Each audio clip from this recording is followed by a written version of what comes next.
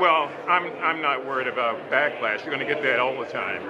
Everybody doesn't agree on everything, but I think it's very important that we have an orderly process. And I'm a Harris supporter. I make no bones about that whatsoever. We've got to get this wrapped up. People need to feel like they've had a say in it, and then we vote, as we normally do. I've been to every convention since 1980, so I've seen a few twists and turns. But I think more than anything else, what we have here is an opportunity to tie a knot around this campaign and around the party and to move forward for the American people. Did you want Biden to step aside? No, I was not part of that group. You were not? No. So he made the wrong decision? No, he made his decision. Some of your And I support it. Some of your Democratic colleagues have said that Democrats actually don't want Harris to be the nominee. Are you hearing that as well? I haven't heard that. No. So where do you think that's coming from? Oh, I don't know.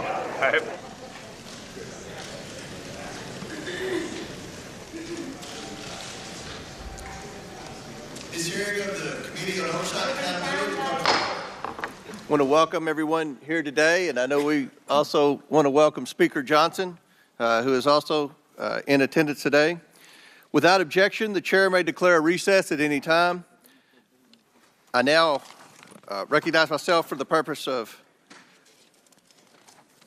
making an opening statement, but first, without objection, Representative Mills of Florida and Representative Miller of Ohio are waived onto the committee for the purpose of questioning the witness at today's hearing.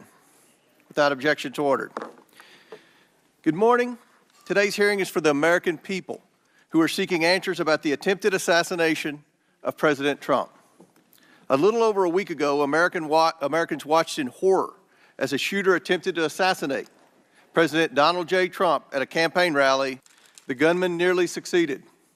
The bullet that struck President Trump's head was less than an inch from taking his life. But one rallygoer, Corey Comparator, tragically did not. Two others were seriously injured. Was exceeded only by the bravery of the law enforcement agents who threw themselves in harm's way when shots were fired, the bravery of a crowd unwavering in its refusal to panic, and the bravery of a bloody President Trump refusing to run. While we give overwhelming thanks to the individual Secret Service agents who did their jobs under immense pressure, this tragedy was preventable. The Secret Service's protective mission is to protect U.S. and visiting world leaders and safeguard U.S. elections through protection of candidates and nominees. The Secret Service has a zero-fail mission, but it failed on July 13th and in the days leading up to the rally. The Secret Service has thousands of employees and a significant budget, but it has now become the face of incompetence. The committee has a long track record of providing oversight of the Secret Service. Our predecessors, both Jason Chaffetz and Elijah Cummings, among others, worked together to issue warnings and recommendations to address obvious shortcomings in the agency's makeup and operations. Unfortunately, those warnings and recommendations have gone unheeded. A former president and current candidate for president was shot in the head by a sniper within 500 feet of the podium. This is unacceptable, and we are concerned the Secret Service lacks the proper management to keep protectees safe from bad actors. Americans demand answers, but they have not been getting them from the Secret Service. We are instead learning about new facts about the events surrounding the attempted assassination every day from whistleblowers and leaks. Americans demand accountability, but no one is yet to be fired for this historic failure. Today's witness, Secret Service Director Kimberly Cheatle, is here under subpoena to answer questions about how the agency failed President Trump and the victims who attended the rally in Butler, Pennsylvania. It is my firm belief, Director Cheatle, that you should resign. However, in complete defiance, Director Cheatle has maintained she will not tender her resignation. Therefore, she will answer questions today from members of this committee seeking to provide clarity to the American people about how these events were allowed to transpire. We will ask these questions because the Secret Service and its parent agency, the Department of Homeland Security, have been unwilling to provide answers to the American people. DHS has sought to push this hearing to a different time, Secret Service has suggested the hearing occur without media presence, and both agencies have provided only shallow explanations to Congress about what happened on July 13th. Indeed, DHS and Secret Service's lack of communication with the Oversight Committee required me to issue a subpoena compelling Director Cheatle to attend today, and still DHS requested more time to prepare. It shouldn't take this much time or preparation, Director Cheatle, to tell the truth and to be transparent with the American people. I am thankful to the ranking member, Mr. Raskin, for joining me and insisting that Director Cheatle appear today. God knows the ranking member and I disagree on many things, but that does not matter today. The safety of Secret Service protectees is not based on their political affiliation, and the bottom line is that under Director Cheatle's leadership, we question whether anyone is safe. Not President Biden, not the First Lady, not the White House, and certainly not the presidential candidates. The July 13th assassination attempt is one of the darkest days in American political history. It represents the ugliest parts of what American politics has become: hatred of each other and a dangerous turn to extremism. Before we are Republicans or Democrats, we are Americans. If we place our political affiliations above our duty and love of country, we cannot maintain a country. We must ensure our republic is strong, and our republic cannot be strong when our leadership, our elections, our institutions, and our candidates are threatened by extremism and violence. Today, Director Cheatle will answer questions about why she deserves to continue to play a critical role in preserving this country's safety and, at the very least, what led to the catastrophic, deadly events on July 13th in Butler, Pennsylvania. Again, I do not believe Director Cheatle deserves to maintain her position as head of the Secret Service, but members of the American people will make their own decisions based on her answers today. I urge Director Cheatle to be transparent and forthcoming in her testimony today. Americans deserve no less. We have a duty to find out how this happened and to ensure it never happens again. I now yield to Ranking Member Raskin for his opening statement. Thank you kindly, Chairman Comer. Elijah Cummings, whose beautiful visage looks down upon us, taught us that the way to find common ground in a crisis is to look for the higher ground.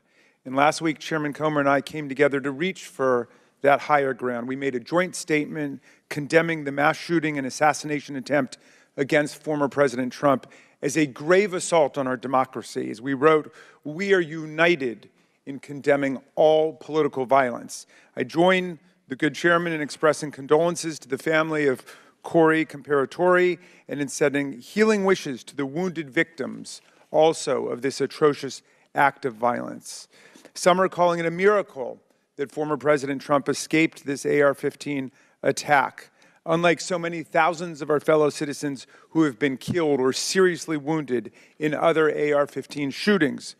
Whether this miracle is of divine providence or of an adventitious nature will be up to each of us to ponder, but our job in Congress is not simply to marvel at miracles or count on good luck, but to act as public policy legislators to do whatever we can to prevent future political violence, attempted assassinations, and mass shootings.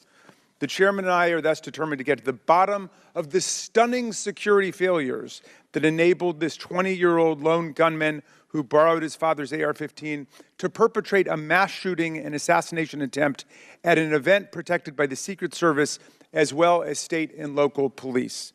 We'll ask hard questions of Director Cheatle today in order to identify and understand the shocking security failures that occurred and to help transform the operations of the Secret Service to prevent anything like this from happening again. But we can't let ourselves off the hook either, dear colleagues. What happened in Butler, Pennsylvania was a double failure: the failure by the Secret Service to properly protect former President Trump and the failure of Congress to properly protect our people from criminal gun violence. We must therefore also ask hard questions about whether our laws are making it too easy for potential assassins to obtain firearms generally and the AR-15 specifically. Mr. Comparatori, former President Trump, and the other rally attendees wounded in Butler are now members of a club no one wants to belong to, the thousands of people who have fallen victim to mass shootings. Last year, we had 655 mass shootings in America, defined as 4 or more people being shot or killed in a single event, not including the shooter. 712 people died and nearly 2,700 people were wounded in these attacks in 2023. Mass shootings are commonplace. They happen at political rallies and constituent meetings, in our elementary schools, middle schools, and high schools, in churches, synagogues, and mosques, in movie theaters and parades, in nightclubs and grocery stores, in concerts, and on street corners. Here are the worst mass shootings in the last 11 or 12 years. The list is a grim reminder of the horrific damage and death wrought by assault weapons and the AR-15 in particular that have taken the lives of our children, parents, colleagues, and neighbors. This is a very partial list. Mass shootings have become so frequent that we don't even hear about them anymore. Since the mass shooting in Butler, there have already been at least 10 additional mass shootings in America, 2 of which took place the same day that former President Trump was targeted. One of the mass shootings on that violent Saturday, July 13th, happened at 11 p.m. at a nightclub in Birmingham, Alabama, where 4 people were shot dead and 10 others wounded. This means, amazingly, that the Butler attack was not even the deadliest mass shooting to happen in America on that day. A weapon that can be used to commit a mass shooting at an event under the full protection of the Secret Service, together with dozens of state and local police, is obviously an intolerable threat to the rest of us who do not receive such protection and obviously does not belong in our communities. It's time to pass universal background checks and build on this administration's work to ensure that we permanently close the loopholes in the Brady law for gun show purchases, online purchases, and private sales to prevent those weapons from getting into the hands of people we know to be a threat to others. What happened in Butler shows why even closing these loopholes, however, will not keep assault weapons out of the hands of potential assassins and mass murderers. Under federal law, and in the vast majority of states, even young people not old enough to buy a beer legally can legally purchase and own the AR-15 and carry it in public.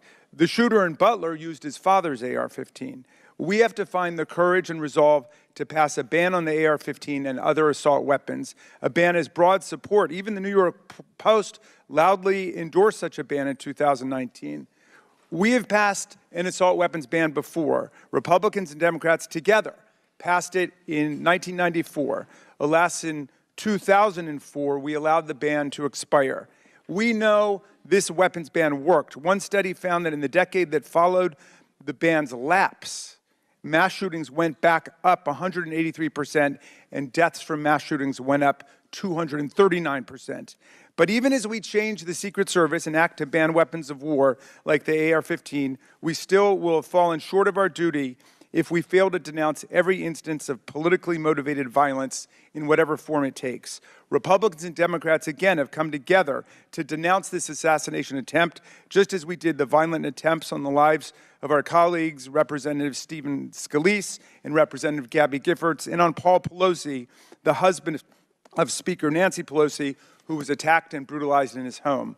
And in the immediate aftermath of the January 6th mass violence waged against Congress and the Vice President and the constitutional transfer of power, Democrats and Republicans alike, including Senator McConnell, Chairman Comer, and other colleagues, all denounced this violent assault on our democracy that wounded approximately 140 officers from the U.S. Capitol Police and the Metropolitan Police Department. And I commend them for acting to denounce that attack, just as Democrats moved swiftly to denounce the attack on Congressman Scalise. Political scientists tell us that authoritarian attacks on democratic institutions begin with political parties refusing to disavow or openly embracing political violence. We have to reject that on a strong bipartisan basis, as Chairman Comer and I have done, even as we ensure our Secret Service is up to its vital task of protecting presidents and candidates, and as we work to ensure that America, the streets of our country, are free from the violence of weapons of war. Thank you, Mr. Chairman, and I yield back to you. Thank you. Gentleman yields back. Today we are joined by Kimberly Cheatle, who was sworn into office on September 17, 2022 as the Director of the United States Secret Service. Prior to her appointment, Director Cheatle was Senior Director of Global Security at PepsiCo, Before her role at Pepsi, she served 27 years in the Secret Service. Pursuant to Committee Rule 9G, the witness will please stand and raise her right hand. Do you solemnly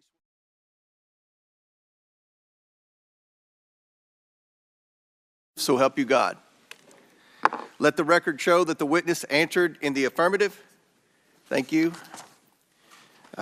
We certainly appreciate you being here today and look forward to your testimony. We normally limit testimony to opening statement to 5 minutes, but take all the time that you need. Obviously, the rules that we will abide by, when you're finished with your statement, we will then turn to questions. Each member will have 5 minutes. And just a note to the members, I'm going to strictly adhere to the 5 minutes. Once 5 minutes is up, I will hit the gavel. If the director is in the process of answering a question, we'll certainly let her finish her answers, and then we will move on. We're going to have about 100% attendance here today, plus a few additional add-ons. So this will be a very lengthy hearing, and we want to make sure every member gets their 5 minutes uninterrupted to be able to ask these important questions in this very bipartisan hearing today. I now recognize Director Cheatle for your opening statement. Thank you. Good morning, Chairman Comer, Ranking Member Raskin, and distinguished members of the committee. My name is Kimberly Cheatle, and I am the Director of the United States Secret Service. I appreciate the opportunity to appear before you today. The assassination attempt of former President Donald Trump on July 13th is the most significant operational failure of the Secret Service in decades, and I am keeping him and his family in my thoughts. I would like to offer my sincerest condolences to the family of Corey Comparator, a former fire chief and a hero who was killed in this senseless shooting. I would also like to acknowledge those who were injured in Butler, David Dutch and James Copenhagen, and I wish them a speedy recovery. I would be remiss if I did not also extend my condolences on the passing of your colleague, Congresswoman Sheila Jackson Lee. Ms. Jackson Lee was always engaged in the oversight of the Secret Service, and her passing is a great loss to this body. The Secret Service's solemn mission is to protect our nation's leaders. On July 13th, we failed. As a director of the United States Secret Service, I take full responsibility for any security lapse of our agency. We are fully cooperating with ongoing investigations.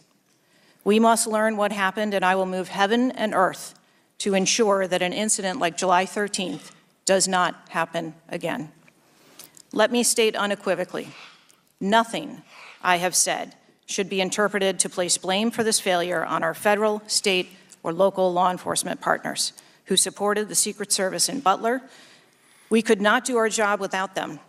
We rely on the relationships built over years of working together to secure events and conduct investigations.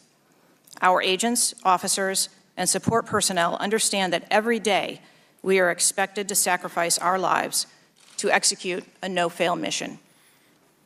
As witnessed on July 13th, our special agents shielded former President Trump with their own bodies on stage while shots were being fired.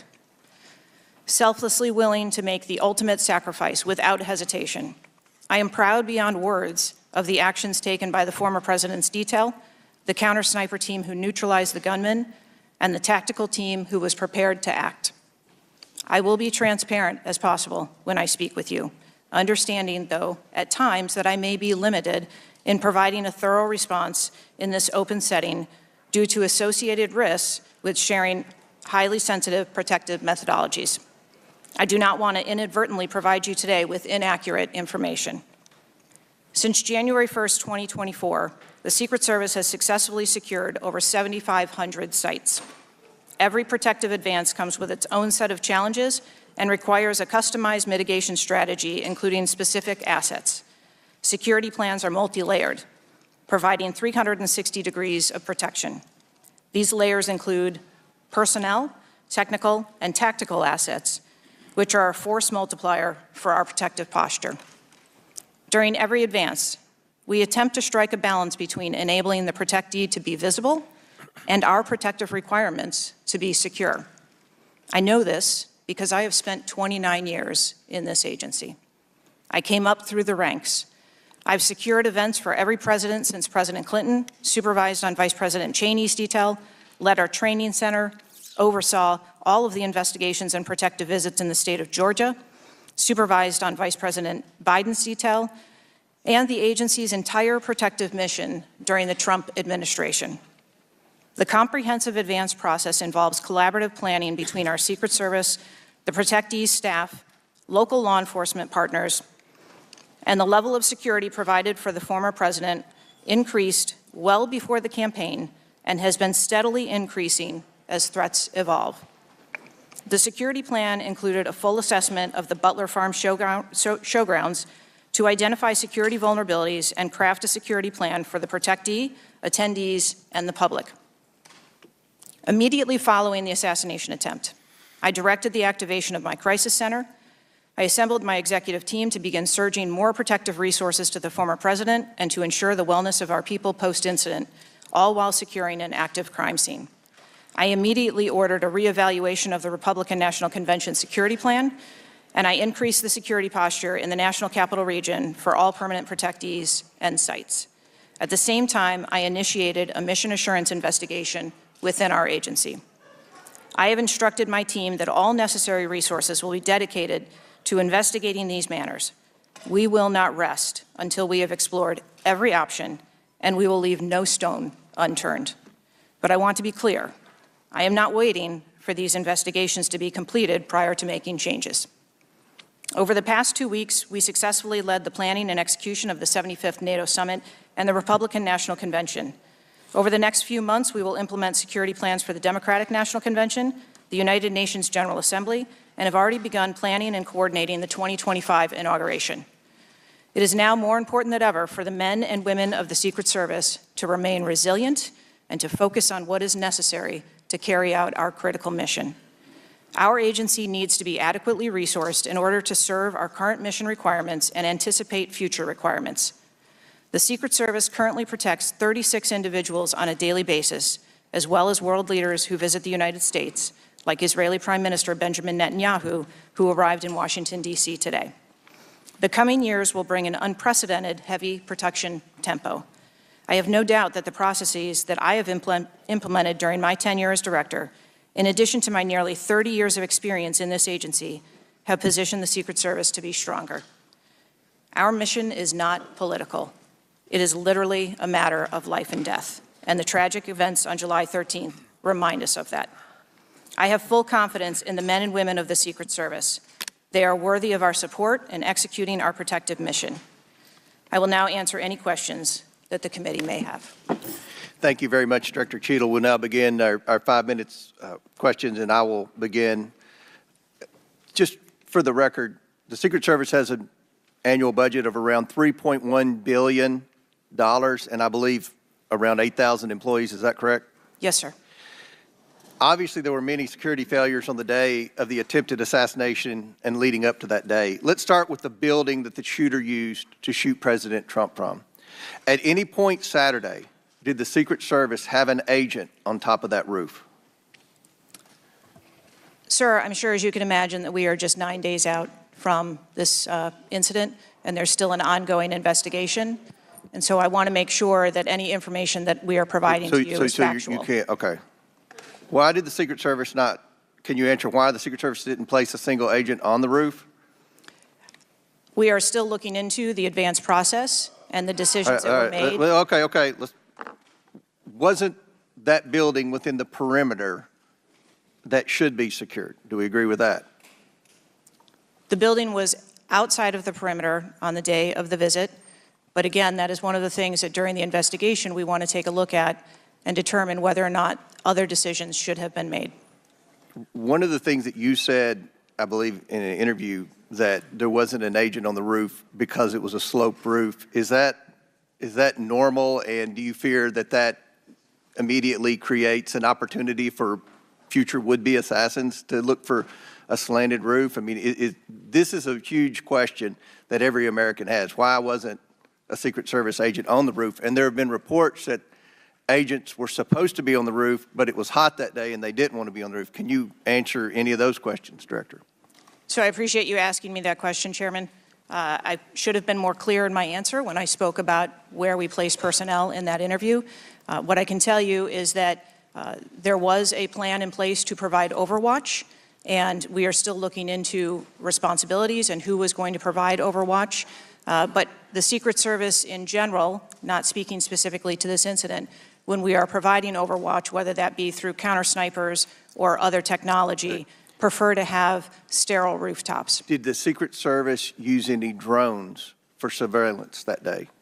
So again, I'm not going to get into specifics of that day in itself, but there are times during a security plan that the Secret Service does deploy an asset like a drone. There were reports that the shooter used a drone just a few hours before the rally start time. Is that accurate?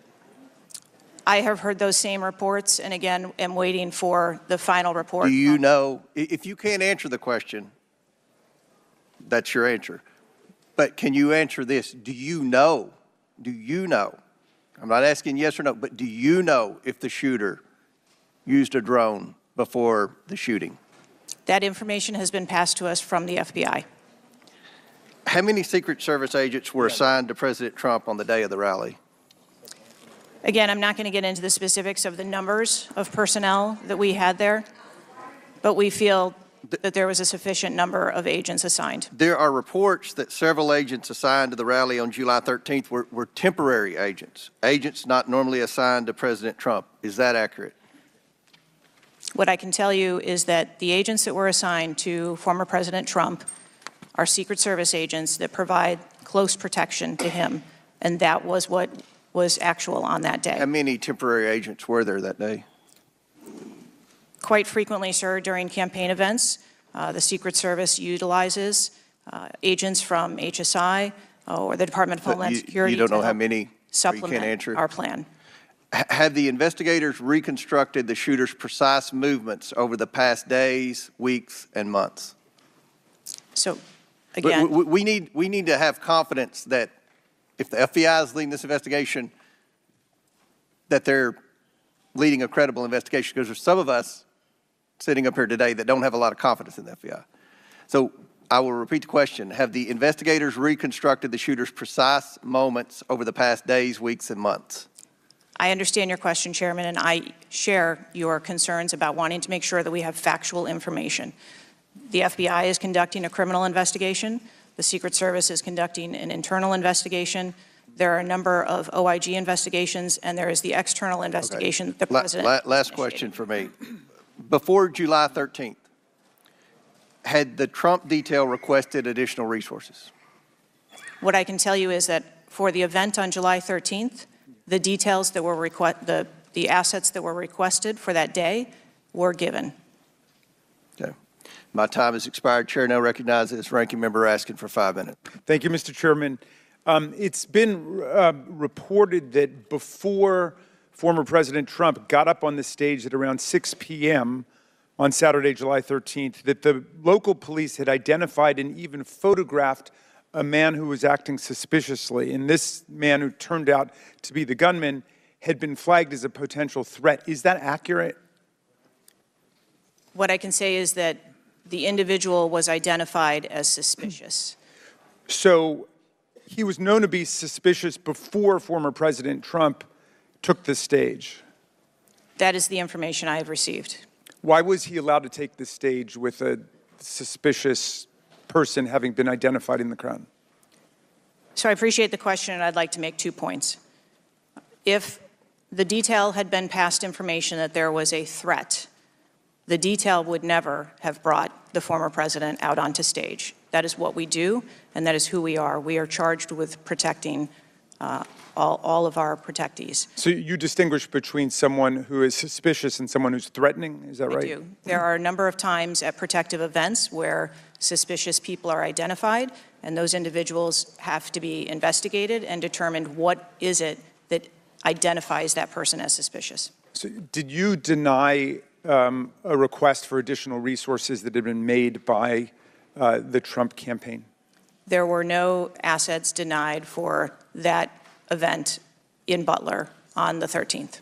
I see. So you're saying there were requests made for additional assistance for other specific events rather than for the campaign as a whole. Is that right? I'm sorry, I'm not understanding. Well, you seem to say that there were not additional resources requested for that event. And forgive me for being unfamiliar with this. Is it requested event by event, or is it requested just in general for the campaign? So if I can explain the advance process, when an event or a venue is identified by, in this case, campaign staff, then the campaign staff works together with Secret Service agents who go out and conduct an advance. Generally, that is a 5-day time period where those discussions are had about what the perimeter is going to look like, what the size of the event is, what the venue is, and then from there, there is a request made to mitigate potential risk and threat. And I'm saying that on that day, the requests that were pushed forward were granted. So the Secret Service did not know that the gunman actually had a weapon before President Trump was allowed to get up on the stage? To the best of our knowledge and the facts that we have at this point, that is correct. So can you answer this question, which I think is on the mind of most Americans thinking about this?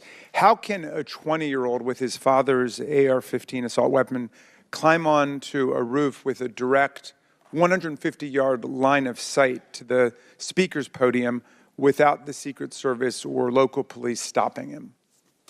So again, sir, I will say we are 9 days out from this event, and I would like to know those answers as well, which is why we are going through these investigations to be able to determine that fully. Okay. It's been reported that the shooter was not carrying a driver's license or any form of identification. They had no idea who he was, but then he was quickly identified, I think within 30 minutes, by using the serial number on the AR-15 under a tracing system that is now controversial. Some people say we should get rid of it. Some people want to keep it. But is that right, that the serial number was the key information which led to the identification of the shooter? That is my understanding, sir, yes. Okay. If an American citizen were just to stop you and say, Director Cheatle, we support your work to the tune of billions of dollars and thousands of employees, what went wrong? What would you say?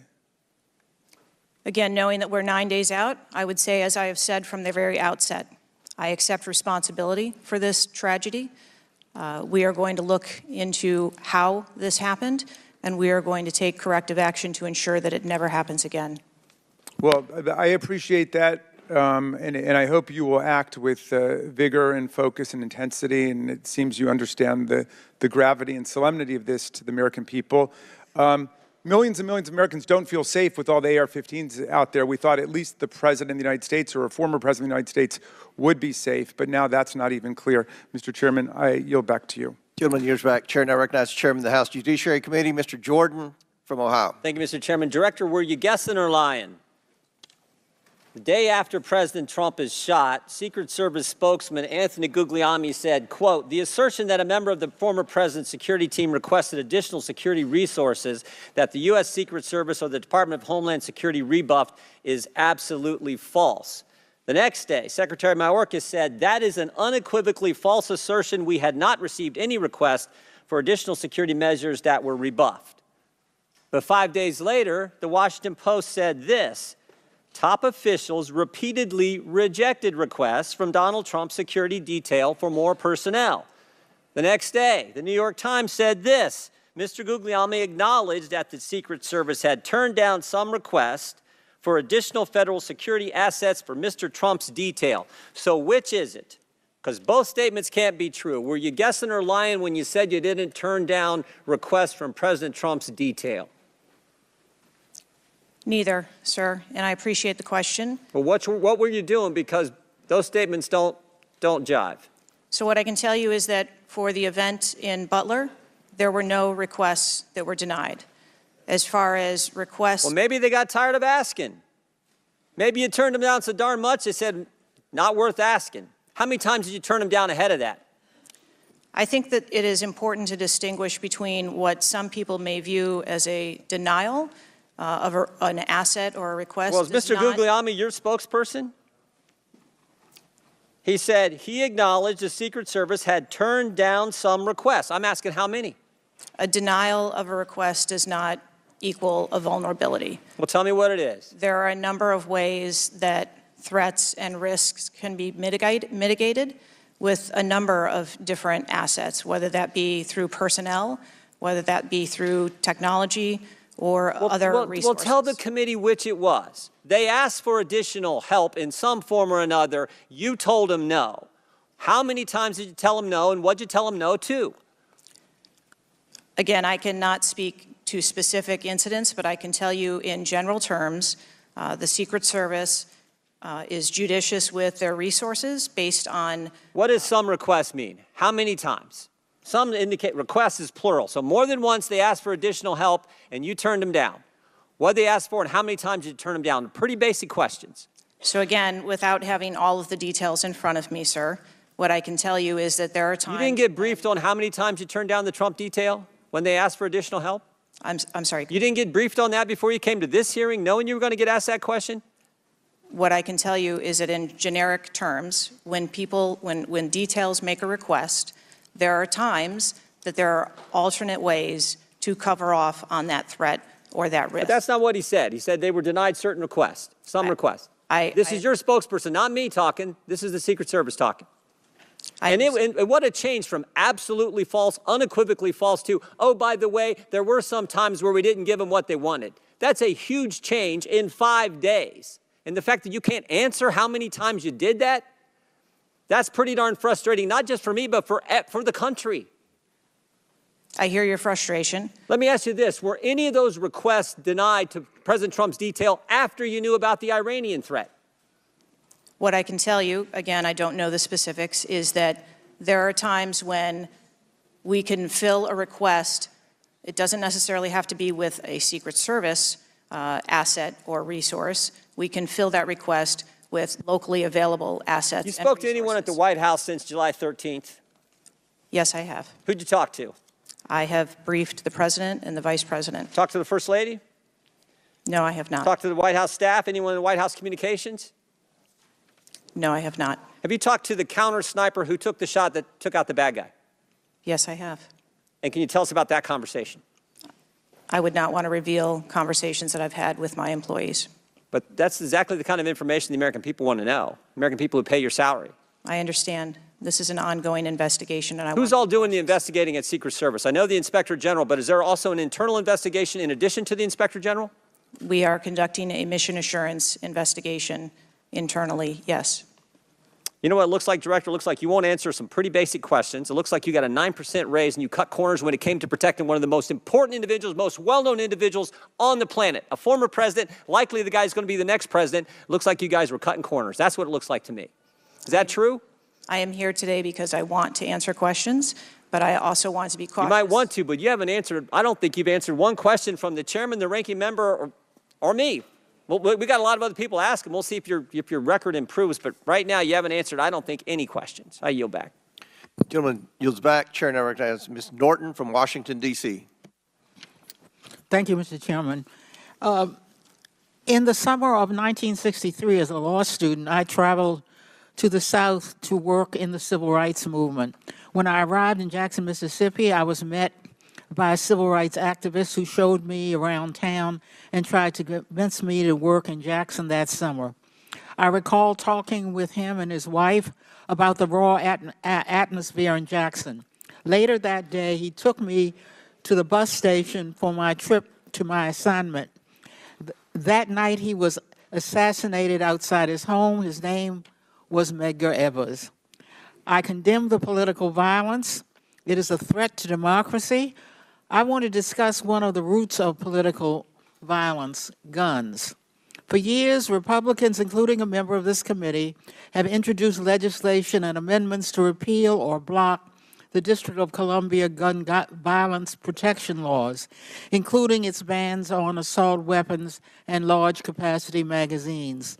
The shooter at the Trump rally used the mass shooter's gun of choice, an assault weapon, specifically an AR-15 style rifle and presumably a large capacity magazine, which is defined in D.C. as a magazine that can hold more than 10 bullets. Under current D.C. law, D.C. does not recognize concealed carry permits issued by other jurisdictions, but it does issue concealed carry permits to both residents and non-residents. However, D.C. imposes a number of requirements on concealed carry applicants, including suitability, such as not having exhibited a propensity for violence or instability. Moreover, D.C. residents restricts where the guns can be carried, such as a political demonstration near the White House and Naval Observatory or near people under Secret Service protection, provided the permit holder has been given notice. This week, the House is expected to consider the fiscal year 2025 Financial Services and General Government Appropriations Bill. This Republican drafted bill would allow an individual with a permit to carry a concealed handgun issued by a state or territory to carry a concealed handgun in D.C., regardless of that jurisdiction's permit requirements. A Republican has filed an amendment to that provision to allow such an individual to carry a magazine of any size with that handgun. In short, the pending bill and amendment would allow any person with a carry permit issued by another jurisdiction to carry a concealed handgun with a magazine of any size in any location in the District of Columbia. The Secret Service is responsible for protecting a large number of people and facilities in D.C. Director Cheatle, would Secret Service protectees in D.C. be safer or less safe if people who have exhibited a propensity for violence or instability could carry a concealed handguns in D.C.? I think being a Secret Service agent and an officer or a law enforcement officer in any state is difficult. They are required to make decisions and snap judgments in the blink of an eye. And I think that the officers and the agents that work here in the D.C. area do a great job of monitoring the public and reacting to threats as appropriate when they arise. Would Secret Service protectees in D.C. be safer or less safe if people in D.C. could carry concealed handguns with large capacity magazines? I think, ma'am, that we work in parameters where we travel around North America, and the rules on open carry and concealed carry are different from state to state, and that is part of what the Secret Service takes into account when we develop a security plan. Obviously, anyone that comes into one of our protective sites, we would establish magnetometer support, metal detectors that personnel would have to process through, eliminating that potential.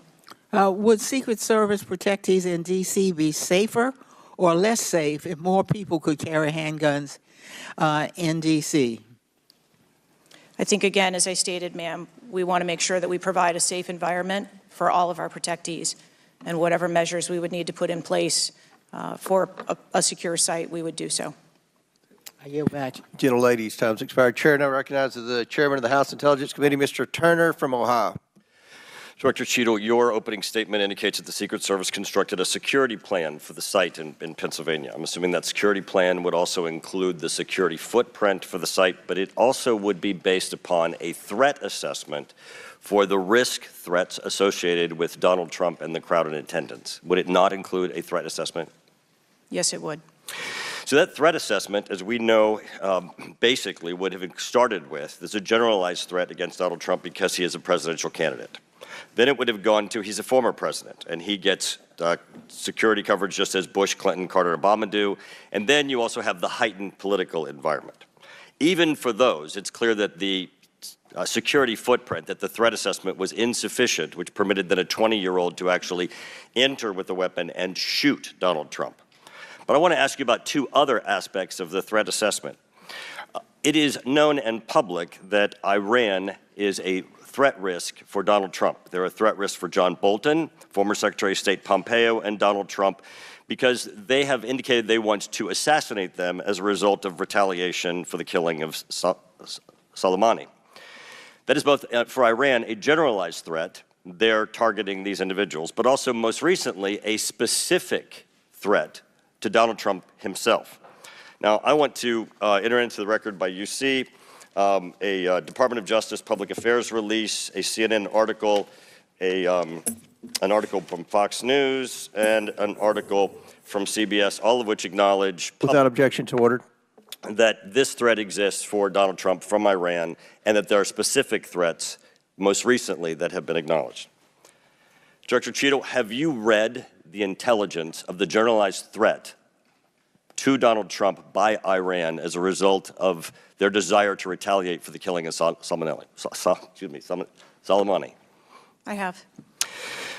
Have you read or been briefed about the intelligence of the specific recent threat to Donald Trump from Iran? Yes, I have. Director Wray, when we were getting our briefing, indicated that he thought the threat assessment should have included this threat from Iran. Is it your testimony today that the threat assessment, since you've read this intelligence, was sufficient to protect him from this threat from Iran? My testimony today is that the information that we had at the time was known. Was it sufficient? Director Cheatle, was it sufficient for the Iranian threat that you said you have read the intelligence briefings for? That information was passed to... Well, I'm not asking the bureaucratic issue of who did it get passed around to. Director Cheatle, was it sufficient for the specific and generalized threat to Donald Trump's life from Iran? Yes, I do believe it was. Director Cheatle, is an Iranian assassin more capable than a 20-year-old? Sir, I think we've acknowledged that there was gaps and a failure that day. When I raised this issue with Director Wray, he was incensed. He was shocked that the threat assessment of Iran did not seem to be, as we and I discussed, baked in to your security footprint and your threat assessment. And he went on to say that the generalized threat that he has told the whole country that we are under from a potential terrorist threat. He has said we're under the highest threat level since 9/11, that the lights are flashing red. And he has specifically indicated that people have crossed the southern border as a result of the Biden administration's policy, and that there are in our country today terrorists and individuals who are affiliated with terrorist groups and organizations. That would be a heightened threat environment, Director Cheatle, would it not? Yes. In his public statements, he has said he is making these statements because he wants people to take them into consideration in threat assessments, specifically. Now, that would be a threat not just to Donald Trump, but it would also be a threat to the crowd there, wouldn't it? Yes. Are ISIS terrorists and al-Qaeda terrorists and international groups and terrorists more capable than a 20-year-old in pulling off either a mass shooting or an assassination of Donald Trump? Sir, again, there was clearly a breakdown and a failure that day. Have you read the intelligence of the terrorists that are currently in the United States that Director Wray speaks, and those individuals that are here that are affiliated with terrorist groups and organizations that are in the process, as Director Wray said, of representing a significant threat of a terrorist attack occurring in the United States? I have read reports that apply specifically to the Secret Service's mission. Director Cheatle, because Donald Trump is alive, and thank God he is, you look incompetent. If Donald Trump had been killed, you would have looked culpable. There is no aspect of this that indicates that there has been any protection to Donald Trump. The threat was identified before he took the stage, and the shooter was only killed after Donald Trump himself was killed.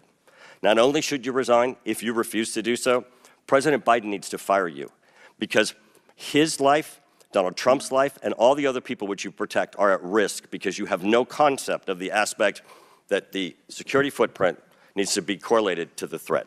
I yield back. Chair now recognizes Mr. Lynch from Massachusetts. Thank you, Mr. Chairman. Director Cheatle, there were multiple security failures at the former president's rally in Butler, Pennsylvania. First of all, there was a failure to isolate the podium from exposure to direct fire. Do we know who made that decision to allow that rooftop to remain as an unprotected area? Do we know who came up with that security plan that omitted that? Sir, I don't have a specific person to identify for you. Okay, well, that's what I'm looking for, so let's move on. There's also a breakdown in security and failure to confront the shooter over an hour before the former president began his remarks, when the shooter was identified as a person of interest.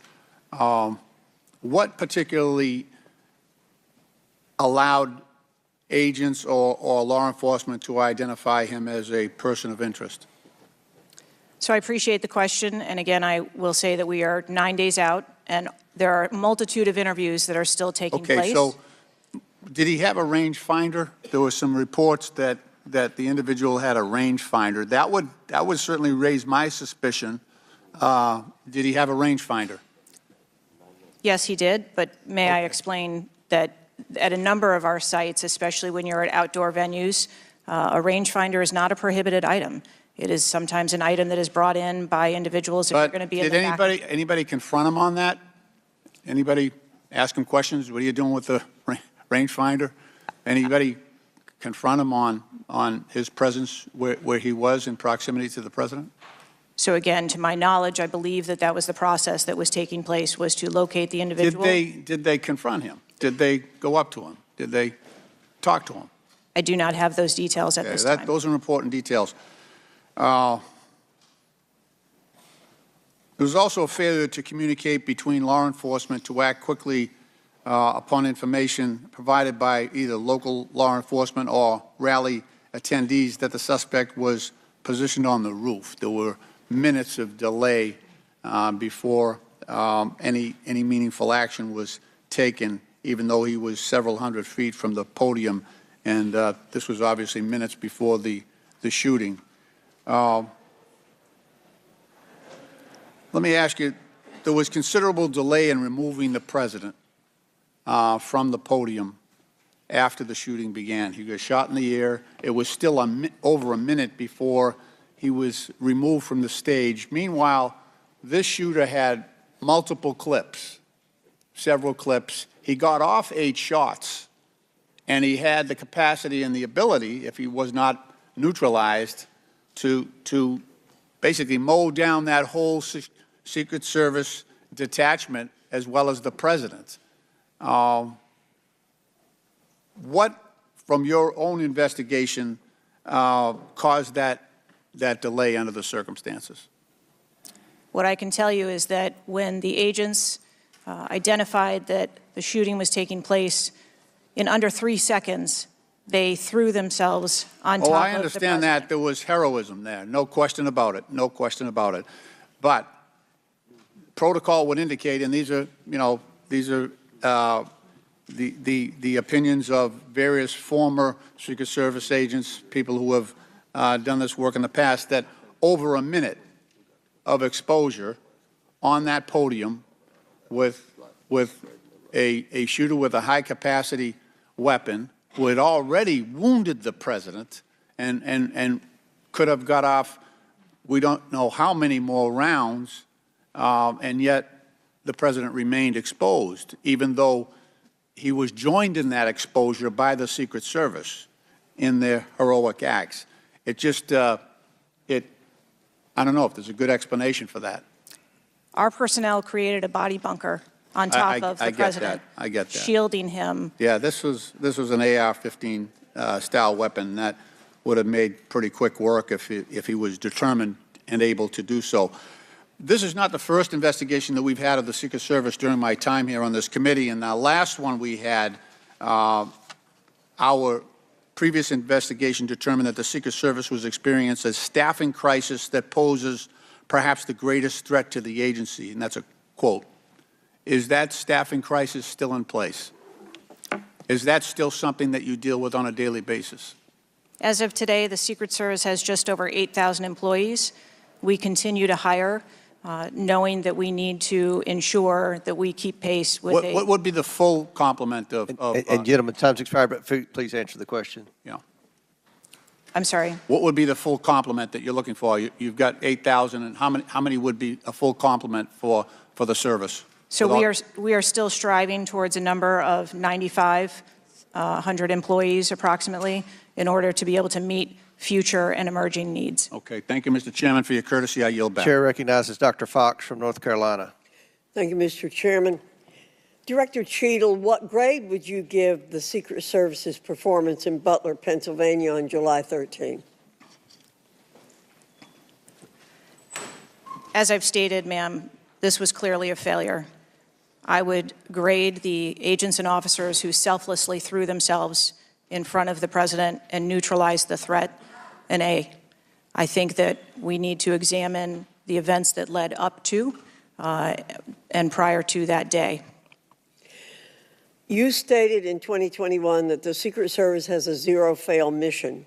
It's clear that the events of July 13 show a cascade of failures that cost Corey Comparator his life, nearly cost former president his life, and injured David Dutch and James Copenhaver. When an agency fails spectacularly at its mission, those responsible must be held accountable, and the problems must be fixed so they cannot happen again. Why should the American people or the officials you're responsible for protecting have confidence in your ability to lead the Secret Service after such a spectacular failure? I appreciate the question, and I am committed to finding answers so that we can make the agency stronger after this. You said on July 15 that the buck stops with me. How are you taking accountability for the Secret Service's failures during the July 13 assassination attempt on President Trump? I have taken accountability, and I will continue to take accountability. I am responsible for leading the agency, and I am responsible for finding the answers to how this event occurred and making sure that it doesn't happen again. So I would like to explore how you got the job as director of the United States Secret Service. Is it typical for the director of the Secret Service to be recommended for the role at the behest of a president's family and senior staff, perhaps at the request of Jill Biden or Anthony Bernal? I got the job as a director of the Secret Service because I spent 27 years in an agency with a mission that I absolutely love. I started my career in Detroit. I worked my way up through investigations and protection. Was there competition for the position? You would have to ask those who were involved in the interview process. But you think you are the best person in the country to head the Secret Service? I think that I am the best person to lead the Secret Service at this time. The Secret Service receives billions in funding each year, as has been explained by my colleagues here. In fact, you've had an increase in real terms of 55%. As you're no doubt aware, staffing levels for those assigned to protect the president, former presidents, and other senior officials has decreased by about 350 between 2014 and today. Clearly, a lack of financial resources not to blame for the staffing shortage.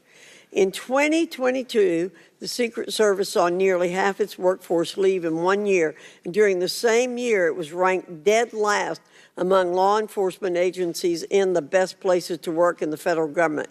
Can you explain why your agency was so poorly rated and why so many staff left in just 1 year?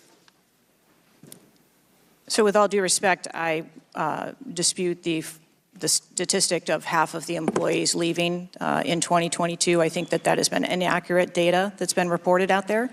But what I can tell you is, as I have returned as the director of the agency, we have had an increase in hiring and staffing and an increase in resources, and we are committed to continue to hire so that we can be staffed appropriately to meet the dynamic mission that we have.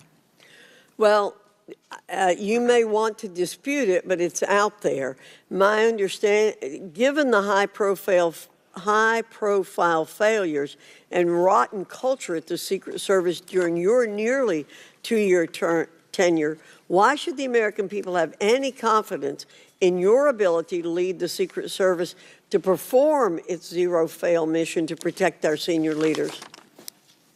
The Secret Service has an incredible culture. Our men and women place service over self.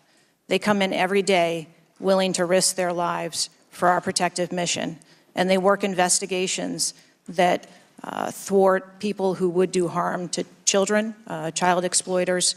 We have an incredible mission, and our culture is we will get the job done no matter what. Well, those on the front line certainly have a great culture, and they were willing to risk their lives for President Trump. But I'm not sure the leadership at the agency has this right kind of culture. I yield back, Mr. Chairman. Chair now recognizes Mr. Conley from Virginia. Thank you, Mr. Chairman. Well, I hope the American people do appreciate the incredible daily risks Secret Service agents take on our behalf.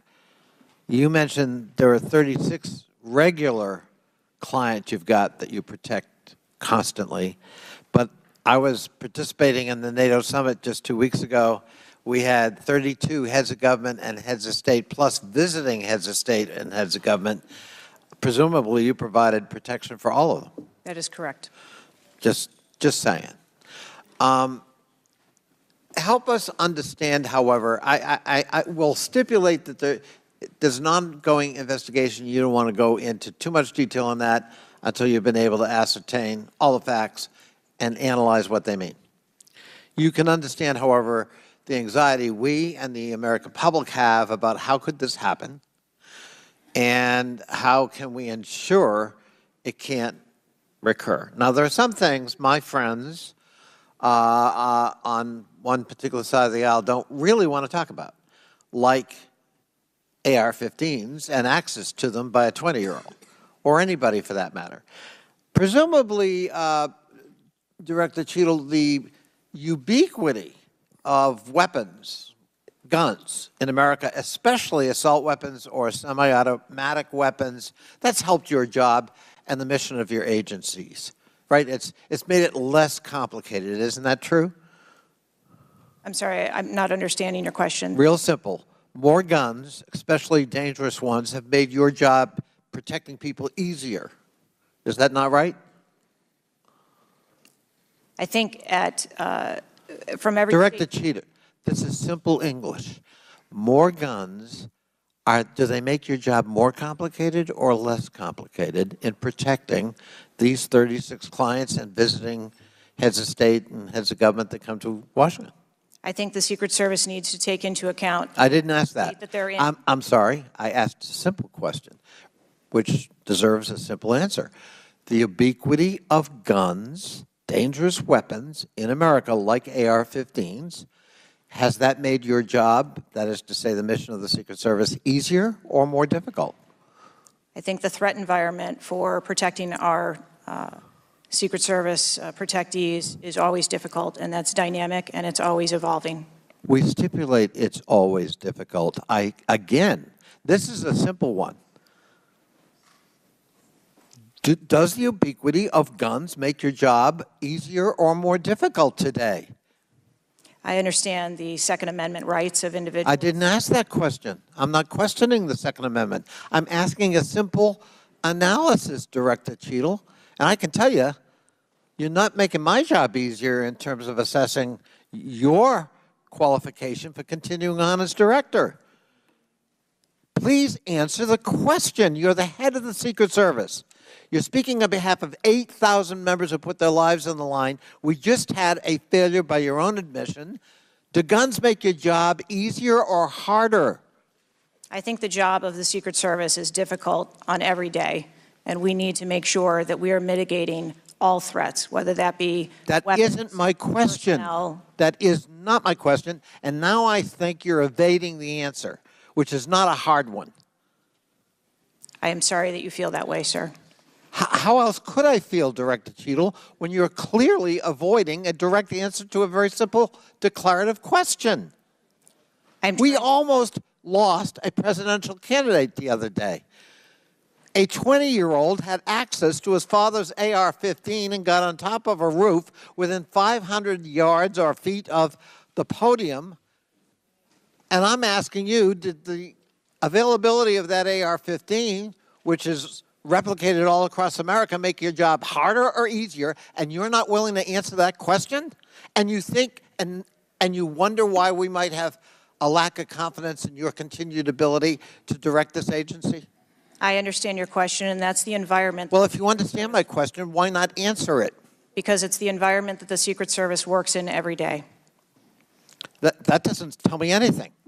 That's the environment we work in. I had an attack on my office a year ago. I know a little bit about violence too. He came to kill me. When he couldn't, he beat one of my staffers 8 times with a baseball bat on the head. We live with the threat of violence.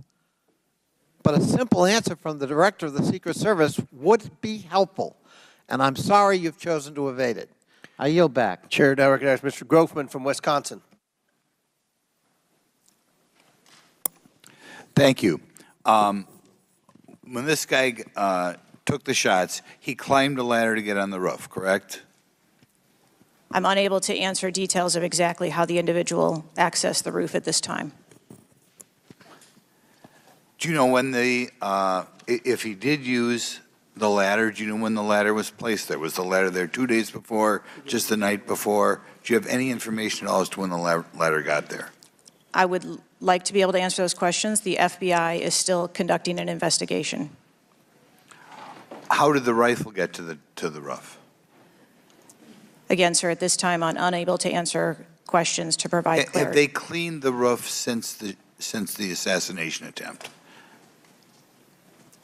Have they cleaned the roof? Right. Has anything been done to the roof? Is it just like it was, 10 days ago, or not? Has anything been done to the roof? I don't have an answer for that. Okay. Were President Trump's normal agents normally assigned to him there that day? Yes. There was these were the same agents that were always there? Yes, Right. sir. The people that are assigned to his detail were working on that day. Okay, there's stuff on the internet that says they were not there that day, but these are the same agents who are routinely there? Yes, sir. Okay. Do we know which agents fired the shots that finally took down the potential assassin? Yes, sir, I do. Can you give us those names or the background of those agents? I would not offer their name up in this setting, but it was one of our technical officers, our counter snipers. Okay, so can we privately get those names, the committee? I am certain that we can make names available privately. Okay. Do we know where all the shots landed? First of all, how many shots did that potential assassin, how many shots came out of the rifle? So again, I would hesitate to offer that information as the FBI is conducting an investigation. Have we got the bullets from all the shots? Again, that would be the responsibility of the FBI to collect that evidence. Okay. Do we have the correspondence from the shooter? Has that been recovered from his phone, whatever? Again, I would have to defer you to the FBI for details on that investigation. Okay. You've spent some time trying to change the makeup of the Secret Service. Okay, you feel there are, whatever, too high a percentage are men. Does this affect at all who you are hiring for the Secret Service? I've spent my time as the director trying to increase the number of people that we hire in the Secret Service so that we have the best and the brightest, and that's been my concentration as the director. Okay, you ever not hiring men because of your desire to hit certain targets? I am hiring the best qualified candidates that put in an application that want to work for our great organization. Okay. Next question. The shooter obtained a direct sight of President Trump from the position on the rooftop. I assume that is not something that should ever happen. It should never happen. Do you want to elaborate a little on how that happened, or what you wish you had done differently or would do differently next time there's a Trump rally? Again, sir, the facts of this particular event are still unfolding.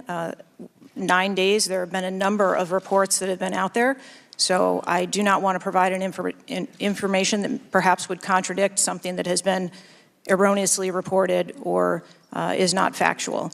But there clearly was a mistake, and we will take every effort to make sure that this never happens again. Could you elaborate why you want 1/3 of the Secret Service to be women? I've never stated that I want 1/3 of the Secret Service to be women. 30% or something. You had some target, no? Okay. Would you yield? Sure. I'll yield. What was, Director, what was erroneously reported? You said, to Mr. Grothman's question, you said something was erroneously reported. What are you referring to? I'm referring to their... His question was in the context of the shooter using a ladder to get on the building. What was erroneously reported? Because you won't tell us anything, but you'll tell us something that wasn't reported accurately?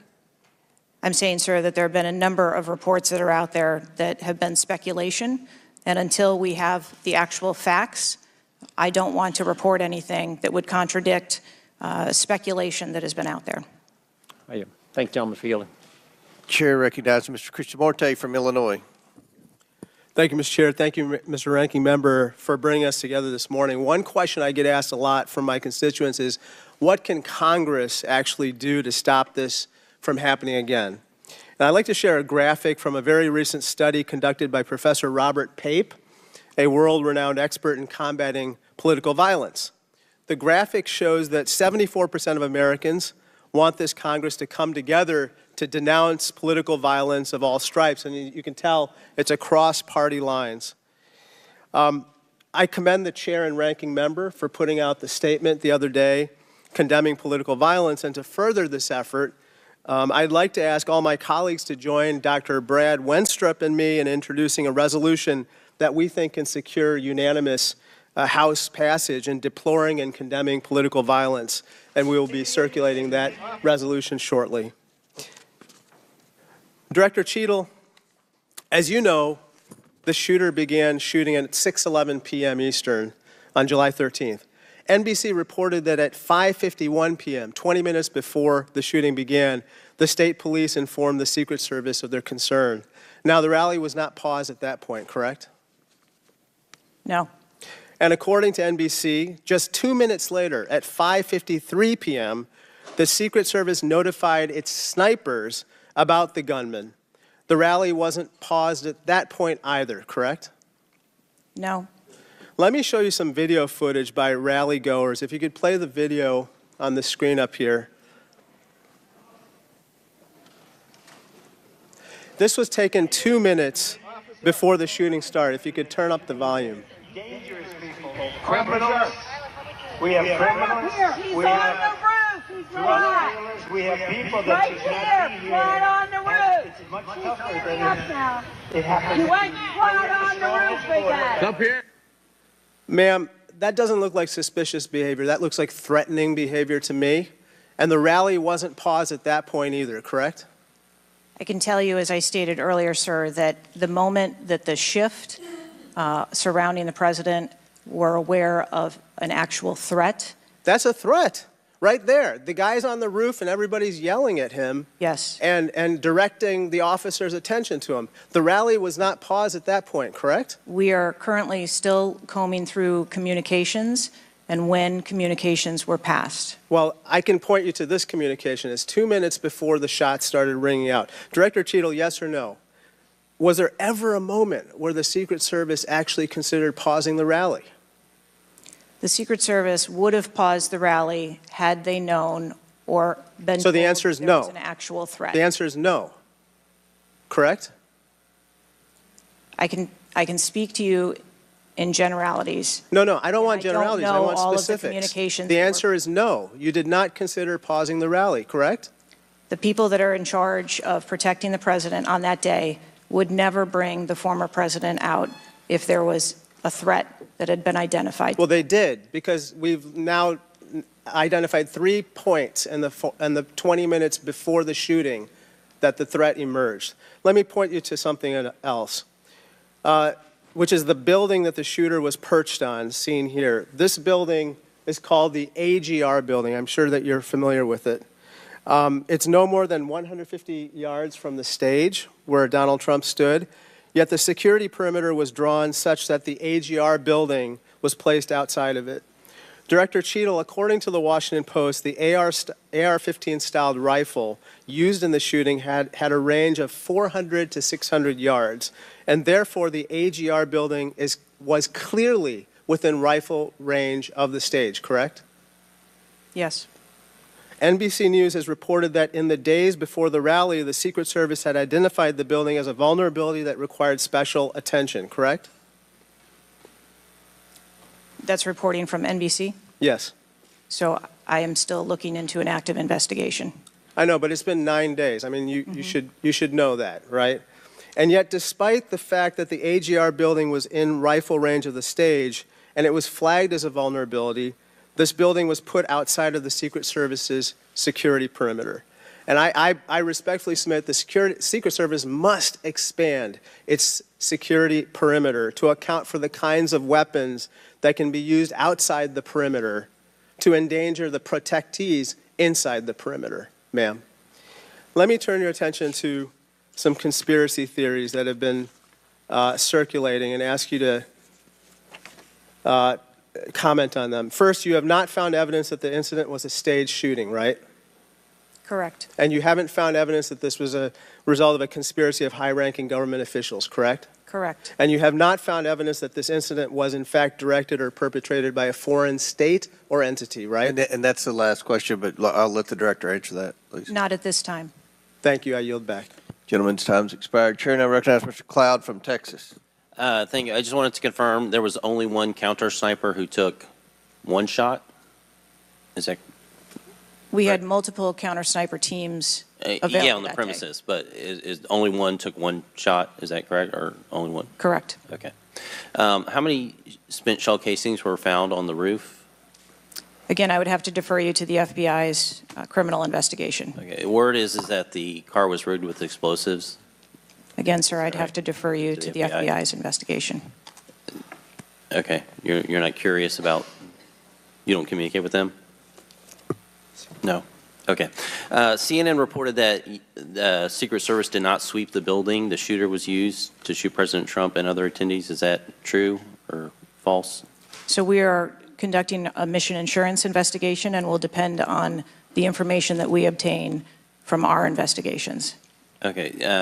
The Secret Service knew there was a suspicious person anywhere from 8 minutes before President walked on stage to 30 to 60 minutes. We have different reports. Was President Trump or his team notified of the threat?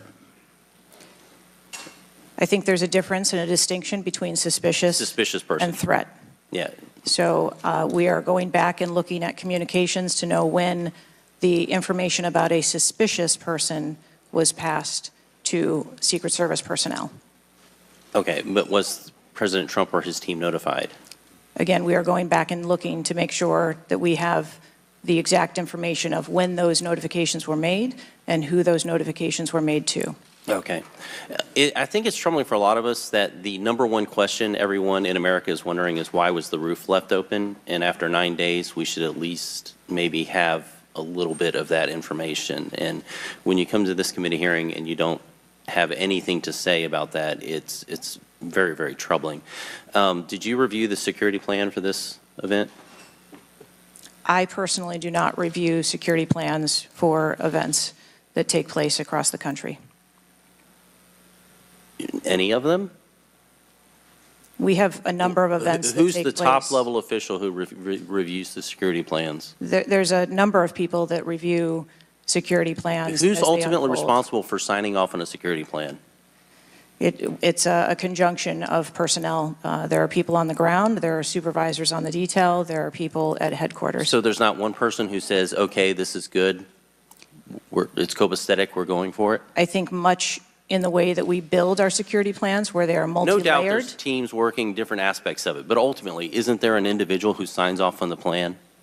Much like how we design our security plans, they're multi-layered, there are multiple layers. So there's of no people. accountability? There is accountability, sir. There's, this is whether it's the FBI or Fauci or anything, it's time after time after time, these multiple layers of accountability turn into layers of plausible deniability in agency after agency after agency. That's got to be fixed, because you keep coming here and expecting, yes, you're saying I'm responsible, but and you're accountable for it, but then there's nothing. What do you mean by that? I mean, you're saying you're going to keep your job, right?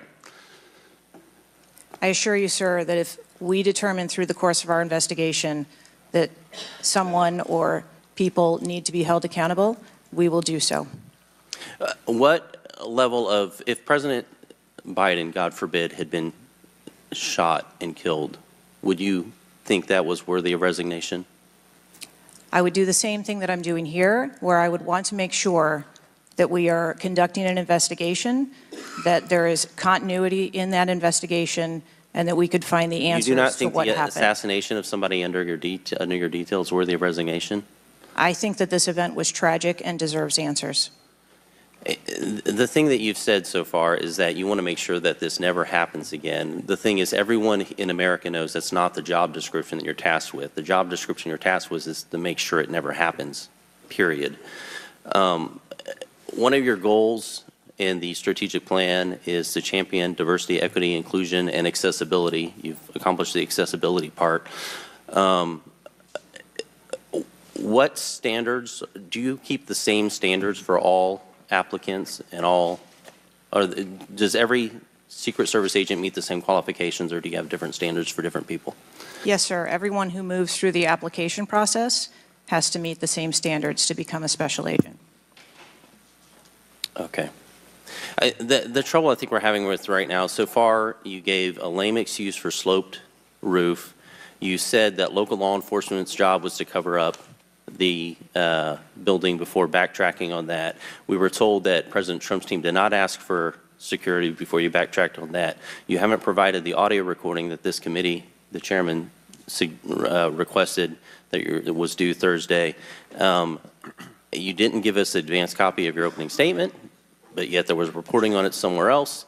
There seems to be more information from YouTube videos than you're able to provide for us, and it begs the question to anyone, you're in charge of the investigation of your own failure. So how is anybody in America supposed to be able to trust the results of that investigation as being anything transparent and genuine? That's the last question, but please feel free to answer the question, Director. Sir, I've been a Secret Service agent for nearly 30 years. I have led with integrity, and I follow our core values of duty, justice, honor, loyalty, and courage. And I am doing that in this case, and I assure this committee that I will provide answers when we have a full and complete report, in addition to cooperating with all of the other investigations that are ongoing. Chair now recognizes Mr. Khanna from California. Thank you, Mr. Chair. I want to thank the chair and the ranking member for convening this hearing on a bipartisan basis. I join them in condemning the horrific assassination attempt on the former president. I am relieved for the sake of the country that he wasn't seriously hurt and that he survived, and my thoughts with him and his family during such a traumatic event. I also want to express condolences to Corey Comprator's family and recognize his heroism in saving his daughter's lives, and to the victims of that awful event. Now, Director Cheatle, would you agree that this is the most serious security lapse since President Reagan was shot in 1981 of the Secret Service? Yes, sir, I would. And, you know, do you know what Stuart Knight did when he was in charge at the time of the Secret Service? Do you know what he did afterwards? He remained on duty. He resigned. He resigned. And Stuart Knight was not a Democratic appointee or a Republican appointee. Look, I'm not questioning your judgment. I just don't think this is partisan. If you have an assassination attempt on a president, a former president, or a candidate, you need to resign. That's what Stuart Knight did. He was a Republican appointee, and he took responsibility. And I think you need to reflect. This is not a question of you. It's a question of the American people. You cannot go leading a Secret Service agency when there is an assassination attempt on a presidential candidate. I would say that about anyone who is running. And so I guess my question to you is, what's the difference between your position and what Stuart Knight did? What I will tell you, sir, is that I am dedicated to finding the answers to what happened.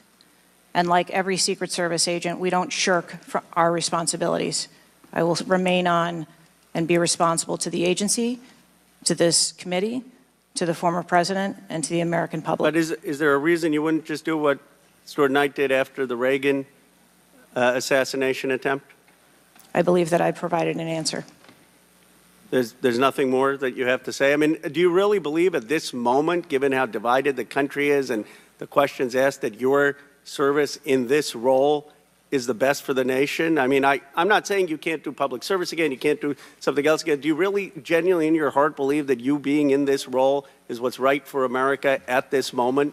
I mean, do you think there are people who are Trump supporters who have confidence in you? The one thing that we've got to have agencies in this country that are transcend politics, that have the confidence of independents, Democrats, Republicans, progressives, conservatives. Do you really believe that the majority of this country has confidence in you right now? I believe that the country deserves answers, and I am committed to finding those answers and providing those answers. Well, look, I believe, Director Cheatle, that you should resign. I think there are colleagues on both sides of the aisle who believe that, and I hope you'll consider it. I yield back.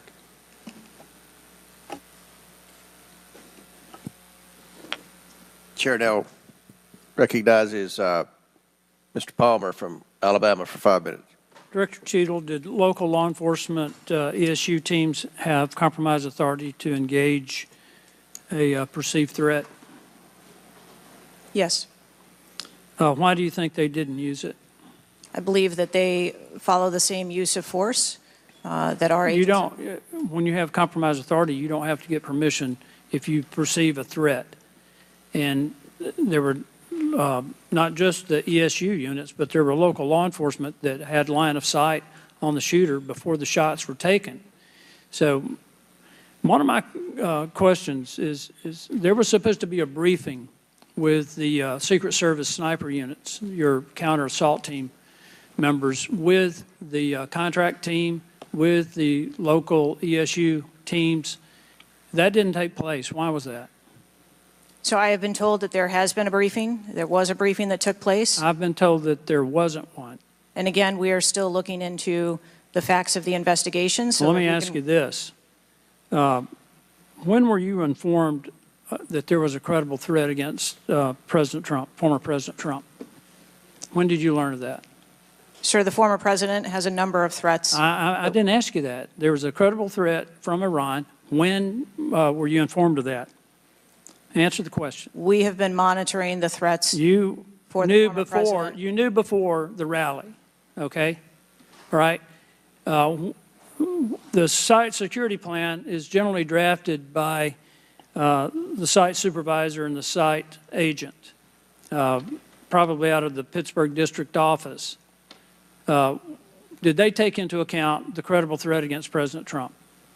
Our personnel take into account the threats that are Then out why there. would they leave a building? And I will correct the distance that's been quoted. It was about 140 yards with clear line of sight to the president. Why was that building not occupied on the roof? I mean, you could have put Barney Fife on the roof and kept somebody from getting up there. So why wasn't that done?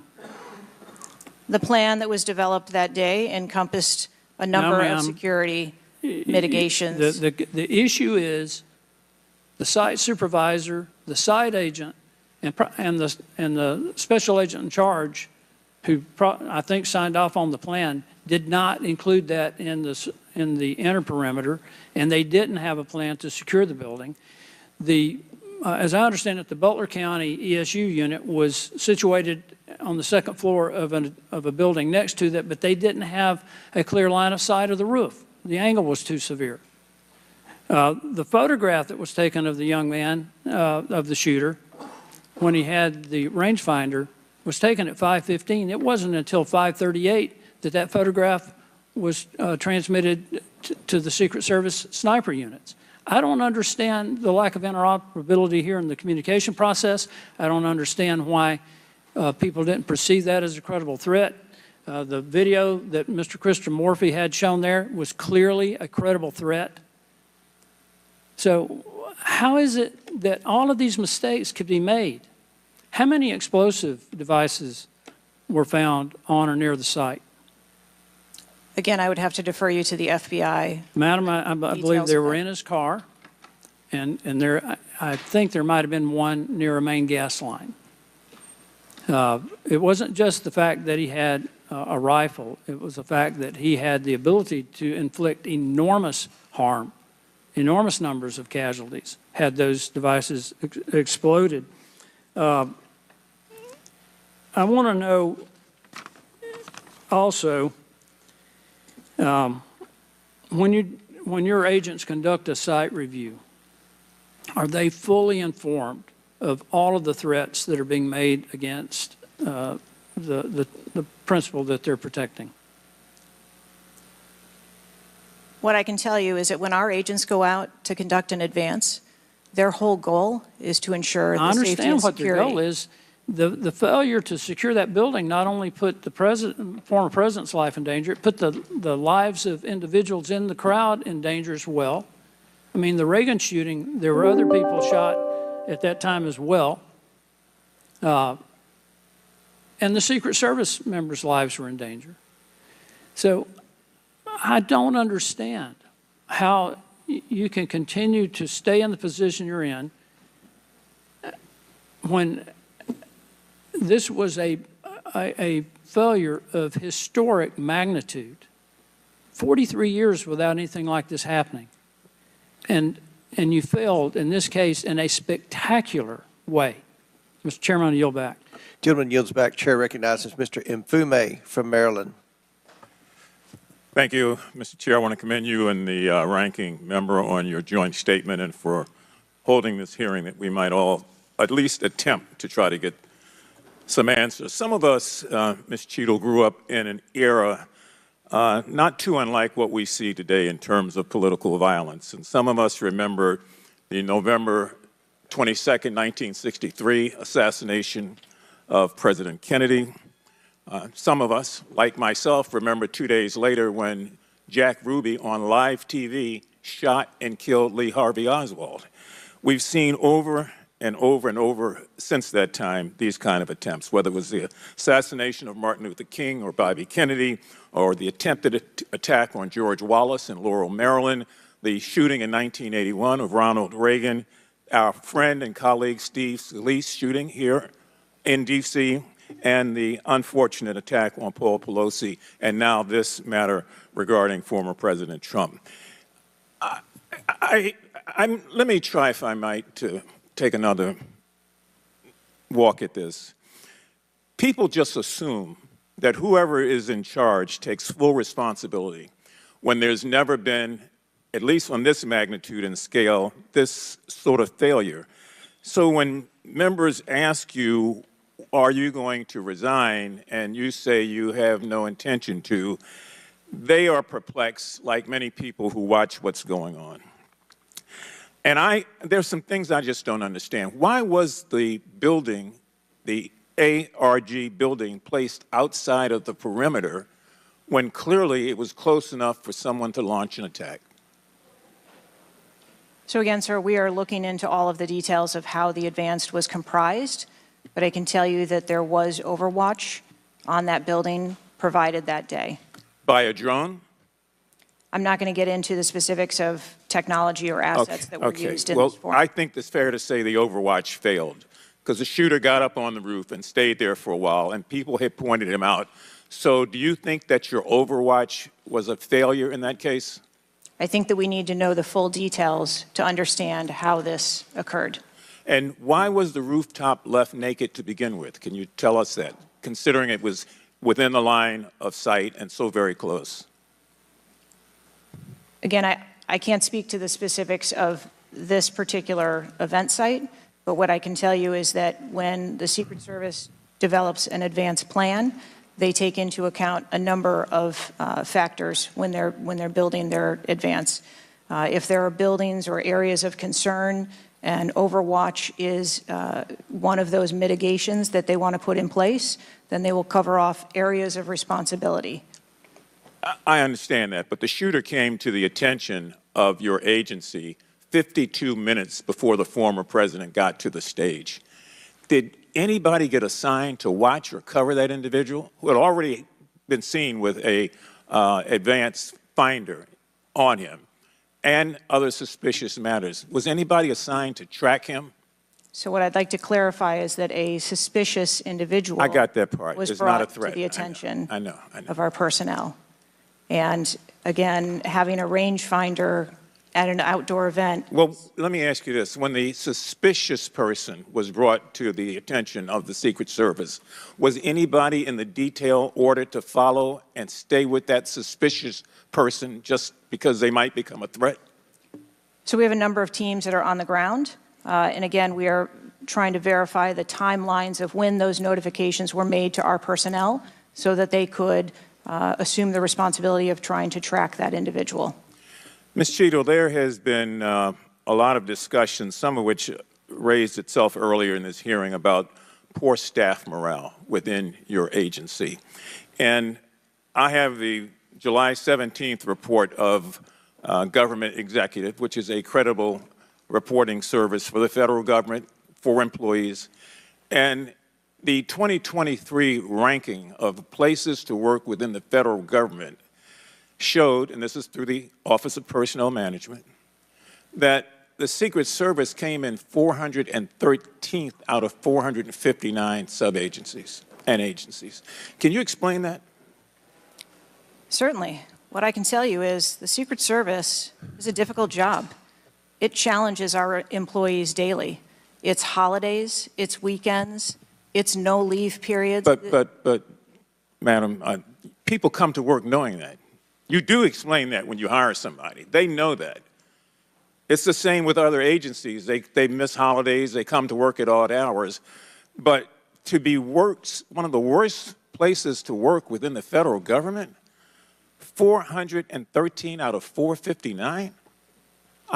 I just need an explanation. What do you think as the director there? I think that this and that's the last question, but please answer Mr. Mfube's question.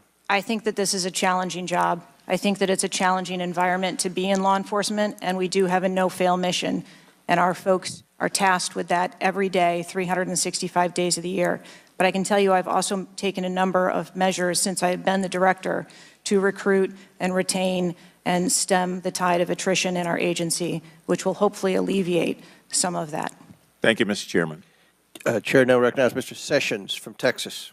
Mr. Chairman, thank you very much. I join in the calls of all of our members to say thank you for doing this hearing on a bipartisan basis. Director, I'm not going to sit here and say you ought to resign, but I am going to say that you have not given us confidence that you have the ability to understand what happened, to take the responsibility in terms of understanding. You've spent a number of years. How many years do you say you've been with the agency? 29.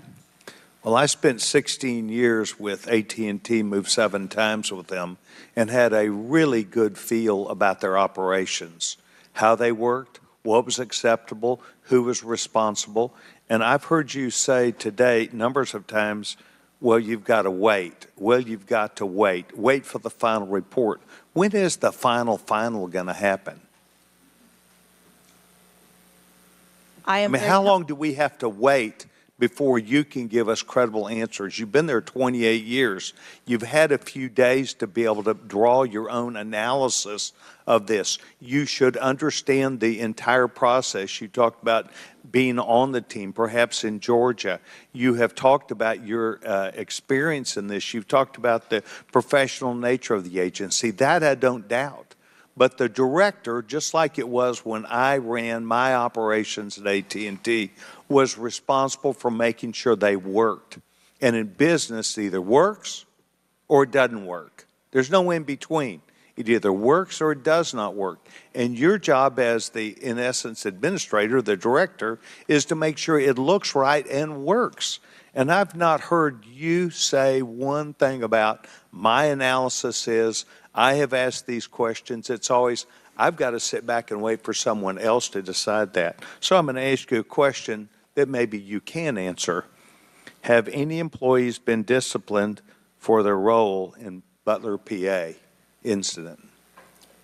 No, sir, not at this time. I am asking those questions. So no employee has been disciplined and no employee has been placed in any position that would place their job in jeopardy nor their standing in the agency. We are still in the process of That's interviewing not what people. I asked.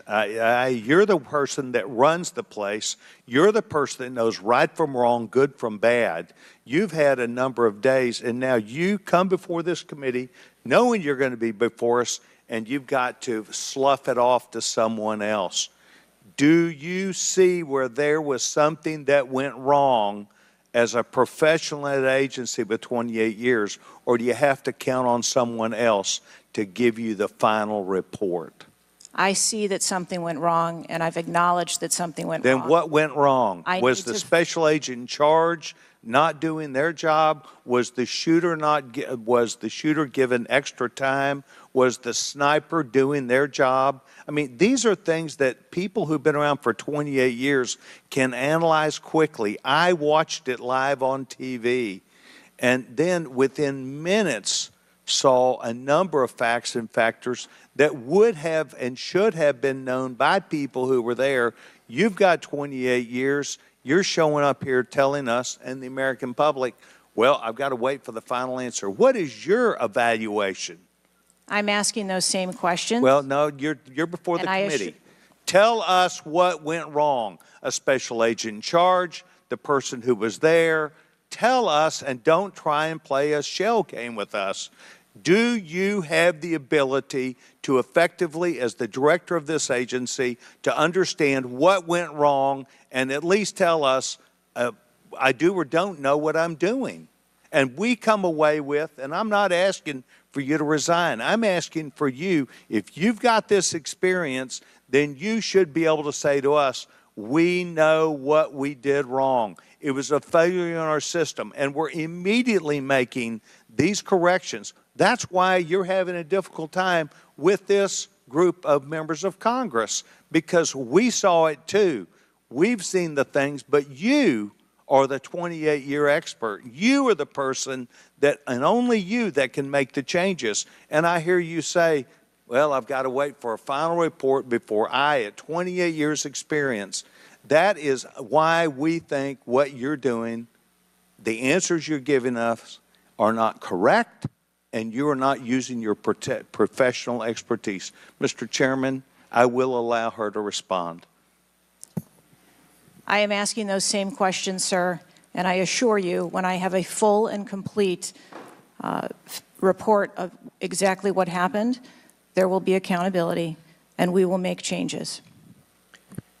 Before I recognize the question, just out of curiosity, Director, it's been 9 days.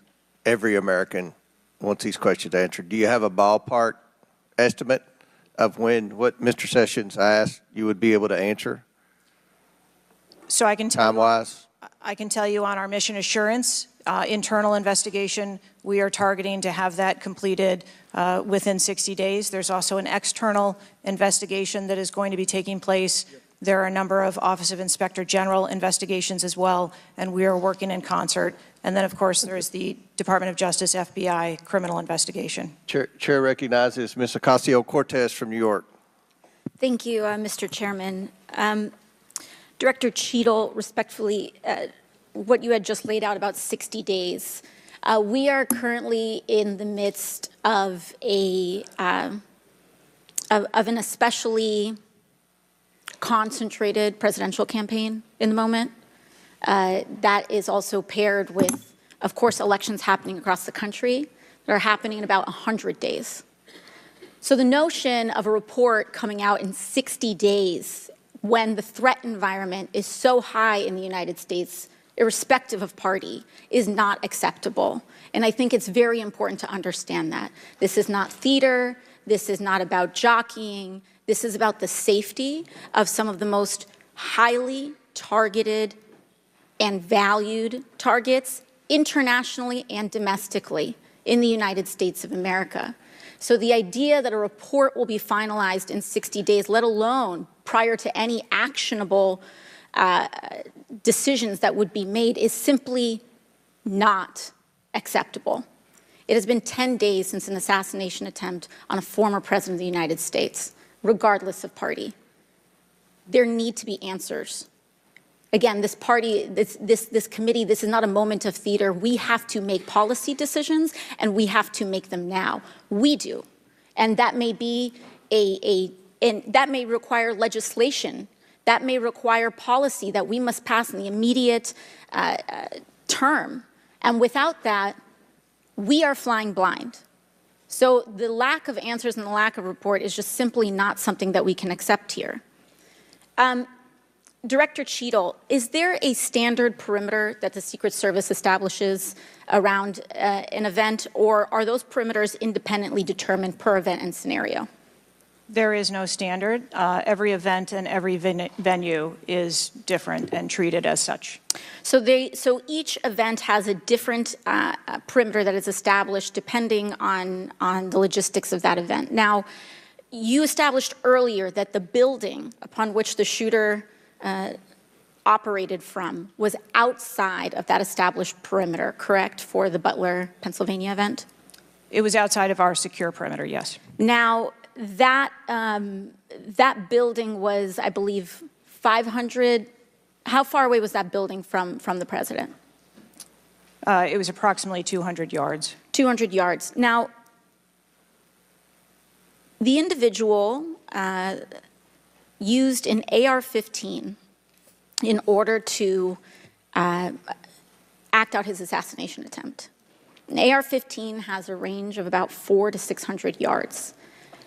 My question is, why does the Secret Service perimeter, why is the Secret Service protective perimeter shorter than one of the most popular semi-automatic weapons in the United States? There are a number of weapons out there with a number of ranges. Again, an advance was completed. The determination of the perimeter, I'm not going to speak to specifics, but there are a number of factors that are taken into account when we determine our perimeter. Some of it has to do with terrain, some of it has to do with buildings, some of it has to do with assets and resources that are available. And so what I'm hearing is that a perimeter was not established outdoors in an outdoor venue that would prevent an AR-15, which is one of the most common weapons used in mass shootings, from being able to be within the range of Secret Service protection. A perimeter was established, and even though there were buildings that were outside of that perimeter, it wasn't just that building. There were a number of buildings in the area, and there was overwatch that was created to help mitigate some of those buildings. Respectfully, Dr. Cheatle, as well, as a person who has experienced an enormous amount of threat incidents, including incidents that have never been reported publicly, there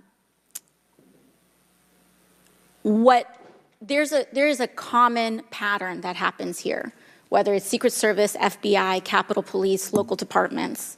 After a critical security failure, we often hear there will be an independent investigation. That independent investigation gets set up. Usually the expectation is between 2 to 3 months after the incident, and then nothing really occurs from there. The report is usually not satisfactory to the questions that are usually being raised here, and most importantly, corrective action is rarely taken. If I were to state anything that I think is profoundly important, is that we need to have answers to the public. Ideally, I would encourage you and the agency to be more forthright with the members that still have yet to have their questioning, because the public deserves to have full confidence, and the stakes are too high. The violence that could break out in this political moment, regardless of party, in the event of someone getting hurt, constitutes a national security threat to the entire country. Thank you, and I yield back. Could I go back to something you Yes, said? please. Feel free, Director. Ma'am, if I could just speak to something you said at the outset when you started your questioning. I want to assure you and everyone on this committee that I'm not waiting for a report to take action. We have been conducting analysis all along, and we have been adding additional features to our security details since this incident occurred. And I'd hope you can highlight and illuminate what some of those are in the event of other members questioning as well. Very good. Chair recognizes the gentleman from Arizona, Mr. Biggs. Thank you, Mr. Chairman. I request unanimous consent for that photo to go into the official record. Without objection to ordered. Thank you. Director, your agency has a no-fail mission, and on Saturday, July 13th, your agency spectacularly failed. The failure resulted in the death of Corey Comparator and serious injury to two other rally attendees, David Dutch and James Copenhaver, besides the injuries to President Trump. It is unfathomable that a 20-year-old on the radar of Secret Service and local law enforcement before President Trump went on stage was able to climb onto the roof of a building with a rifle and fire off multiple rounds before he was neutralized. Was Mr. Crooks acting alone? Again, I would have to refer you to the FBI's investigation. Was he just a lone gunman? I would have to refer you to the FBI's investigation for motive. What did the Technical Services Division determine was going to be the event perimeter? Those are questions that we are asking, and we are I mean, you're sitting here today. Come on, Director. Everybody said this. You knew you were going to be asked that question because it's been asked multiple times. So this is an easy one. What did they determine was going to be the event perimeter? So you should know that. I mean, this is not, gee, I got to wait till someone else tells me. What was it? Again, I don't want to speak to specifics of the event. Okay, this is a specific. I understand. This is a specific that you ought to know. As someone who said the buck stops with me, I'm going to stay in my job, I'm going to give the answers to the American people, and I know what happened, except for you're not going to tell us. And you're not going to tell the American people. And you yourself said in an interview that foments this notion of conspiracy theories. Guess what? When you sit here and repeatedly tell people, hey, I have to wait, as frustrated everybody on this committee, guess what? It undermines your credibility and whether you're really going to get to it. So I'm going to ask you again, what did the Technical Service Division determine was going to be the event perimeter?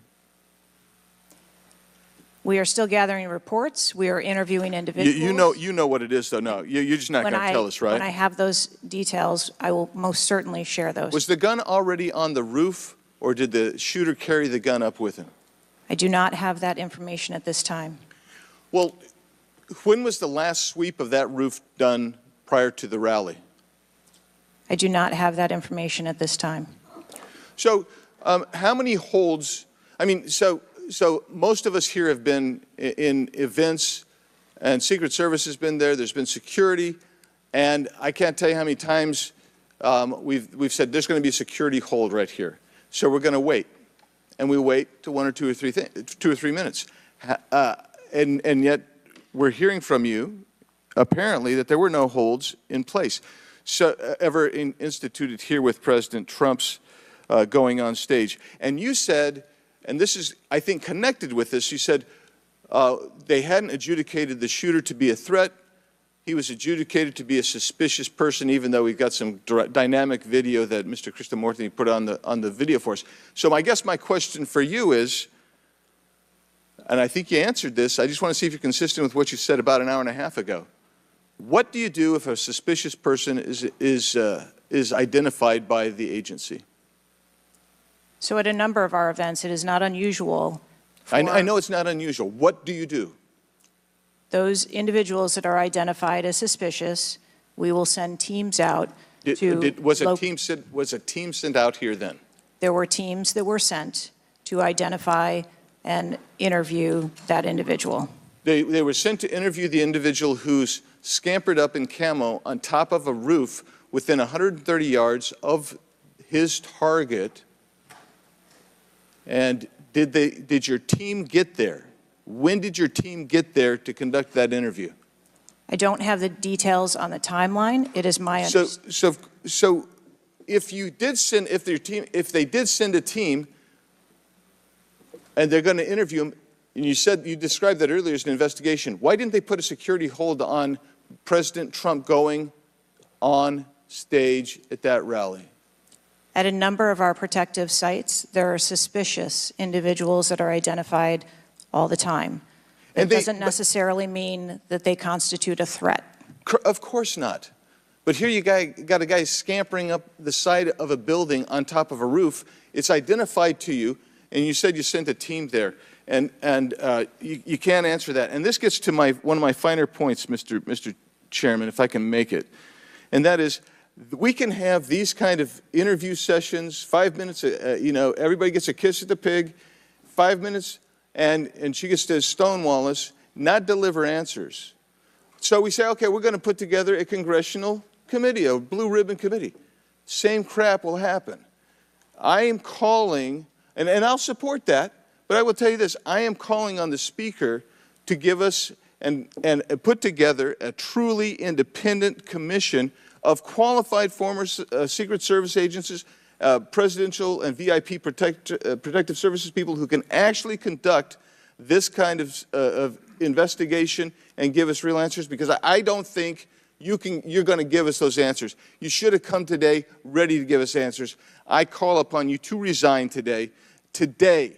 And I also would say I've got a bunch of UC requests, if I can go ahead, Mr. Chairman. Proceed with the request. Thank you. I apologize. It might take, that's all right. Go ahead. It might take a moment. Very important. Anthony Guglielmi, the Secret Service spokesman, one from him. Without objection, so ordered. Article, U.S. Secret Service says it previously denied Trump requests for additional resources, New York Times reports. Without objection, so ordered. Secret Service says it denied earlier Trump requests for more federal resources. Without objection, so ordered. Secret Service acknowledges denying some past requests by Trump's campaign for tighter security. Without objection, so ordered. Preliminary findings by Senator Ron Johnson and his committee. Without objection, so ordered. Articles entitled, Notice Anything Different About Trump's Secret Service detailed. Next, former Biden official corrects herself after saying Dems must turn their fire on Donald Trump to beat him. Secret Service director says buck stops with her, but she will not resign. Disney Star Wars Mark Hamill cracks joke about Trump's ear bandage following assassination attempt. Biden, I haven't engaged in inciting rhetoric. Trump has. I'm just talking about threat to democracy.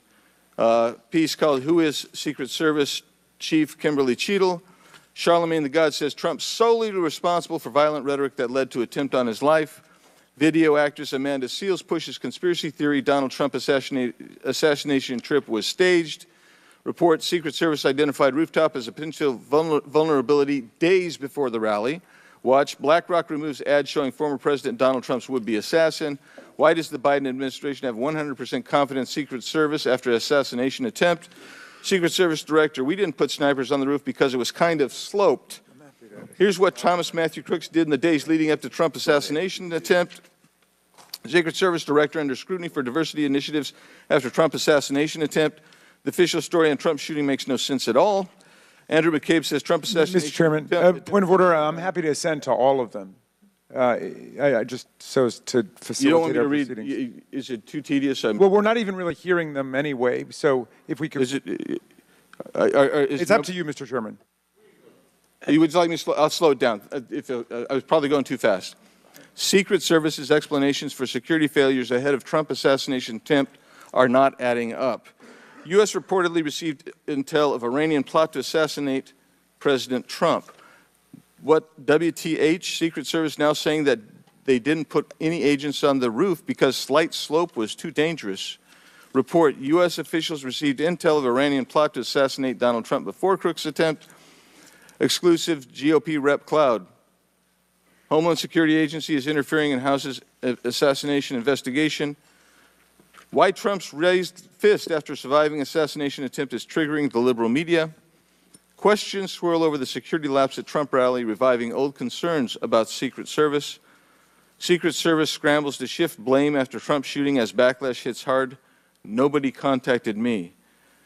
Must-see 6-camera split screen of assassination attempt captures everything shooter was in open 2+ minutes.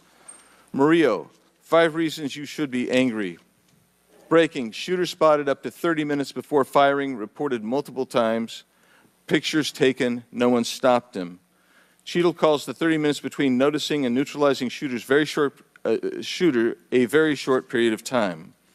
Secret Service Director says buck stops with me on Trump assassination attempt but won't resign. Mr. Biggs, we'll stop right there. We can retake them on the next one. I know there are more, but without objection, we'll enter into the record all of those, and we'll take up the others after the next speaker. Chair now recognizes Ms. Brown from Ohio for 5 minutes. Thank you, Mr. Chairman. I first want to highlight certain comments from Ranking Member Raskin, my colleagues on both sides of the aisle, President Biden and Vice President Harris, and that is political violence is completely unacceptable in this country, full stop.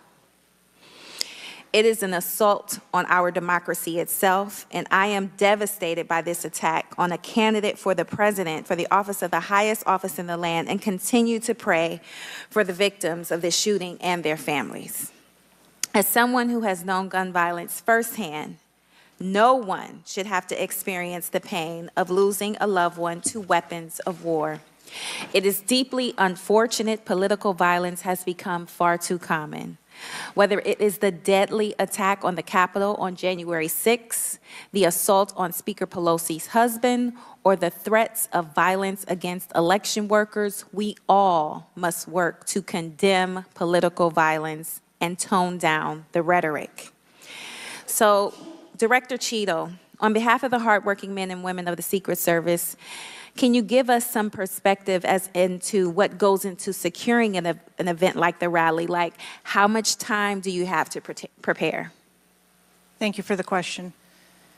Generally, when we receive notification that there's going to be an event taking place at a venue, the advance team assignments are made, and there is a 5-day process to conduct walkthroughs, coordinate with staff, local staff, and whether it be campaign staff or the protectees staff, and then with local law enforcement on where the perimeter is going to be, the size and the scope of the event, how many attendees there are going to be, if it's an indoor rally, outdoor rally, what sort of assets are available locally, what sort of assets the Secret Service can bring to bear, and what the scope of the event that the staff is trying to accomplish. So to that point, how many agents were recommended or requested as opposed to how many were assigned? So I'm not going to get into specifics of how many were assigned, but those numbers that were requested were provided. And how many local agents were involved in the preparation, if you will, that you talked about, that 5-day preparation? So there were a number of local agents from the local office, as well as agents from the former Trump detail that were involved in that advance process. Do we have a number? I do have a number. I'm not going to release that number in this setting. You're not making this easy for us. This is a shocking incident on the former president's life and an appalling instance of political violence and a threat to our democratic values. I'm thankful that the former president is on the mend. And again, I'm grieving for the family and friends of Corey Compatore, who lost a loved one in this shooting and now know the unbearable pain of gun violence. I really hope this serves as a reminder about our responsibility to attack policies, not personalities, to be honest and truthful, and to treat one another with dignity, respect, and thoughtfulness. And with that, I yield my remaining time to Ranking Member Raskin. Thank you, Ms. Brown, for those very powerful and moving remarks. Director Cheatle, we don't want to lose a presidential candidate to an AR-15 attack. We cannot lose a presidential candidate to an AR-15 attack, and we can't lose any more citizens to AR-15 mass violence, mass shootings. and we certainly don't want an attempted AR-15 assassination or assassination attempt to set off political violence or riots in America. So this is deadly serious business. The vice-ranking member pointed out that a report in 60 days won't do it for us because we have a responsibility. Members of Congress have a responsibility to take action now if there's anything we can do to prevent this. So my question for you is, what is informing your operational decisions right now that you've invoked without a report? Can you tell us what are the preliminary judgments, or if you don't want to foreshadow the report, fine. What are your personal professional judgments informing the operational decisions you're making right now? Certainly, and I appreciate that question. I don't want to make any preliminary judgments on what happened on this particular day, but I can tell you that we have looked at, as we did immediately in the aftermath, what the security plan for the Republican National Convention was going to be, and we made adjustments to the interior of the perimeter there. We looked at the protectees that we have here in the Washington, D.C. area and our protective sites, and we did make some adjustments to their security posture. And as we continue to move through the next several weeks, even yesterday with the announcement of the president no longer running, we have made adjustments to the vice president's detail. We are already prepared for an eventual VP nominee, and we continue to make those assessments. I think it just shows how dynamic the environment is that this agency works in every day. So you've made the same kinds of common sense judgments and intuitive recommendations that members of the public and members of Congress are asking about right now? Yes. Okay, thank you. I yield back, Mr. Chairman. And before I recognize Ms. Mace, I have to say, Director, we're pretty close to the halfway point during this. You answered more questions with an ABC reporter than you have with members of Congress. So we have a lot more questions. The American people are demanding that we get answers to those questions, and that's what the purpose of this hearing is today. So I'm sure a lot of the questions that have already been asked are going to be asked again, and hopefully we can get some answers to those questions. I strongly implore you to answer those questions. You're here with a subpoena, and we expect you to answer the questions. Chair now recognizes Ms. Mace from South Carolina. Thank you, Mr. Chairman. Director Cheatle, the American people are watching, and they're wondering if there are any questions you can answer honestly today. So, Director Cheatle, I have a series of questions, very specific questions. I want very specific answers. Most of my questions are going to demand a yes or no answer. Do you understand? I do. Okay, my first question. Both sides of the aisle today have asked for your resignation. Would you like to use my 5 minutes to draft your resignation letter, yes or no? No, thank you. Was this a colossal failure? It was a failure. Yes or no? Was it a colossal failure is the question, yes or no? I have admitted this is a terrible. This is a yes or no series of questions. Was this a colossal failure, yes or no? Yes. Was this tragedy preventable, yes or no? Yes. Has the Secret Service been transparent with this committee? Yes. Would you say the fact that we had to issue a subpoena to get you to show up today as being transparent, yes or no? I have always been yes or no. You didn't want to answer the question. We had to issue a subpoena to get you to show up today. That is not transparent, by the way. You stated earlier, Secret Service is not political. Is that correct? Yes. Okay. Would you say leaking your opening statement to Punchbowl News, Politico's Playbook, and Washington Post several hours before you sent it to this committee as being political, yes or no? I have no idea how my statement got out. Well, that's bullshit. So, Mr. Chairman, I would like to ask unanimous consent to enter into the record articles by Punchbowl News, Political Playbook, Washington Post, all done at 5:24 a.m., 6:12 a.m., 6:34 a.m., a solid 3 to 4 hours before this committee got your statement. Without objection to ordered. Okay. Is the Secret Service fully cooperating with our committee? Yes.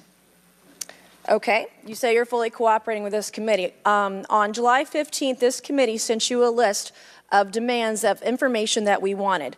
Has the Secret Service provided this committee a complete list of all law enforcement personnel that were there that day? Have you done that? Have you provided a list to the Oversight Committee? Yes or no? I will have to get back to you on that. That is a no. Have you provided all audio and video recordings in your possession to this committee, as we asked on July 15th, yes or no? I would have to get back to you. That is a no. You're full of shit today. You're just being completely dishonest. Mr. Chairman, Mr. Chairman, I want to. Come on. We have to maintain decorum in this committee, no matter how have you provided upset we any get. and all memos to this committee that we've asked you on July 15th? Have you provided all memorandums within the Secret Service? I would have to get back to you on that. That is a no. You are being dishonest or lying. You're being dishonest here with this committee. These are important questions that the American people want answers to, and you're just dodging and talking around it in generalities. And we had to subpoena you to be here, and you won't even answer the questions. We have asked you repeatedly to answer our questions. This isn't hard.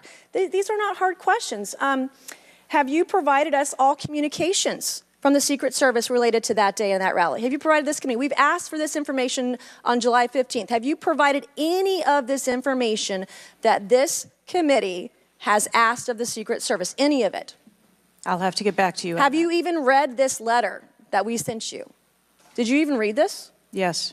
Okay. And you have said you don't know, you have no idea. Well, the answer is no. We haven't gotten a single document or piece of information or data from you or your agency in related to the rally that we have asked you for. So was this attempted assassination of Donald Trump a failure of training or execution or both? I think that those are answers that we need to examine. Training, execution, or both? Which one? I think those are answers. All right. How many Secret Service personnel have lost their jobs due to this colossal failure? At this time, none. How many Secret Service personnel have been required to take a refresher course on how not to let people shoot Donald Trump? Our personnel are currently operational. We are examining the facts of this investigation, and we will make the changes necessary. What time did law enforcement become aware that there was an individual on the roof with a clear line of sight to President Trump? I am still verifying timelines. Of course, 9 days in, you have no answers. How many minutes went by between the time law enforcement saw and took photos of Crooks and the shooting? How many minutes? I am still verifying timelines. 57 minutes. Thank you, Mr. Chairman, and I yield back. Gentlelady yields back. Before I recognize Ms. Stansbury, I believe I want to recognize Mr. Mfume for a unanimous consent. Yeah, thank you, Mr. Chairman. I beg your indulgence. I meant to do this earlier. I'd like to have unanimous consent that it be submitted for the record. The 2023 ranking of best and worst workplaces in the federal government, compiled by the Office of Personnel Management, which shows the United States Secret Service coming in, again, as I said earlier, 413th out of 459 sub-agencies, and this appears in the July 17th edition of Government Executive. Without objections ordered. Chair now recognizes Ms. Stansbury from New Mexico. Thank you, Mr. Chairman. I want to start by just saying that part of why you have bipartisan agreement here on the dais about the severity and importance of this hearing is because this is not just a single shooting. This is about national security and the security of our democracy. It's not just one operational failure. This is about our public officials safe, and what does that signal to our country and to the world about American security and the ability of our officials to do their job safely? So I want to start by saying thank you to all of our brave men and women who are in the uniform, whether it's the Secret Service or local law enforcement, who put their lives on the line. I think obviously we honor their service, but this is really about operational failures and what it means for our country at large. And I also want to reaffirm that we must condemn unequivocally political violence of any kind, not just political violence, and that it cannot be tolerated in this democracy.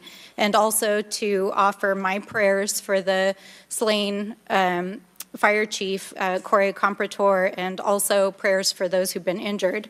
Now, I think, the tone of this hearing is, how is it that a 20-year-old young man with a gun that was legally purchased by his father could, on the day of a rally, go to a gun shop, legally purchase ammunition, show up to a secured site, and then not only attempt an assassination of a political figure, but kill and injure 2 others? How could this happen? I'm not asking yet. I think we've had a lot of testimony here today. I want to talk a little bit about the timeline. Now, here's what we know, and I know, Director, you were also on the call that we had a few days ago with the FBI and other law enforcement, so I respect that you are not able to share, based on your testimony, some of the details that are currently being investigated, but I know you were on the call because I heard you on the call and you heard them too. So I'm going to lay out the timeline a little bit. On July 3rd, the rally was announced that it was going to be in Butler. On July 6th, 3 days later, we know that the shooter searched for dates for Trump and DNC events. On July 7th, so this is 4 days after the announcement, the shooter went to the site. He actually physically went to the site. On July 12th, the shooter went to a gun range where he and his dad regularly go and practiced shooting. And the next day, on July 13th, he went to the site again before the rally began. We know that he then went and searched online for a gun store, where he went and he purchased 50 rounds of ammunition, went home, got his father's AR, which was legally purchased, and returned to the venue. At 5 p.m. that evening, this is more than an hour before Donald Trump actually took the stage that evening, local law enforcement were made aware that there was a suspicious man. In fact, at 5:20, local law enforcement flagged that he had a rangefinder, and they radioed their concerns and sent around pictures of the individual. At 5:40, 20 minutes before local law enforcement actually identified the shooter, and at 5:51, Secret Service was notified of the suspicious person by the state police, and 1 minute later, they distributed that information. That was before Donald Trump even took the stage. That was 11 minutes before he took the stage. So the Secret Service was aware that there was a suspicious person. At 6:03, he took the stage. At 6:09, rallygoers, as was shown in the video, identified this gentleman climbing on the roof. At 6:11, 3 shots were heard, 3 rounds of shots, and of course, the president and the other victims were shot. This shooter was a 20-year-old young man, no criminal record, legally purchased gun and ammunition, who for days in the lead up to this shooting was searching mass shooters. He even had a picture of a mass shooter on his cell phone the day of the shooting. He searched for explosives. He searched high-level officials. So the American people want to know, how did a 20-year-old young man with access to a military-style weapon actually bring it onto an unsecured perimeter, who for days had been planning a mass shooting event? And I think that, Madam Director, with all due respect, the answers that we've received here in this hearing today are completely unsatisfactory.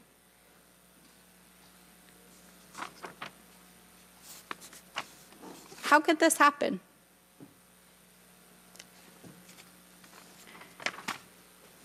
We need answers.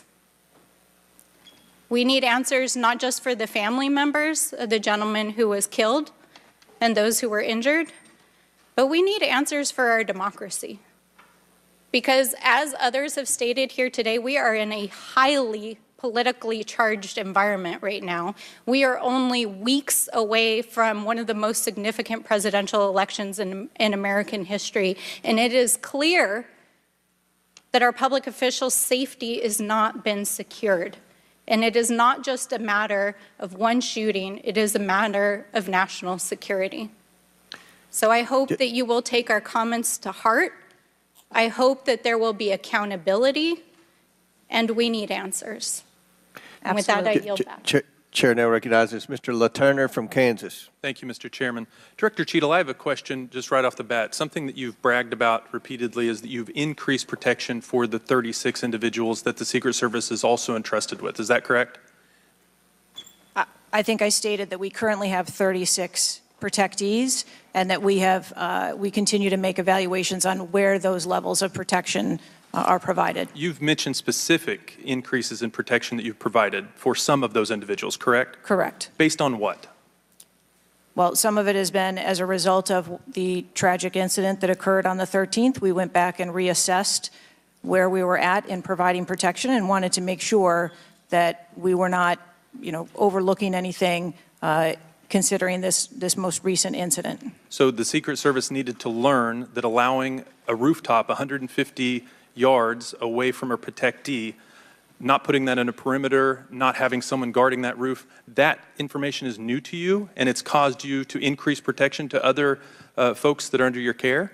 I think it is prudent after any incident that occurs to go back and take a look at your current practices and see if there is anything that needs to be done differently. It's inconsistent because what you said earlier to Mr. Turner was that the protection that you were offering to President Trump was in line with the current threats, him being a former president, him being a nominee of a major political party, the threats from Iran, the protection that you're providing him was adequate. Do you stand by that statement? Yes. Okay. Do you think it's a problem that the Americans' trust in the federal government is an all-time low? Do you think that's a problem? I think that it's unfortunate. I don't know why you're quibbling with my word. Is it a problem or is it not? I think the American public deserves to have trust in their federal government. Okay. I don't know why you're being difficult. It's a simple question. Are you concerned about the increasing prevalence of conspiracy theories going on out there right now? Yes. I am too. You've been incredibly inconsistent with your answers before this committee today and what you were willing to reveal. You've acknowledged that the shooter was identified with a rangefinder, that President Trump's detail was sufficient for the threats he faced from Iran, that certain details were erroneously reported, in your words, but you haven't been willing to provide any information about the decision to place the building in question outside the perimeter, the explosives placed in the shooter's vehicle, the use of a drone by the shooter, or when exactly the Secret Service identified the shooter as a threat rather than merely suspicious. What is your standard today for what you are willing to answer and what you are not, because you've been inconsistent? I'm certain that you can understand that some of the information that's been provided to you thus far has come from the FBI's investigation and has come from information that we have released. I want to make sure that information that is being provided to this committee is consistent and is factual. But the question about the drone that the chairman asked at the beginning of the hearing, he said, do you know this information? And you acknowledge that, yes, you do know the information, you just don't want to tell us. I guess my question is that if you wanted to wait till the end of the investigation to draw conclusions, which you've acknowledged you're not, you're drawing conclusions right now and making changes. But if that was your standard, that you want to wait till the end of the investigation to draw conclusions, okay, at least you would be consistent in that.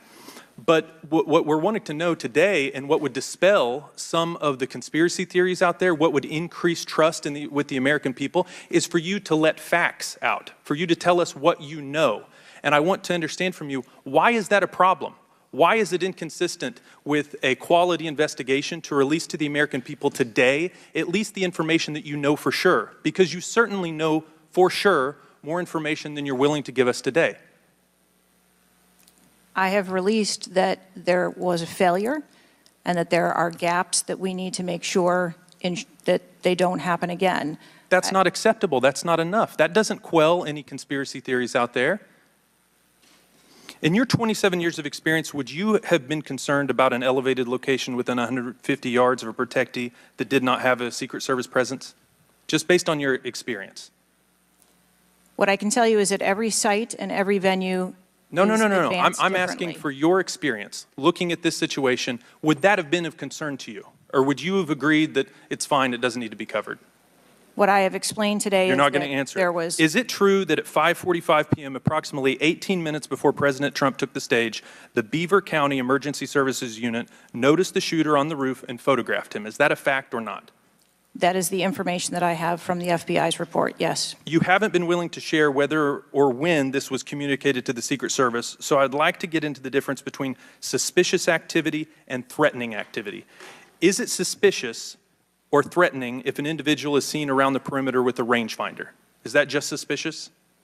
That could be termed as suspicious. If that same individual with the rangefinder is found on a rooftop, is that still just suspicious, or is that considered threatening? That could be termed still as suspicious. All right, my time is over. Mr. Chairman, I yield back. Thank you. Chair now recognizes Mr. Frost from Florida.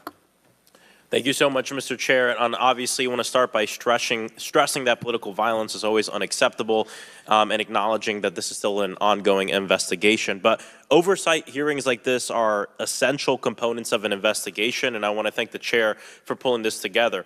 Madam Director, I appreciate you for being here. The events of July 13th raised serious questions about the efficacy and thoroughness of the security protocols in place. The gravity of the fact that an unsophisticated gunman was able to secure his perch and take a shot at a former president despite multiple layers of security and intelligence are not lost on me. Before I came to Congress, I used to work advance for a major political candidate and have interacted with many different law enforcement agencies on large political events like the one that just happened. How many times was the Secret Service alerted about a suspicious person at the July 13th campaign event prior to the first shot being shot? I don't have an exact number to share with you today, but from what I've been able to discern, somewhere between 2 and 5 times there was some sort of communication about a suspicious individual. To the Secret Service specifically? Mm-hmm. According to reports, the shooter was photographed twice by security officers prior to the shooting. A police officer saw the shooter on the ground and reported him with a photograph as a suspicious person. Multiple local law enforcement officers identified the shooter, radioed that he was acting suspiciously near the event's magnetometers. A local law enforcement tactical team saw the shooter on a roof and notified other security services and also photographed him. One police officer who photographed the shooter saw him scoping out the roof and carrying a rangefinder. My question is, and you've answered this, but why, or you haven't answered this, why wasn't the event paused right then? Again, I'm not clear on the timeline of when the Secret Service shift and the counter sniper were notified. But earlier, Madam Director, earlier you said that the Secret Service would have paused the rally if they identified a threat. Correct. So why wasn't it paused? Because I have to assume that they did not know that there was a threat when they brought the president out on the stage. I feel like this is a breakdown in communication between local law enforcement, you all, and other actors at the rally. And again, as someone who's worked on these, I understand that there's multiple people with multiple decision, with the ability to make different decisions on the ground. I've taken over the last week, I've spoken with a lot of folks in local law enforcement in my district and across the country that I've worked with before, and other people have brought up concerns around being able to communicate with with Secret Service during these big events and having their flags taken seriously. I do believe that if Secret Service believed that there was a legitimate threat, that they would have paused the rally. My concern is before that something was flagged and it wasn't taken as seriously as it should have been taken. So I think this shows an issue with communication. And I want to know, Madam Director, what you intend to do to fix that, not in 60 days, but now. We are in the middle of a presidential election, obviously a former president who had an assassination attempt, another rally goer who was killed due to this gun violence. We now have a presumptive nominee of the Democratic Party who's also historic, first black woman to be running for president. And so I am worried about everybody's life. What do you all intend to do to fix this communication breakdown and making sure that you actually take what local law enforcement, local folks are saying more seriously? We take what local law enforcement relays to us seriously. Let me just be clear on that. As far as the communication. But not this time. we always trust our law enforcement partners and have a great relationship with them. We are looking at whether or not there was a communication breakdown. If that was the case, we will take steps to ensure that we correct that because, to your point, we cannot have a communication breakdown. Madam Director, does you mentioned that the perimeter of the event did not include the rooftop where the shooter was. Does your responsibility and the Secret Service's responsibility to protect a principal stop at the perimeter of an event? Our responsibility is to ensure the safety and security of the event itself and the protectee who is attending that event and the personnel who are protecting. So you would say the fact that the rooftop was outside the perimeter is not an excuse for what happened, saying that it was outside the perimeter of the event? I am not offering that as an excuse. Okay. Thank you. I yield back. Gentleman yields back. Chair now recognizes Mr. Fallon from Texas. How did a 20-year-old loner with a week's notice pick the absolute best location to assassinate President Trump when the entire Secret Service missed it? Director Cheatle, in your leadership, your agency got outsmarted and outmaneuvered by a 20-year-old. How can we have any confidence that you could stop a trained professionals from a nefarious nation state? Those are absolutely questions that we need to have. I know they're questions, but you know, the fact of the matter is we can't have that confidence. Director, do you have the ability personally, and do you have the authority to beef up security of any of your protectees? Yes, I do. Okay. So were you also aware there was a credible threat President Trump was facing? He was facing a heightened security threat to a foreign adversary? Yes. Okay. So given that there was an increased threat to President Trump's life, was he provided a full security complement akin to what a sitting U.S. president would receive? He was provided a full complement of security based on the threat assessment that we had. That's not my question. And the venue. My question is, if he'd been the sitting president, would he have had the same security he had on July 13th, or would have been beefed up? There is a difference between the sitting president. So your answer is he didn't. And continuity of government and the responsibility that we have. So he did not. Okay, there wasn't a CAT team, a full CAT team on site. There wasn't counter-surveillance teams on site. But this is the thing. You just said you had the ability to beef up the security. You knew about the threat, and you didn't. And that's as telling as it is chilling. We have satellite images from the Butler Fairgrounds. Have you visited the site? No, I have not. 9 days and you have not visited the site. You should have been there that night. Did you talk to, that evening, did you talk to the team, the heroes that surrounded the president? Did you call them that night? They were still operational work. So that's an answer is no. Did you call them the next day? President. Yes, I spoke with You called them the very next day, not the day of, or was it 72 hours after? I don't know the timeline, but I spoke with Okay, them because you're under oath. immediately following. I think it was 72 hours after. You waited 3 days. What is immediately clear is that there are a number of structures that need to be secured. Of these, Director, other than the first, immediate 4, what's the most dangerous site that should have been secured? Because Security 101, you got to mitigate the high ground. Yes. Okay. Do you know what the next most dangerous site, what was the closest structure to the president, other than the 4 immediate ones that you had your counter-sniper teams on? There are a number of structures around that event site. You know who the shooter knew? The shooter has visited the site 2 more times than you have, and he had a drone, and he picked the AGR building. So you said, do you remember in an ABC interview you did that you didn't have people on the roof of the AGR building because you were worried about safety because of the slope? I recall that statement. Okay. Does the Secret Service have written policy you can share with us about slope roofs? No. Okay. So why'd you act like there was one? Because is it your practice to comment on enormous events of enormous national implications when you're ignorant of the facts? That's rhetorical. So here's this thing with the slopes. You go all up to like 1812. You can go to a 112, which is about as flat as you can get without it being completely flat.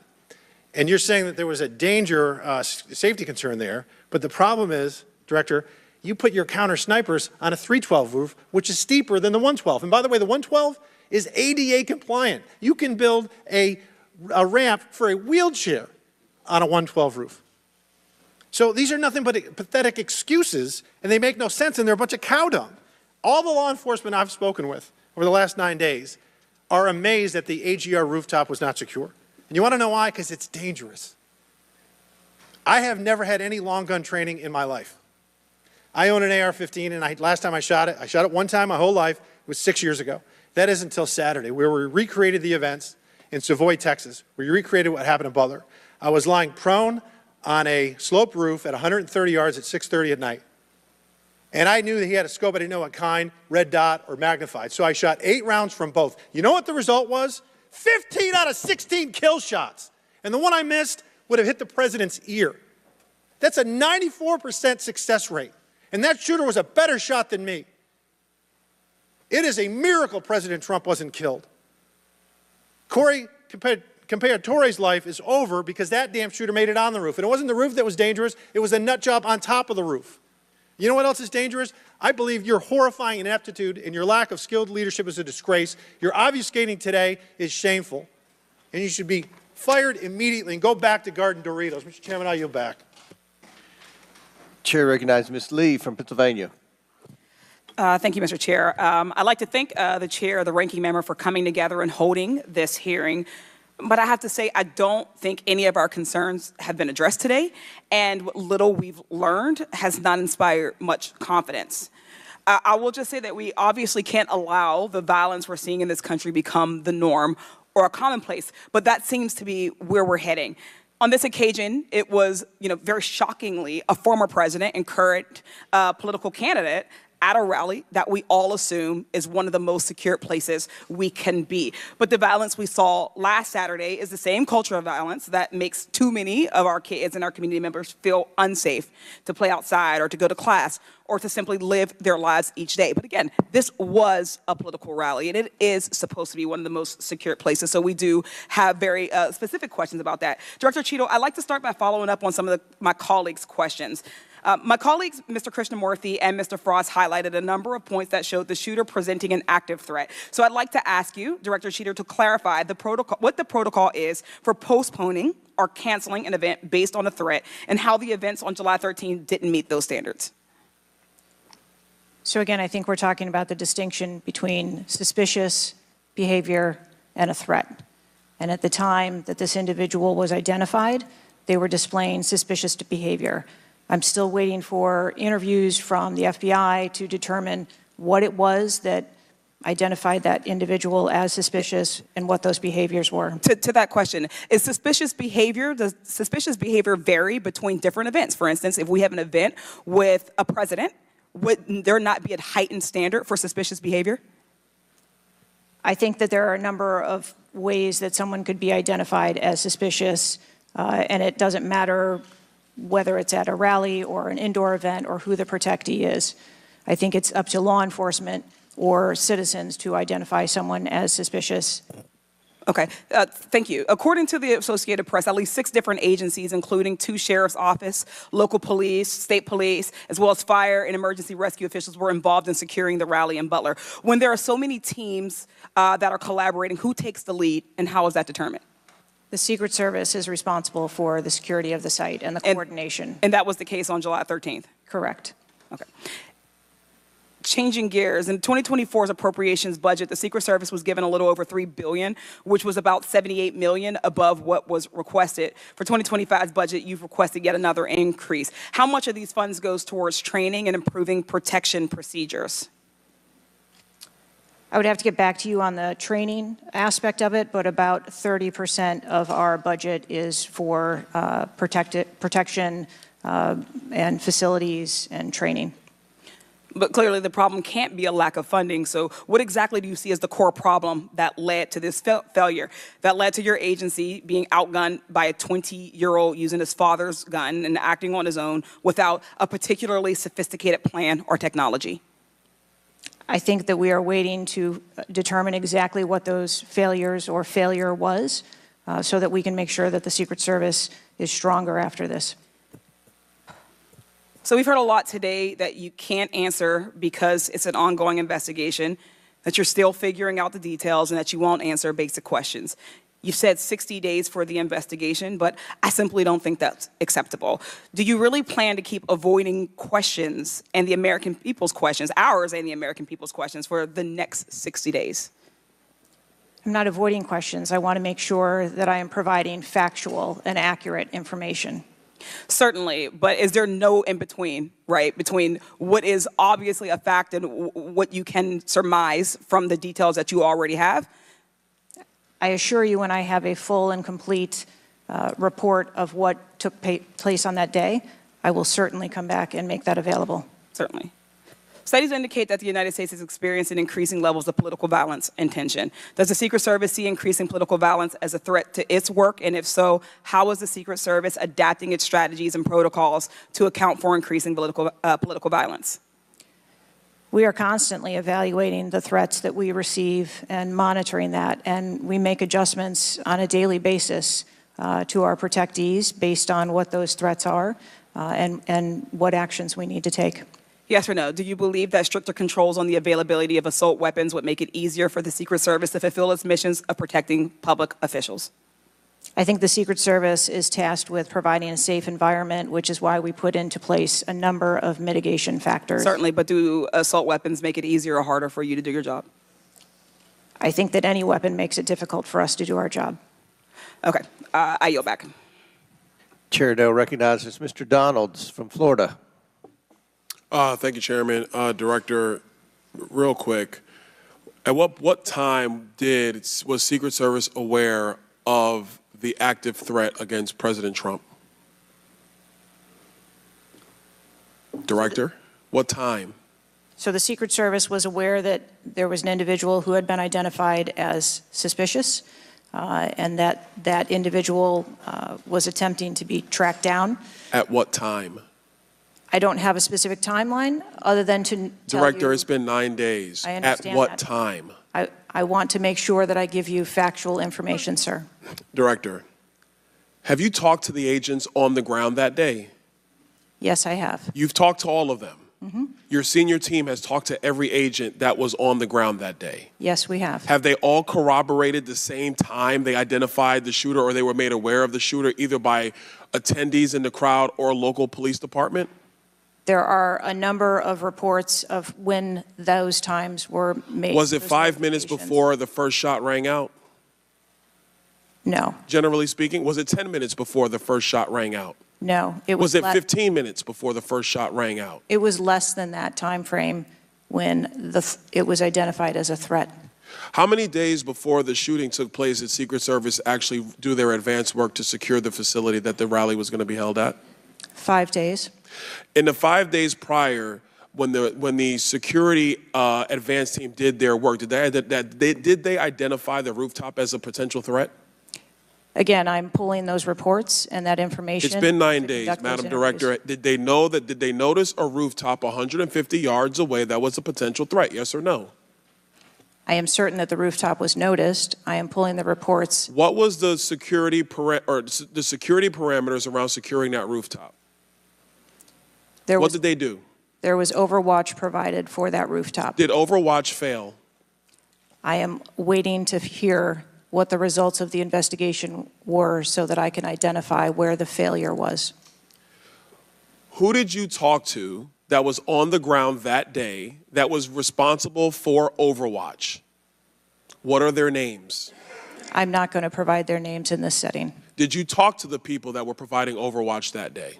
I've talked to the people that conducted the advance on that day and that were working the shift and were the counter snipers on that day. So you talked to the counter sniper team, you talked to the people who were providing overwatch that day, and you talked to the advance team, correct?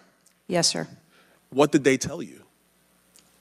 We are putting together a comprehensive report so that I can identify exactly where the gaps and the failures. When the counter sniper team was on the roof and they identified that there was suspicious activity on the roof in question, what was the chain of command's orders around the person on said roof? Because I'm quite sure somebody saw under your organization, the Secret Service, I'm quite sure somebody saw the shooter on the roof. So what was the communication through the chain of command to deal with said person?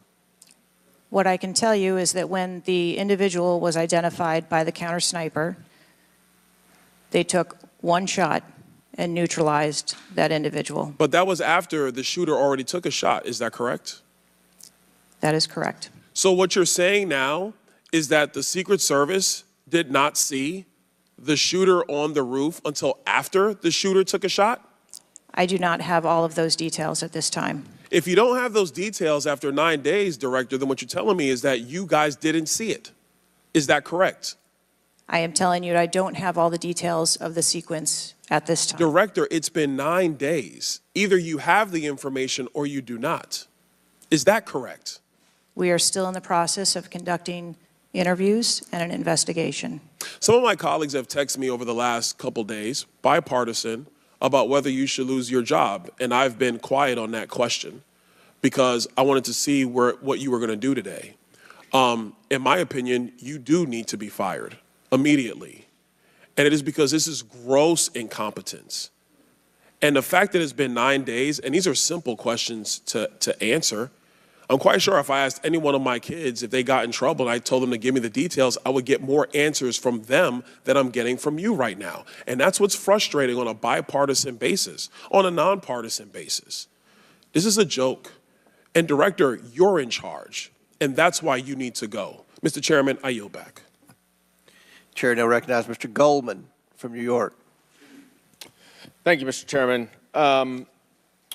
Director, I want to follow up and just understand a little bit why there is so much information about this out in the public, including some from you and your communications team, and yet you're here pursuant to a subpoena under oath in front of Congress, and you're unable or unwilling to answer some of those same questions. Can you just explain why you are answering so many fewer questions here than you have to the media?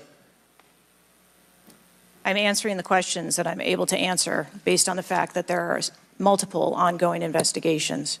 But you have answered some of these questions previously, correct? To the public, to the media.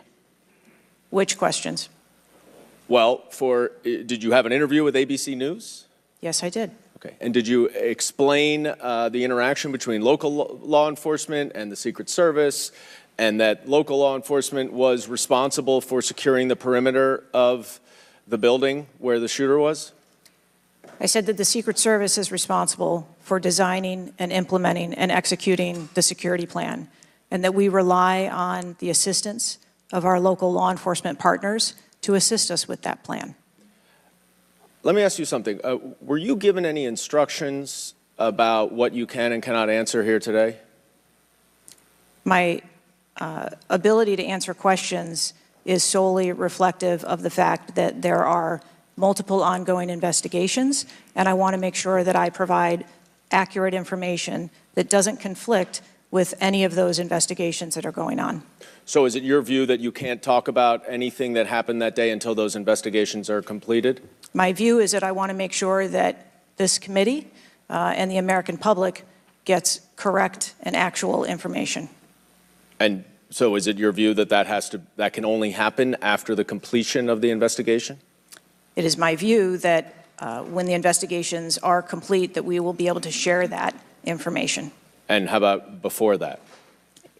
If I have factual information that I can share before that, I absolutely will. I'm guessing you have factual information as to when the suspicious photograph of the suspicious person was relayed to the Secret Service. There's a timestamp on that text message or whatever it was, correct?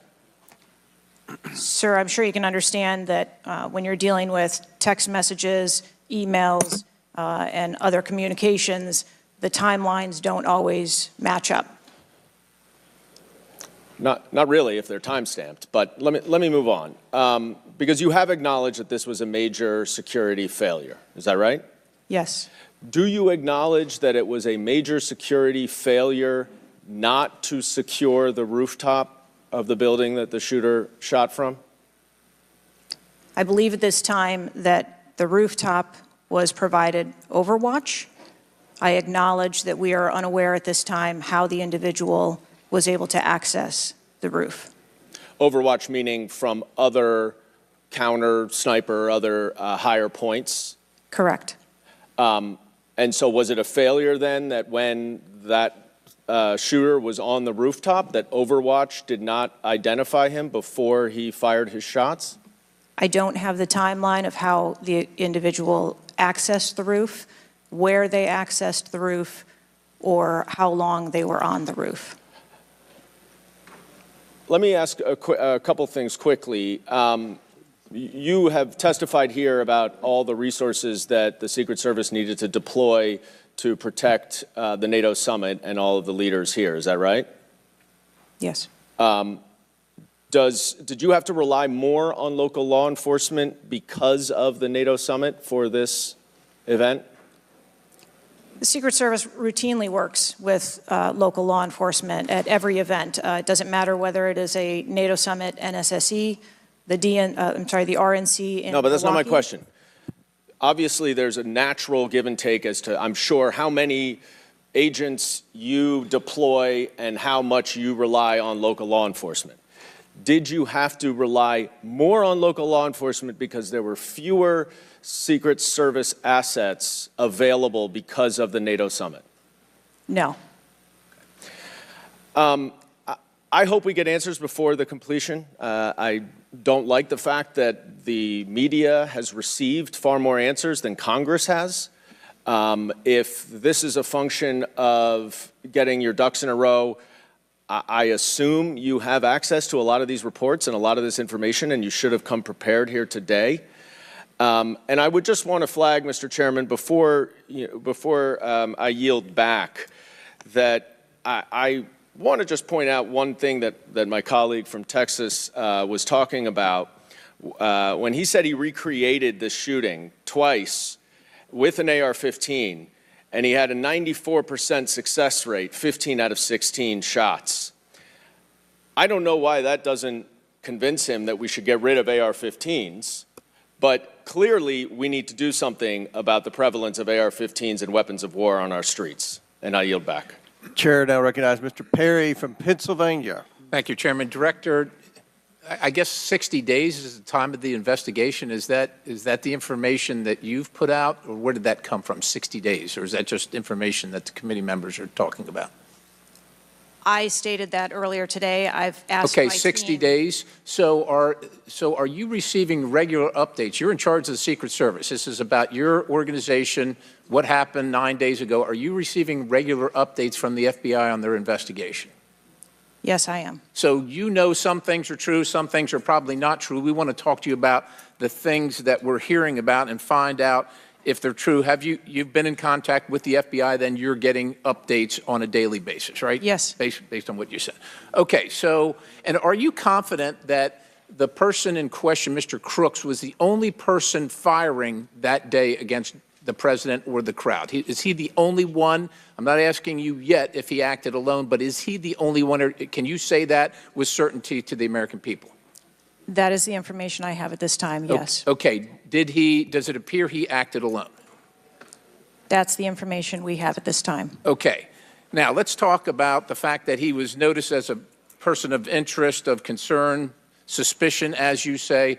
Your PI team, how do they stay in, there's a sea of people.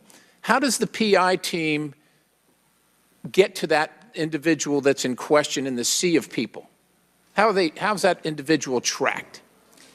Our protective intelligence teams that work at our sites are paired up with a local police counterpart, and so they work in conjunction together. So they just follow them around, or let me ask you this.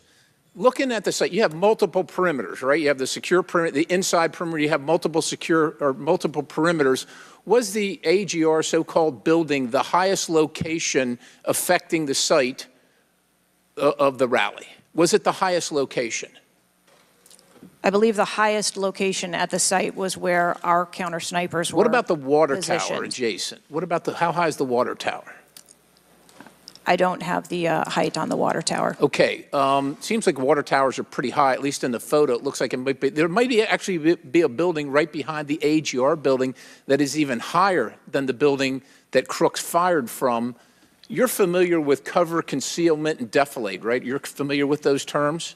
Yes. So how would your sniper team or your PI team track the individual and give vectors to Secret Service on the PI team to get to that individual to question him? And how would you cover the defilade, the cover and concealment of low areas that you can't see from where your sniper team immediately adjacent to the president were sighted? How would you do that if you're not up on the high ground? So when our counter sniper teams go out and conduct an advance, they have a methodology and provide a grid system that our response teams are able to vector in if they see something that is troubling. So when Mr. Jordan asked about the assets that were requested, let me just ask you about assets requested. Were aerial assets requested for this event from either the Secret Service or State Police or anybody else, drone, manned, otherwise? Aerial assets, were they requested? I can't speak to what the local just asking police if they were requested. may have conversations with the local police, but I can tell you that the assets that were requested from the Secret Service for the site that day were all granted. But were aerial assets requested? I didn't ask if you used them or what you used. Were they requested? Overwatch was requested and aerial. That was provided. Is that aerial? Because Overwatch could mean on the water tower or not on the water tower. Can you be specific, ma'am? I'm running out of daylight here.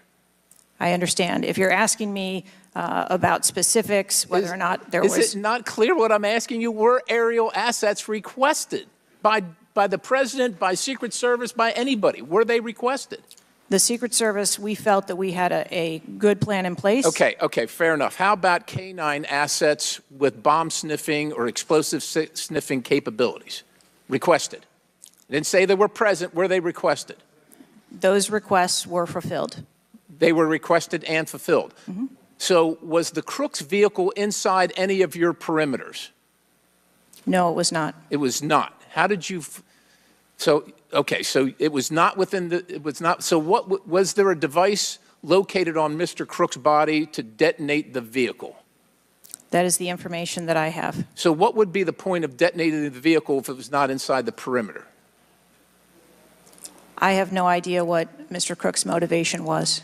Ma'am, the fact that you haven't, I'll close with this, Mr. Chairman, haven't even visited the site. I understand there are other things going on, but the culture of your organization, the culture that doesn't, do you know how tall the president is? How tall is the president? President Trump, how tall is he? I don't, he's over 6 feet tall. I don't Okay, so do you assign agents based on their ability to cover physically and carry, if necessary, the President of the United States when you assign them to this mission? Is that a parameter that is considered? I assign agents to work our protectees that are capable and have been trained by the Secret Service. I understand they're trained, but if you're not tall enough, it has nothing to do with, we're not mad at you, but if somebody's 7 feet tall and you're 5 feet tall, there's going to be a delta there that is problematic in protecting the protectee. And I'm asking, is that a consideration when these agents, not saying you, but when they're assigned to the protectee?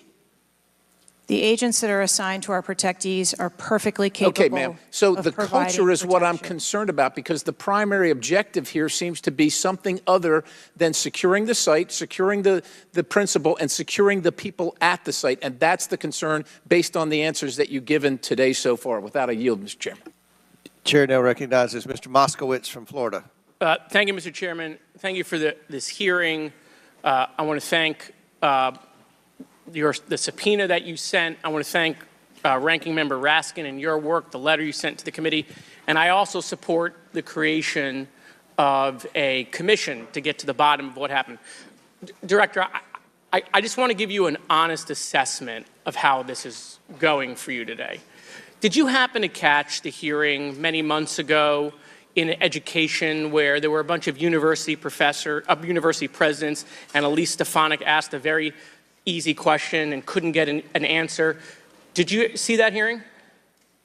No, I don't think I did. Okay, well, let me tell you, it didn't go well, and the short end of that story was those university professors all resigned. They're gone. That's how this is going for you. This is where this is headed, okay? This is, I don't know who prepared you for this. I don't know how many times you've testified in front of Congress. But a president was almost assassinated live on television, not just for Americans, but for the world to see. And this being your first opportunity, I understand there's an ongoing investigation. I understand there's things that you can not talk about. But the idea that we're getting less than you did on television is something that Democrats, Independents, and Republicans are going to find unacceptable. My high school, Marjorie Stoneman Douglas, was on the list of mass shootings that Representative Raskin held up. That very day, the school resource officer, a police officer, did not run into the building. He hid in the stairwell while the shooter was in the building. He stayed outside, never helped. Okay? He also directed other officers who showed up on the scene not to go into the building. When it was determined that the failures in response and training, and that the sheriff fired nobody in his agency, Governor DeSantis then removed that sheriff. I supported the removal. So here's my question. You said there's going to be accountability. I understand you don't want to give us names. When you say that, are you telling the committee that once it's concluded, you're prepared to fire the people on the ground who made poor decisions that day? I'm prepared to take the actions necessary. No, that's nonsense. Okay? Accountability. The failure was human. That doesn't mean they're bad people. It means they failed that day, and a former president was almost assassinated. Okay? Are you prepared to fire the human failure on the ground? Yes or no? When you have the names of where those failures were, they're people. It's not like a piece of technology failed. It was people who failed that day. Are you prepared to fire them? I don't have an answer as to whether. Well, then how can there be accountability if you're not prepared to fire someone? And the reason why your name is going to be the person who's held accountable, the reason why members in this committee are calling for resignation, and I join in that, or for the president to fire you, is because you're saying there's going to be accountability, but you can't commit that people are going to get fired. Let me ask this question a different way. If Trump had been assassinated that day, if the gunman had succeeded, okay, would you have come and tendered your resignation? I would still be sitting here because I would want to ensure the integrity of the investigation. Totally understand. That's a fair answer, that you would have set up that process. But would you have had the honor to come in front of the committee and say, former president was assassinated on my watch, there should be new leadership? I think that I have admitted that there was. No, that's what I'm asking. Would you have tendered your resignation if he had been killed? That occurred on my watch, and I am accountable for that. Okay, but would you have tendered your resignation if he had been killed? I think that I've admitted that I've taken accountability and will take responsibility. Okay. Well, let me ask I want to follow up on Representative Connolly's question, in which he asked about guns, and you were not willing to commit that makes your job harder. This is not about the Second Amendment.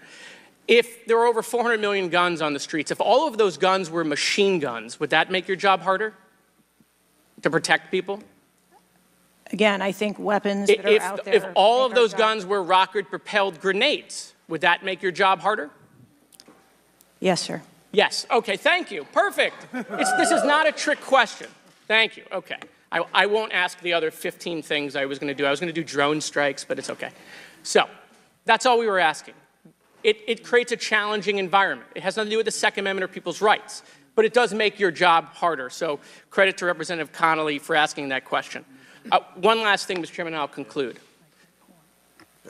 You know, there was a question asked, is an Iranian assassin more capable than a 20-year-old? And I have been tough on Iran. I probably have more resolutions on Iran than almost anyone in Congress. But I can tell you it isn't Iranians walking into schools and grocery stores and movie theaters and churches. It is 20-year-olds, right? And some of them are mentally unstable.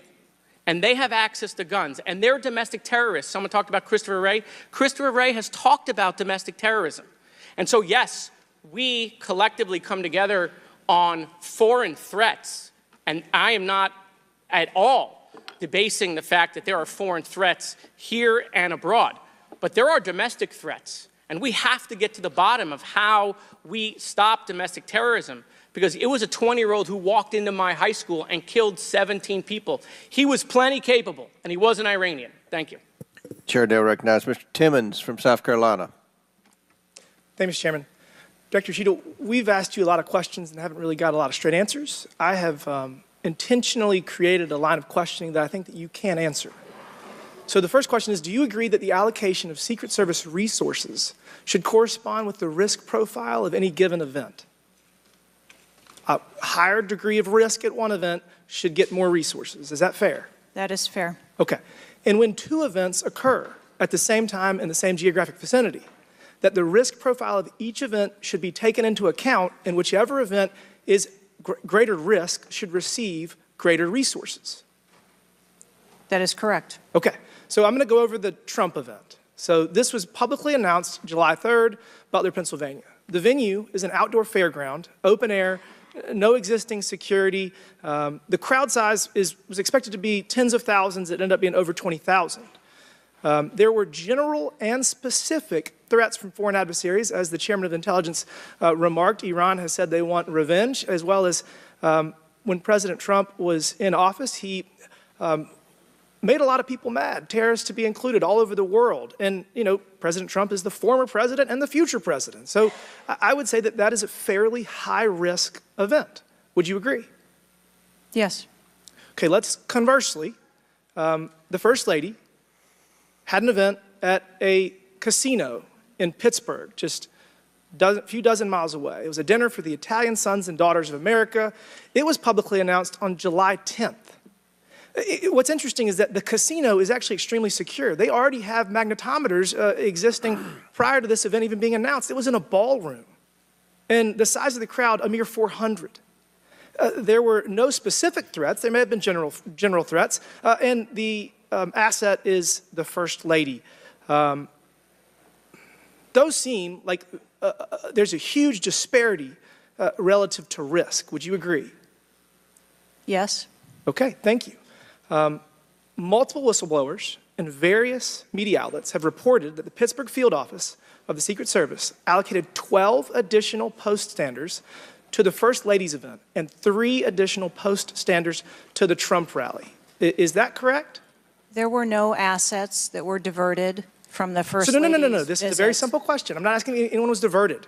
Did the First Lady's event that was relatively secure, especially compared to Trump's rally, get 12 assets? And did the First Lady's event get 12 assets and Trump's get 3 from the Pittsburgh field office? That's a yes or no question. If you don't know, don't answer it. I mean, if you don't know, don't answer it. The number answer of it. personnel that were allocated to both of those events were comparable to the risk at both of those events. Wow.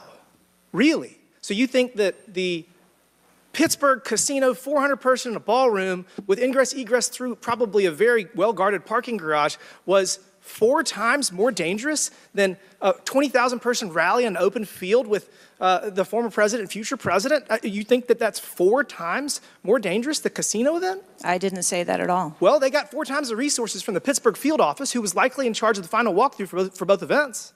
I mean, we've continually highlighted the failures of the Secret Service at the Trump rally. And, you know, you have the former and future president getting shot. You have multiple injuries, 1 fatality.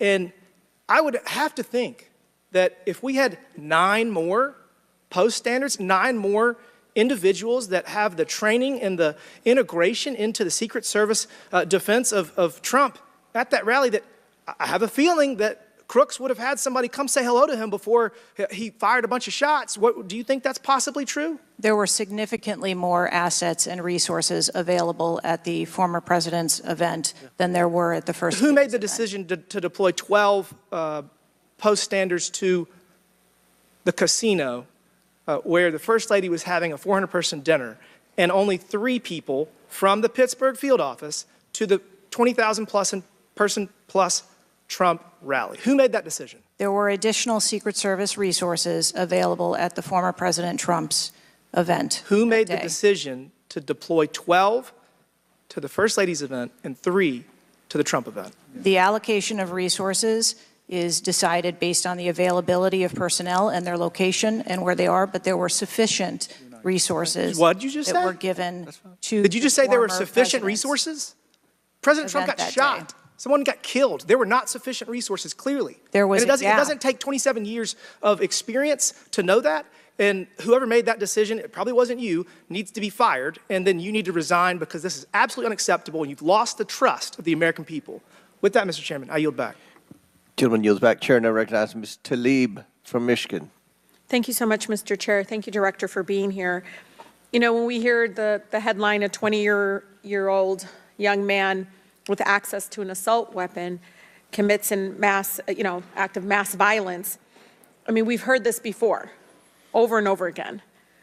But the unfortunate thing is that my residents don't get a committee hearing. We have not had one committee hearing about the over 260 mass shootings that we've had, killing hundreds of people, injuring hundreds, changing their lives forever. And don't get me wrong, to many of my colleagues, I mean, I watched, and even the pool of blood, the screams, it was horrific. But it made me think about the images I saw after mass shootings at schools, grocery stores. I mean, I think of Buffalo, New York at a supermarket where a racist gunman killed 10 shoppers with an AR. In El Paso, an AK-47 style assault rifle killed 22. In Florida, in Parkland, Florida, 17 students and teachers murdered, again with an AR. In Pittsburgh, at a place of faith, Tree of Life Synagogue, 11 murdered. And don't get me about Newton, Connecticut, which still breaks my heart. 26 murdered, including 20 elementary school children. This year in Michigan, we've had, Mr. Chair, 2 mass shootings. 21 shot in Detroit. One of the most horrific shootings we've seen. 2 killed at a splash pad in Rochester Hills, Michigan. 8 shot there. Again, an assault weapon used. But the difference here is the former president gets a hearing in his attempt to assassinate, but our residents don't get a hearing about mass shootings, about gun violence in our country. You know, Mr. Chair, I ask this wholeheartedly. You know, they don't have Secret Service to protect them. They don't.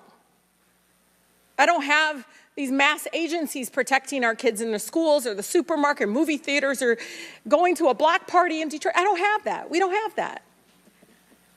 But I can't believe we're just going to focus on that and not the fact that we're hearing yet again in the headlines a 20-year-old young man having access to an assault weapon, a weapon of war many of my veterans say they have to be trained to use.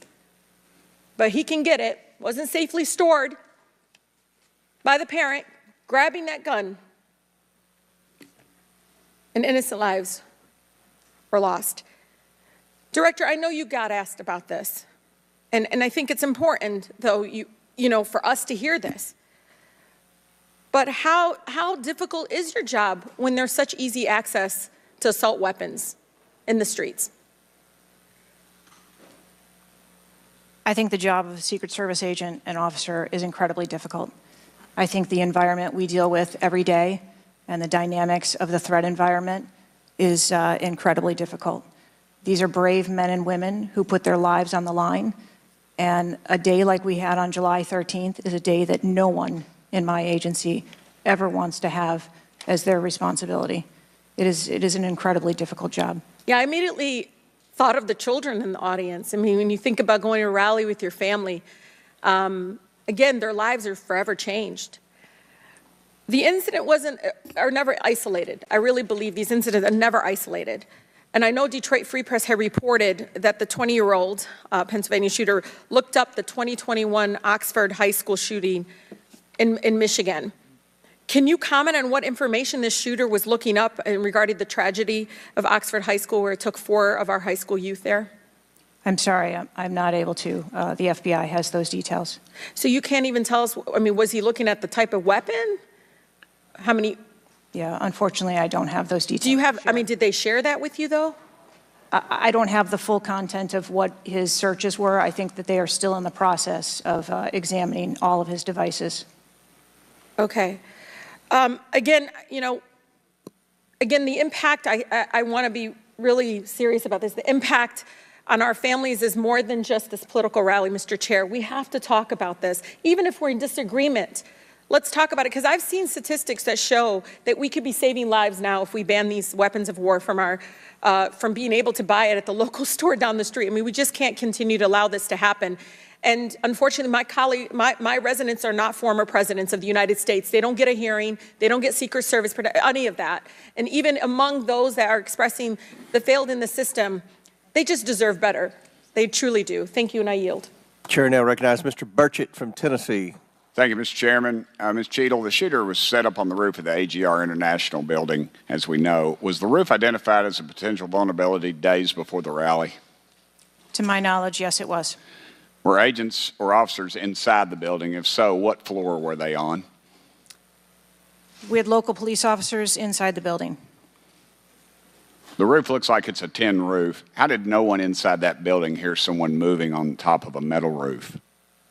I don't have the details of all of the interviews that have been conducted yet. When will you have those? I have been asking, and I want to have that information as soon as you do as Okay. well. Why did Secret Service fail to block the line of sight from that roof?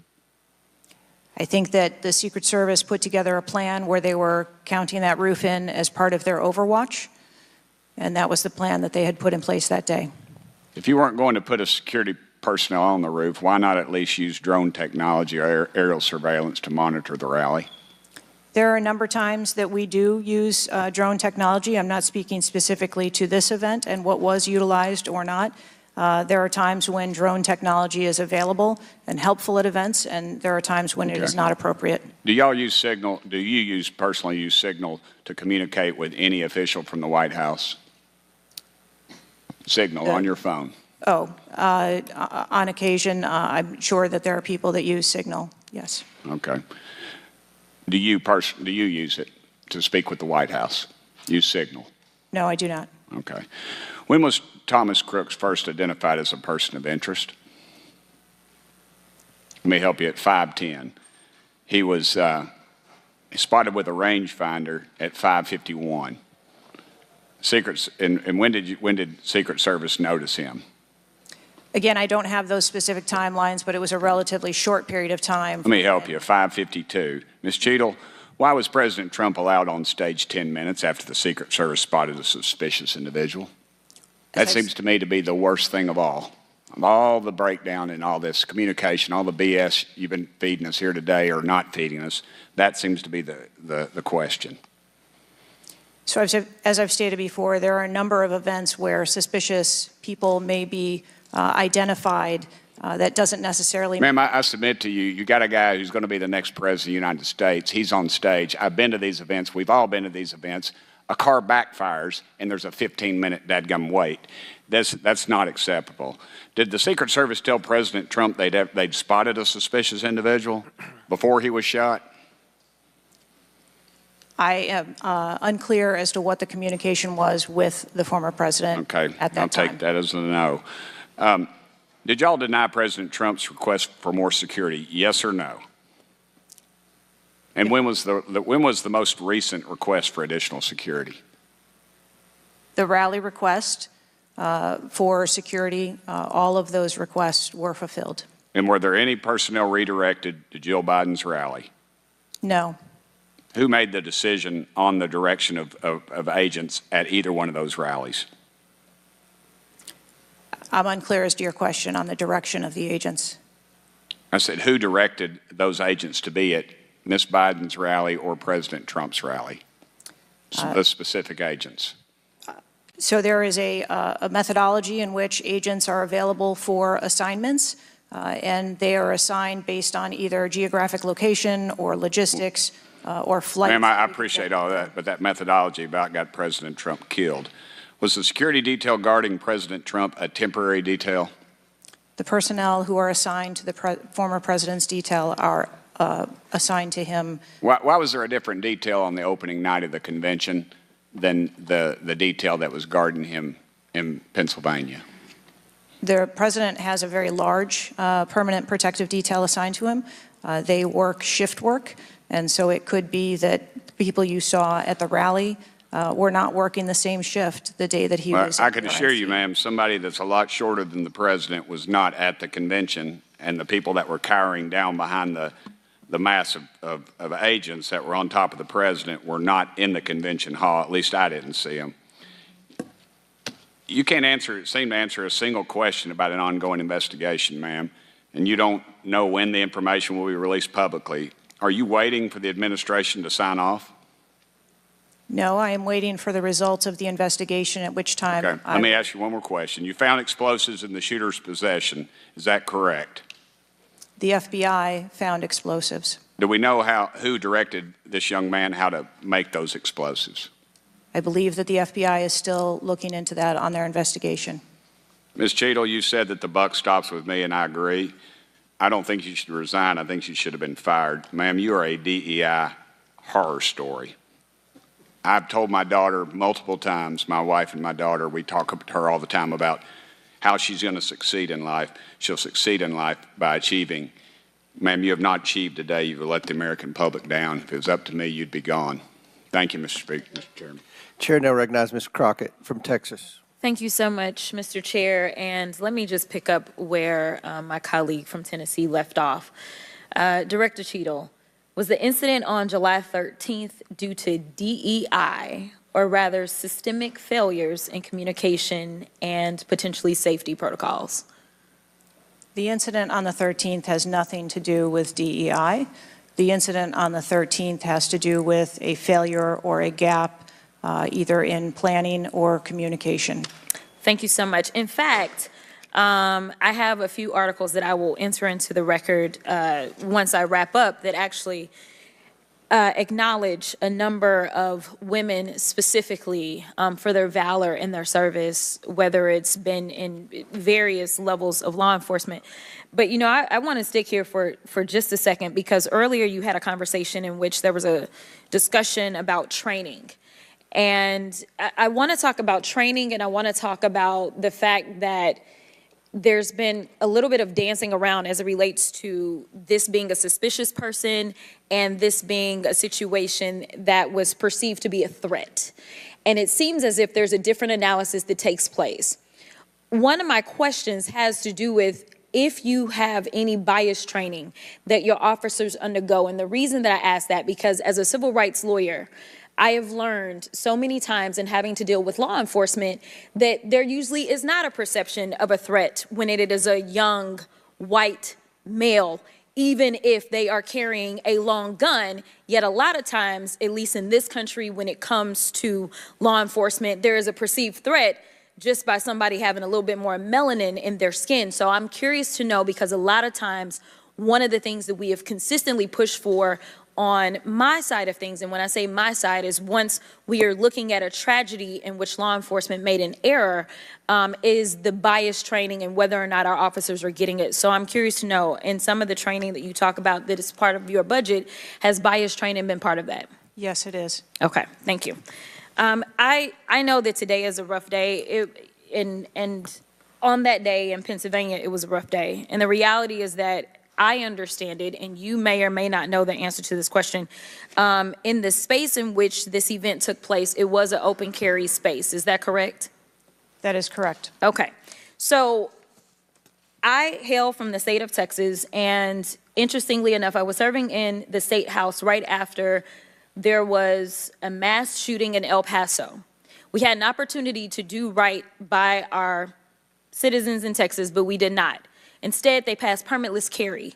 And what my colleagues kept trying to get you to answer, because we want to come up with solutions, we don't want to keep pointing the finger. And right now, you've got a bunch of fingers that are pointed at you. But our job is to solve problems for the American people. And to be perfectly honest, the numbers are clear.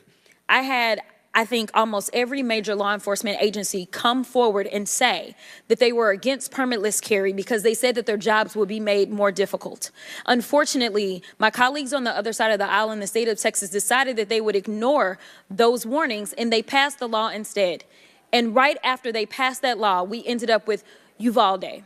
And we heard the stories of those officers that were scared to go in and save those babies because of the firearm in which that in that case, 18-year-old had in his hands. They also were given an opportunity to say, hey, raise the age and make it to where at least you have to be 21 before you can possess this type of weapon. And they chose not to. And we have the facts. It shows, and I'll enter this into the record as well if there is no objection, deaths from firearms keep climbing in Texas decades after lawmakers began weakening gun regulations.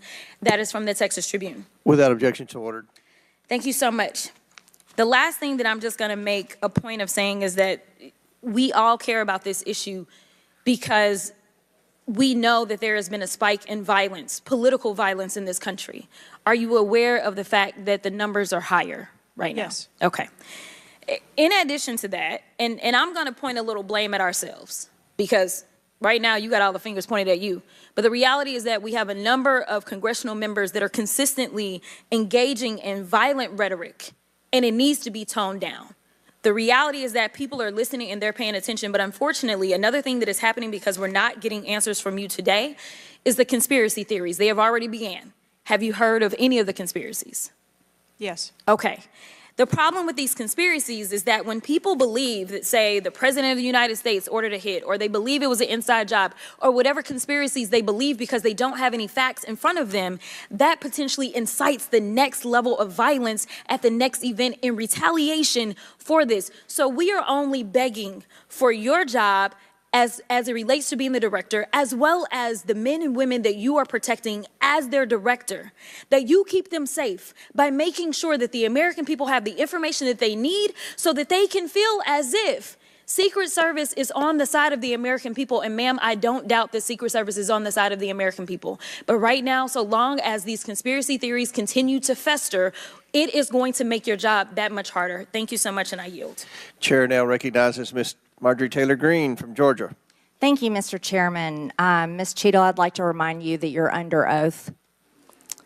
The site team has a senior supervisor, an advanced team, a protective intelligence team, a counter sniper element, and detail.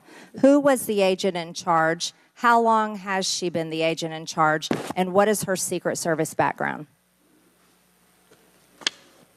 So I'm not going to provide a name. Why not? You're here to answer our questions. This forum, I'm not going to provide names of. You stated in your testimony, you said, I am here today to answer your questions. That is correct. Answer the question. I'm not going to provide names of our personnel.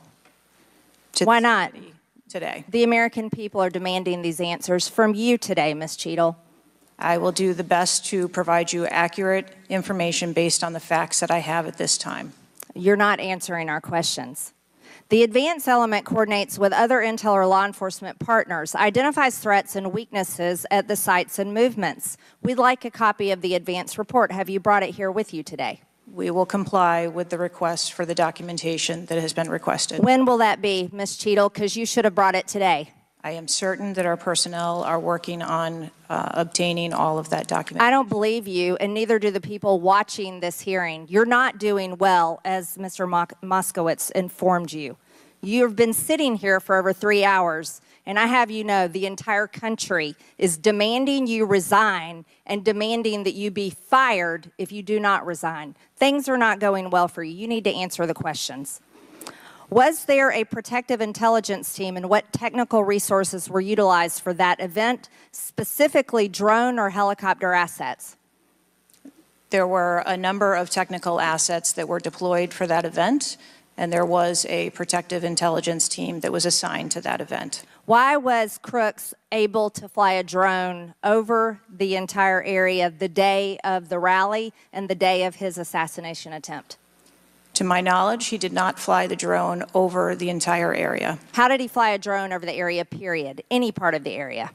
Again, I would have to go back and check the timeline of when that took place and when the event. Why didn't you bring the timeline with you today to answer our questions? I don't have all of the answers on the timelines based on the criminal investigation. Were you not prepared today to answer our questions? I am prepared to answer the questions based on the information and wanted to be able to provide. Do you have a timeline do you have a timeline at all from any of the day? I have a timeline that does not have specifics. That's shocking. That is absolutely unacceptable. That means you are a failure at your job. Let's talk about things that are prohibited in Trump rallies. And I've been to a lot of Trump rallies. Backpacks and bags, bicycles, firearms, any type of weapon, or any other item determined to be a potential safety hazard, like a rangefinder would be one. At 5:10, Crooks is first observed by one of the snipers, AGR Sniper 1, at the building. 5:10, President Trump was shot in the face at 6:11 p.m. 5:28, AGR Sniper 1 takes a picture of a bicycle and 2 bags. Those belong to Crooks. 5:32, AGR Sniper 1 spots Crooks looking at his phone and using a rangefinder. 5:55, Butler ESU Command confirms receipt of photos and states they have been relayed on. 6:05 p.m., AGR Sniper 1 later communicates that Crooks is seen moving northeast in direction of Sheets and that Crooks has a backpack. 2 minutes before the shooting, while President Trump has been allowed to take the stage, people see Crooks laying on his stomach in a sniper position on the roof, and they're yelling he has a gun, and they are trying to alert law enforcement and Secret Service. Why was Crooks not shot by the snipers? Why was he allowed to be there? As soon as the individual was identified as a threat, they were... No. What do you consider to be a threat? A man with a gun laying in a sniper position, a man that had a backpack, a man that had a bicycle, a man that had a rangefinder. At what point is he determined a threat? An individual with a backpack is not a threat. An individual with a rangefinder is not a threat. What about a man laying on a building that has direct line of sight of President Trump with a gun that people are screaming and pointing out? Is that a threat, Ms. Cheatle? Once that individual was identified, they were neutralized. No, they were neutralized. Crooks was neutralized after he shot President Trump in the face, Ms. Cheatle. Is he only a threat once he fires the weapon? As soon as the counter sniper identified that individual, they were able to neutralize them. How were people in the crowd? Okay, then let's just take it this way. People under your command did not consider him to be a threat, yet people in the crowd knew he had a gun and considered him to be a threat. That means that you are a complete failure as the director of the Secret Service, that people under your command don't perceive a man laying on a roof with direct line to the president with a gun. They don't perceive that to be a threat, yet the people in the crowd do. How is that possible? That's the last question, but please answer the question, Ms. Director. I'm not certain at this time how the information from the people in the crowd was relayed to any law enforcement personnel. No, you knew, that everyone knew. The people there knew that there was a danger. They knew there was a threat to President Trump, and it was allowed to happen. Was there a stand-down order, Ms. Cheatle? No. Was there a conspiracy to kill President Trump? Absolutely not. Then how did this happen? And why are you still sitting here not turning in your letter of resignation? Last question, but please answer, and then I'll recognize Ms. Presley. Please answer that question. That is what we are investigating to determine. We're waiting for your letter. We are waiting for your letter of resignation, and you really need to consider doing that before you leave today. Thank you. Chair now recognizes Ms. Presley from Massachusetts. Thank you. No one, absolutely no one should fear for their life. At a political rally, in a classroom, in a faith house, or in their home. We must do something about political violence in all its forms and gun violence in all of its forms. Now, Director Cheatle, you have noted that numerous investigations are ongoing related to the Secret Service response and that we can expect a report in the next 60 days. With the election nearly 100 days away, that is an unacceptable timeline, and it makes people less safe. It also allows my colleagues across the aisle, Republicans, additional time to spread dangerous misinformation which also puts people in harm's way. Some Republicans have exploited this moment to continue to attack progress towards racial justice and gender equity in America. Disappointing, but not surprising. I hesitate to repeat their racist and sexist tropes, but in summary, Republicans have wrongfully and shamefully stated that hiring women and people of color hindered the response to the shooting. Now, this is part and parcel of Republican strategy to constantly attack necessary diversity, equity, and inclusion efforts, to undermine the contributions that women, people of color, the disability community, and others make to this country each and every day. And it is disgraceful. In the wake of gun violence and tragic loss of life, Republicans are ignoring solutions like gun safety reform and instead trotting out sexist tropes. Can't say I'm surprised. I ask unanimous consent to enter into the record reporting from CNN titled "Right-Wing Media Figures Blame Women in Secret Service and DEI for Security Failure in Trump Shooting." Without objection to order. This article quotes members of Congress and others that plainly accuse DEI and the hiring of women as a liability for the Secret Service. Women have been an integral part of the agency since 1971 and are held to the same standards as their male counterparts. To use them as a scapegoat during a time of crisis is shameful and it is dangerously divisive. In fact, based on recent publicly available demographic data of the agency, the largest demographic groups among special agents are white and male. But to right-wing extremists, the truth doesn't matter. The lies they tell to advance their anti-diversity agenda, which is a key theme throughout Project 2025, will only make the American public less safe and more divided. And every day, Director Cheatle, that you fail to give us answers, they are given more oxygen to make their baseless claims that women and people of color are responsible for tragic events. And that is dangerous too. Thank you. And I yield my remaining time to Ranking Member Raskin. Thank you to the distinguished gentlelady from Massachusetts, and thank you for those trenchant insights. I wanted to make the point that you were making and several of other members were making to bring it into sharp relief here.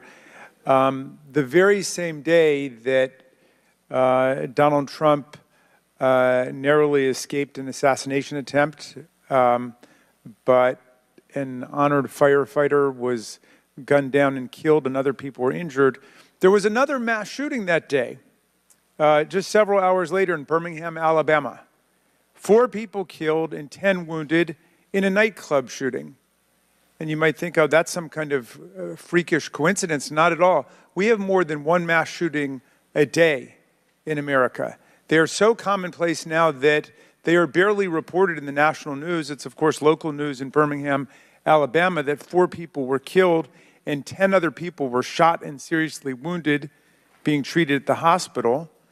These things are a nightmare for the families of the victims who've been killed, for the families who have to take care of people who've been seriously injured and wounded. They are a major financial drain, publicly and privately, and yet we allow AR-15s to be purchased with abandon, promiscuously, all over the country.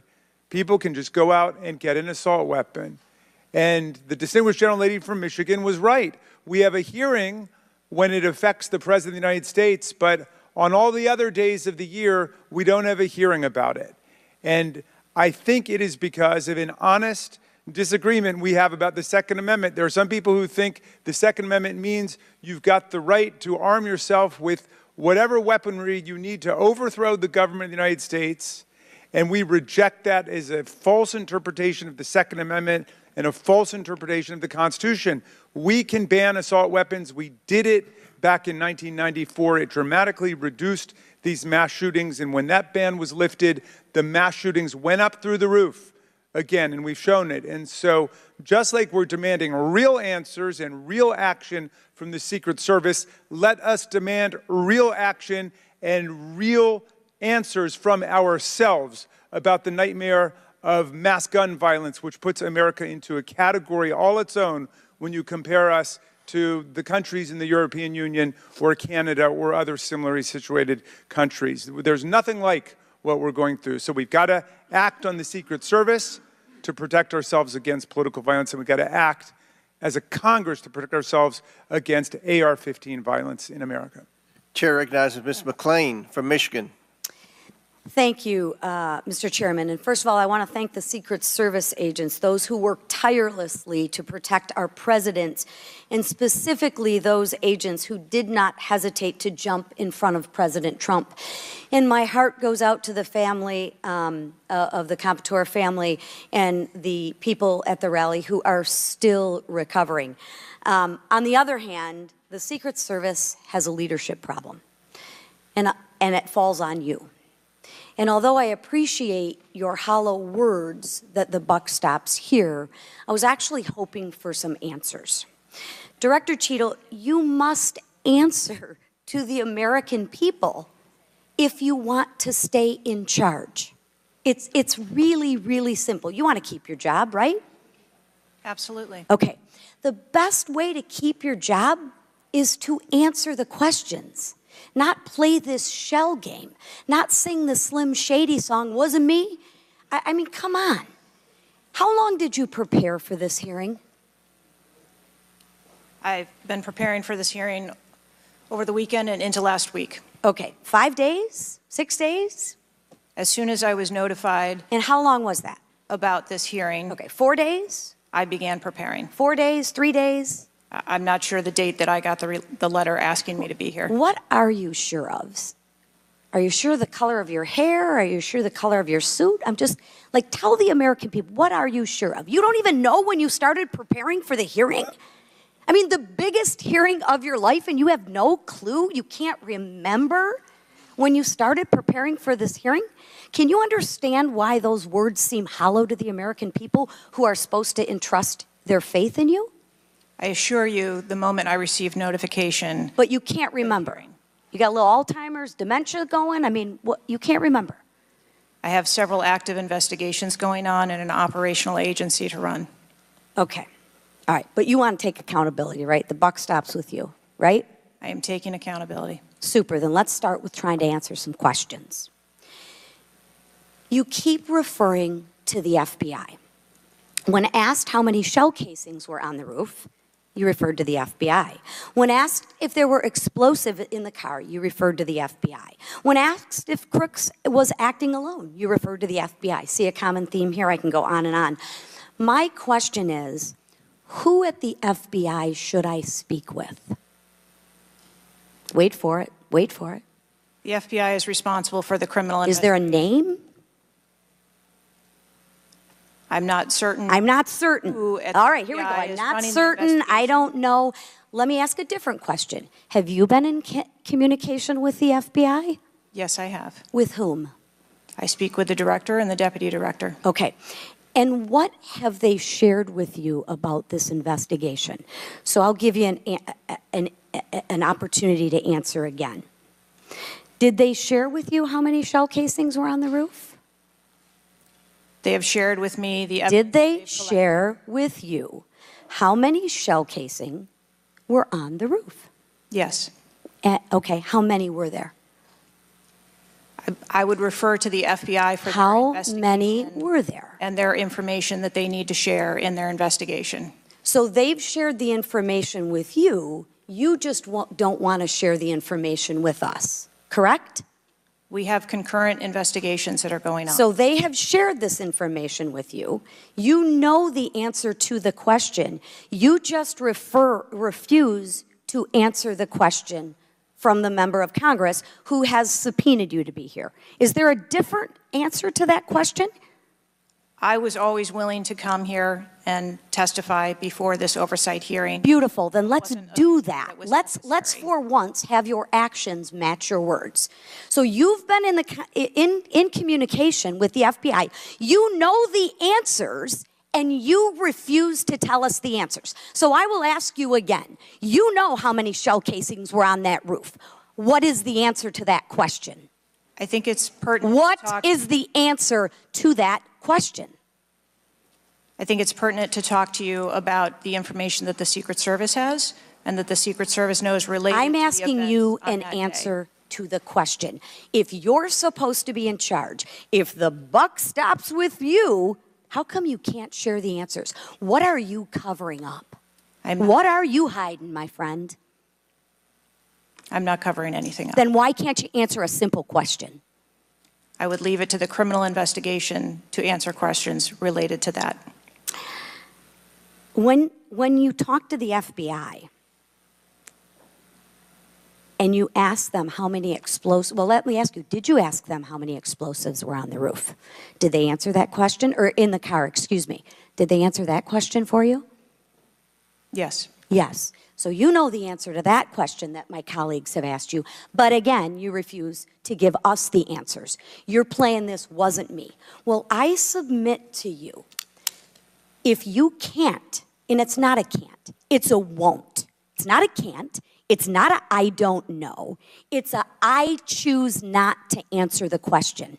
Well, let me tell you, Ms. Cheatle, if you're going to lead, you need to lead. If you want to be in charge, then answer the question or step aside and have someone with the courage and the guts to answer to the American people the questions that they deserve answers to. And with that, I yield back. Chair now recognizes Ms. Boebert from Colorado. Thank you, Mr. Chairman. I'm going to continue down that vein. You have been here sitting today, Director Cheatle, definitively able to dismiss erroneous information and speculation. However, you are refusing to answer questions that we now know that you have the information for. You are saying that you are wanting to answer questions that the Secret Service has information to. Well, ma'am, you are the Secret Service. You are the director. You have said that you are the best for the job. So I'm going to ask you some questions now knowing that you do have answers from the FBI, whom you have been passing the buck to this entire day. And I'll start with something that, you know, maybe the FBI doesn't know because it has to do with you personally. You said you spoke with President Trump after the assassination attempt. And I want to know, did you apologize to him directly for nearly having President Trump killed? Yes, I did. I appreciate that. I appreciate that you recognize that this was your failure. Now, since the assassination attempt, you are under oath, reminding you, have you communicated with anyone at the White House on an encrypted messaging app like Signal? Yes or no? No, I have not. Are you willing to surrender your personal phone for analysis? If I am required to do so. Okay. I will look into making that request because I would like to see your personal phone to see if you're communicating over encrypted messaging apps. Have you ever turned down enhanced security requests from Donald Trump's detail, his special agent in charge, Sean Curran? Have you ever turned that down? No, I have not. Have there been, has your team, has the Secret Service? Maybe not you personally. I believe, as I mentioned earlier, there are times when requests are made for And you assets, have denied them. They have been denied. And a denial doesn't Has the Trump campaign made requests for additional assets that have been denied? Denial doesn't mean vulnerability. Have there been additional requests for enhanced security at Mar-a-Lago? We have made a number of enhancements to. You confirmed that there were bomb-sniffing dogs that were provided. You failed to confirm if there were aerial security surveillance assets that were provided. So yes or no, was that provided? At the rally? At the rally, yes, ma'am. We had Overwatch provided at the rally. You've confirmed that the assassin was identified as suspicious 57 minutes prior to the shooting. Was the suspicious individual ever approached by an agent? Was any contact ever made with him? Not to my knowledge. Is that the standard protocol for someone who is identified as suspicious? The protocol would be to locate the individual and. And you said that he was located 2 to 5 times approximately? No, I said that the information was passed potentially somewhere between 2 to 5 And he was never times. located by an agent? To my knowledge, that individual was not located by an agent. We have dozens of rally goers who have identified him and not one agent on the ground. There are many, many, many agents on the ground, local law enforcement, Secret Service. No one was able to identify him and have sights on and see him.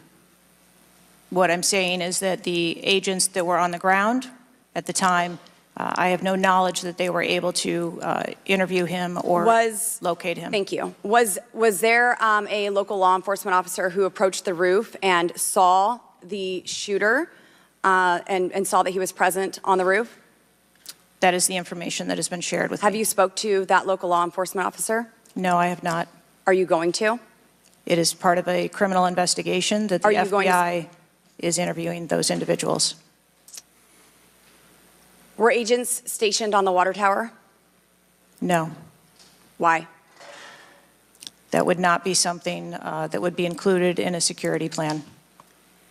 Has the man who is reported to have been present wearing a gray suit who allegedly requested a photo of the dead body of the assassin on top of the AGR roof been identified? I don't have that information. Is that something that you've heard of? No. Were ATF agents present at the rally? To attend or to work? To work. Not to my knowledge. How long did the counter sniper have Crooks in his sights before the shooter opened fire on President Trump? I don't have that specific timeline. Will you be able to tell us if he communicated with other agents on what he was seeing through his sights? Once I have that information, absolutely. Because we need to know why he waited for multiple rounds to be fired at President Trump before the threat was neutralized. We need to know if he was given an order to hold fire.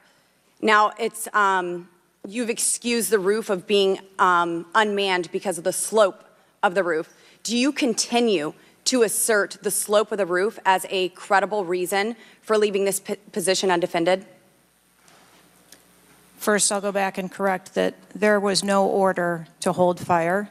Our agents and officers have the ability to neutralize a threat at the time that they see it. I'm sorry, you don't know the communication that was taking place or how long he had him in his sights because you haven't spoke to him, but you do know that there was no order to hold fire. I can tell you the way that our personnel are trained.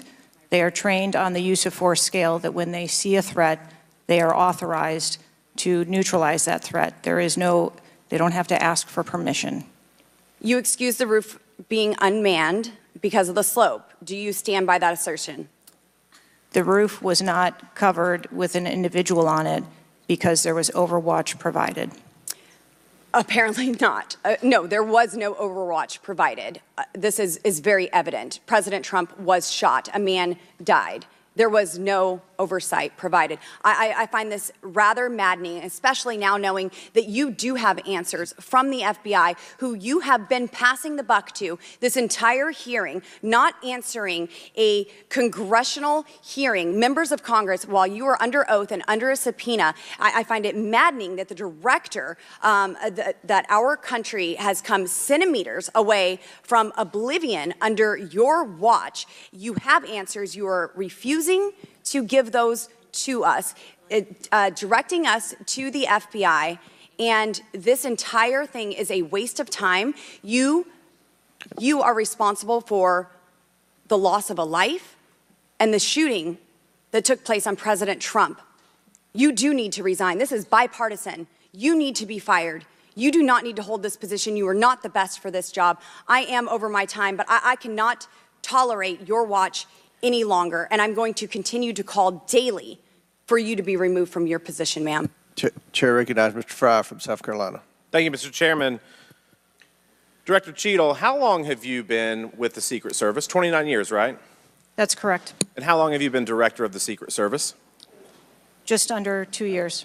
During your tenure as director under the Secret Service, I know we're here today to talk about the assassination attempt on President Trump, but how many other security lapses have occurred with protectees under your watch? I don't have a specific number, but there have been some lapses. There have been other lapses. Was one of them Jake Sullivan? Yes, sir. What happened there? There was an individual who was able to access Mr. Sullivan's residence. His residence. A protectee, somebody was able to break into his house. And what happened? Did anyone get fired because of that?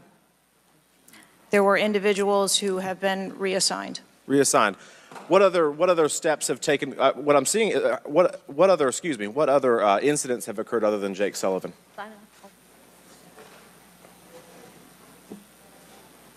Was there an issue with the Secret Service agent and Vice President Harris?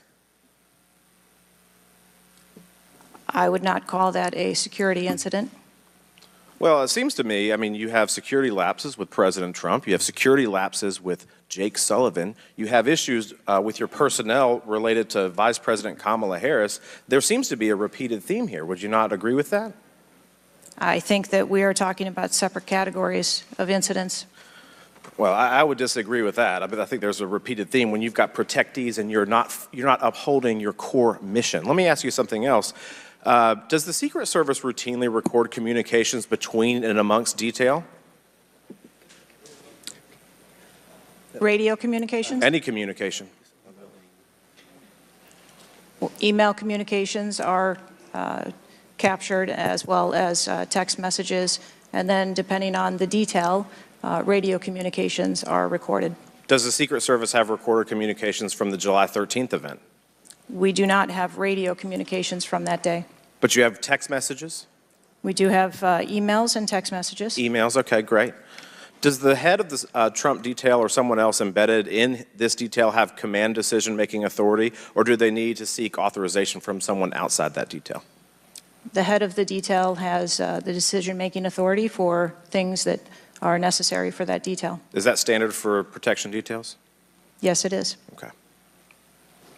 Let me ask you something. During campaign events, is it common for the Secret Service to utilize other agencies? Yes, it is. What other agencies would be providing assistance to the Secret Service? There are a number of other agencies that provide assistance to the Secret Service during campaigns. We utilize personnel from the Department of Homeland Security. We utilize personnel from the Department of Defense, and we utilize local law enforcement partners. Are you on the same radios? Do you provide the radios to all the assets that are taking part in protection of an event? We provide radios to the personnel from the Department of Homeland Security that are assisting us. But not local law enforcement? Local law enforcement is working on their own radios. Are you on the same frequency? We ensure that we have counterparts in the security room, and so the local law enforcement will place one of their personnel in the security room with our personnel so that we have interoperability communications. Let me ask you something just about the timeline, because I think this is really interesting that we can't nail that down. I mean, I think there are lay people out there with more knowledge about the timeline than you seem to come before a subpoena in front of Congress. Was Mr. Crooks observed at the AGR building prior to the shooting? He was observed on the grounds outside of our perimeter prior to the shooting. At approximately what time was that? You don't have to give me the specific minute, but at approximately what time was that? I believe it was about 45 minutes or so prior to. Did the sniper team take a photo of Mr. Crooks? The local team did, yes. So it was a local team and not a Secret Service sniper? That took the photo. Okay. And did he relay that photo to Central Command? Again, it's an active ongoing investigation, so I want to make sure that I'm factual with the route that photo took and who that was disseminated to and when. What time did when did Mr. Crooks' status go from a suspicion, a person that was under suspicion, to a threat? When did that happen? And maybe not even a specific time, Director Cheatle, maybe a certain event that happened that transformed him from a person of suspicion to a threat. When did that happen? To the best of my knowledge, based on what I've been told thus far, it's approximately 5 minutes to where individuals relayed that there was an incident being worked at the 3 o'clock of the president. So that former was, president. but it was before the shots were fired? That is correct, but again, it was not phrased as a threat. It was just that something was being worked. Yeah, but my question is, when did he become, when did he transform from suspicion to threat? Because they're treated very differently. People can be suspicious, but they're not a threat until a certain point in time. So when did that happen? I believe that it was seconds before the gunfire started. Seconds. My gosh, we actually have a few questions that we got answered today. Listen, I'm going to wrap up here, Mr. Chairman, but here's the frustration that people have. The buck stops with you. You've said that yourself. But the problem in Washington, D.C., it is the only town in America that you can be so bad at your job that you actually get a promotion or don't get fired. You have not been able to answer the number of agents, whether or not requests were denied on additional security, whether or not law enforcement were able to engage before the shooting with the assassin, how he got on the roof, how the rifle got on the roof. You can't tell us how many shots he fired, whether the casings were recovered. You can't tell us anything about his cell phone. You can't tell us whether the rally was supposed to be postponed, given the intelligence that you were receiving. You can't tell us whether the car had a bomb. You can't even tell us his motive. And the American people are incredibly distrustful because it has taken 9 days to even get a scintilla of evidence out of you. Maybe if I was CNN or ABC or NBC, I would have gotten much more thorough and accurate information, but we have not received that in a subpoenaed hearing in front of this Congress. That is why the American people are frustrated, and I echo the bipartisan calls on this committee and all across this country that you should resign, or maybe when the president wakes up from his nap, he can fire you. Thank you, Mr. Chairman. Chair now recognizes Ms. Luna from Florida.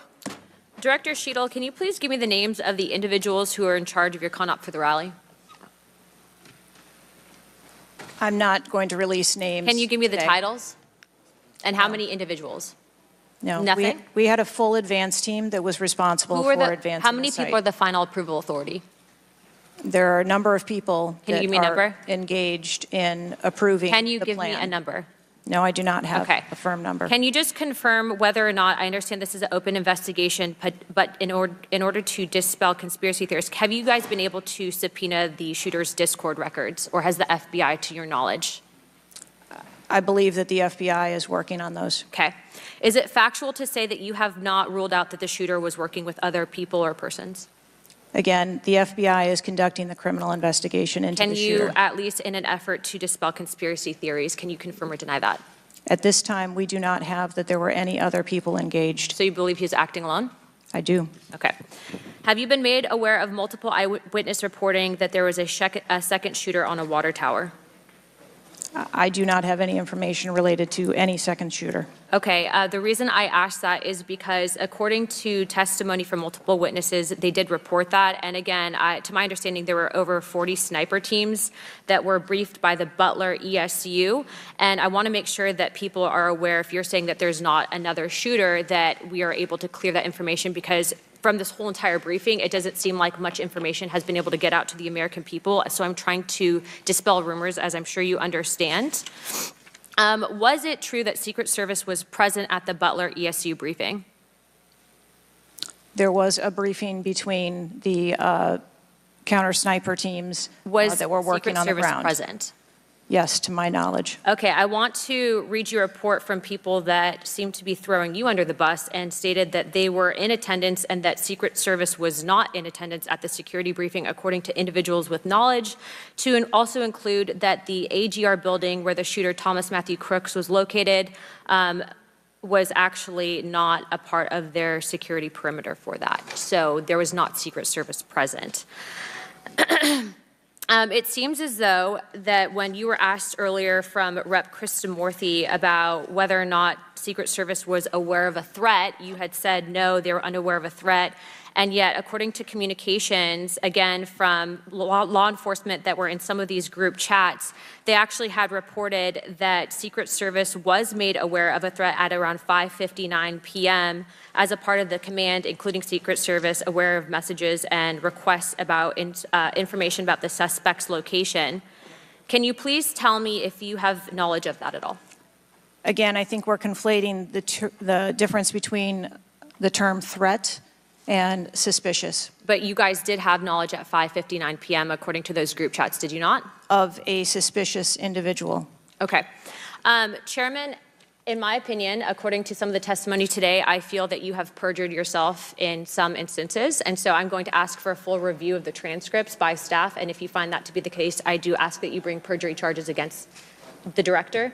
I will say this, it is very frustrating, and I've talked to my colleagues and we've said it to your face, that you have been up here basically stonewalling our ability to get the answers to the American people. And what I will also say is that every single member of Congress does not feel safe with you in charge. You have heard that, and I think that we are all sitting ducks with you in directing the Secret Service currently. But more importantly, it sends a message to our adversaries that we are not protected, and we are one of the strongest countries in the world, so you have essentially made us a less safe country because of it. As a result of that, I'm asking you to formally step down. I share my same opinions as my Democrat colleagues. And I also think that your efforts to bring forward a full investigation and report in 60 days is unacceptable. And as a result of that, I'm going to do everything in my legislative toolkit to ensure that that happens sooner rather than later. And I'm sure that you know that we brought a vote on inherent contempt against Garland for essentially blocking a congressional investigation, and I don't think that you should be any different. So I will say that I am just completely disgusted by your performance today, and I understand that you're probably in a position where you're being told not to testify, which is why we had to subpoena you. I think that goes back to Garland. But again, that is part of the flushing that we need to get out of Washington, and I would be happy to assist in that process. Chairman, I yield the rest of my time. Chair now recognizes Mr. Langworthy from New York. Thank you very much, Mr. Chairman, and I appreciate you bringing this hearing forward with a subpoena. Director, yesterday I made the decision to get in my car and drive to Butler, Pennsylvania in preparation for this moment and asking you questions about the events of the assassination attempt on President Trump's life. I've done several presidential events in prior in my career, and I wanted to see this site with my own two eyes because I don't believe the video footage tells the whole story or looking at things on a diagram. And I was absolutely appalled when I went to the site, when I saw the fact that I could have stood on the roof of that building, the AGR building, and hit that podium with a 9-iron, and I'm a lousy golfer.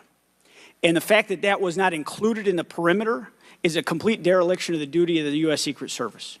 I mean, there are very few rooftops that needed to be secured, and the fact that the Secret Service, as they were putting a site plan in place, did not think it was necessary to man those rooftops, you have completely walked away from your duties. You had one job, and that's to protect the future President of the United States or to protect all of the other protectees. And President Trump is only here today by God's grace because he had just something in him that made him turn his head just slightly, or we would be in a national period of mourning right now. And you have done nothing here today. I've rewritten these questions like 4 times during your hearing, and you haven't answered a damn one of them. You haven't given any information. You have hidden behind this FBI investigation, and I think you should be ashamed of yourself because you have brought more shame to your agency than I think that the assassination attempt has at this point. This is literally the worst performance I have ever seen in front of a congressional hearing. You have offered no reason for this committee, this body, or the American people to trust you or the Secret Service today. And you should resign. You have said that you've put new security measures in place after the assassination attempt. Can you tell us what those are? Because the American people want to know that you're taking real corrective measures. But today you've pointed to an investigation. Investigation or not, you still have a job to do with a zero-fail mission. But so far, there's been absolutely no accountability, and you've admitted that here today. Not one person's been suspended. Not one person's been put on a desk. Meanwhile, we've got the most contentious of elections in our nation's history, and protectees are in danger because of incompetent leadership. Not the agents. The agents piled on President Trump to protect his life. Those are heroes. But the administrators running your agency, they're not right now. They're not doing their jobs, and you certainly aren't doing. The most appalling part of Saturday's events is the countless opportunities that Secret Service had to stop Crooks before he even got on the roof. At 3 o'clock, Crooks raised suspicion by entering the rally with a rangefinder. At 5:45, a cop with a Beaver County Emergency Services unit saw Crooks eyeballing the roof at the AGR International Building. And then at 5:55, Secret Service was warned of a suspicious person and identifies Crooks as a threat. This was all before shots were fired 15 minutes later. Director, yes or no, did local law enforcement alert the Secret Service about Crooks' presence at the rally? Yes, they did. The shooter came to attention of law enforcement almost an hour before President Trump went on stage. Law enforcement alerted the Secret Service of the shooter. Over and over, you've said there's a difference between a suspicious individual and a threatening individual. Can you explain what the shooter needed to exemplify to be called a threat? So I'm not clear as to what identified him as suspicious to the individuals who originally clarified him that way.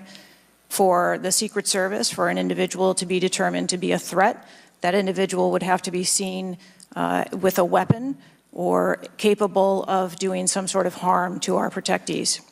I mean, Director, an individual walking into a rally with a rangefinder, scoping out an unprotected rooftop, and he reportedly flew a drone over hours before. It sounds like a lot more than suspicious, especially at a presidential rally.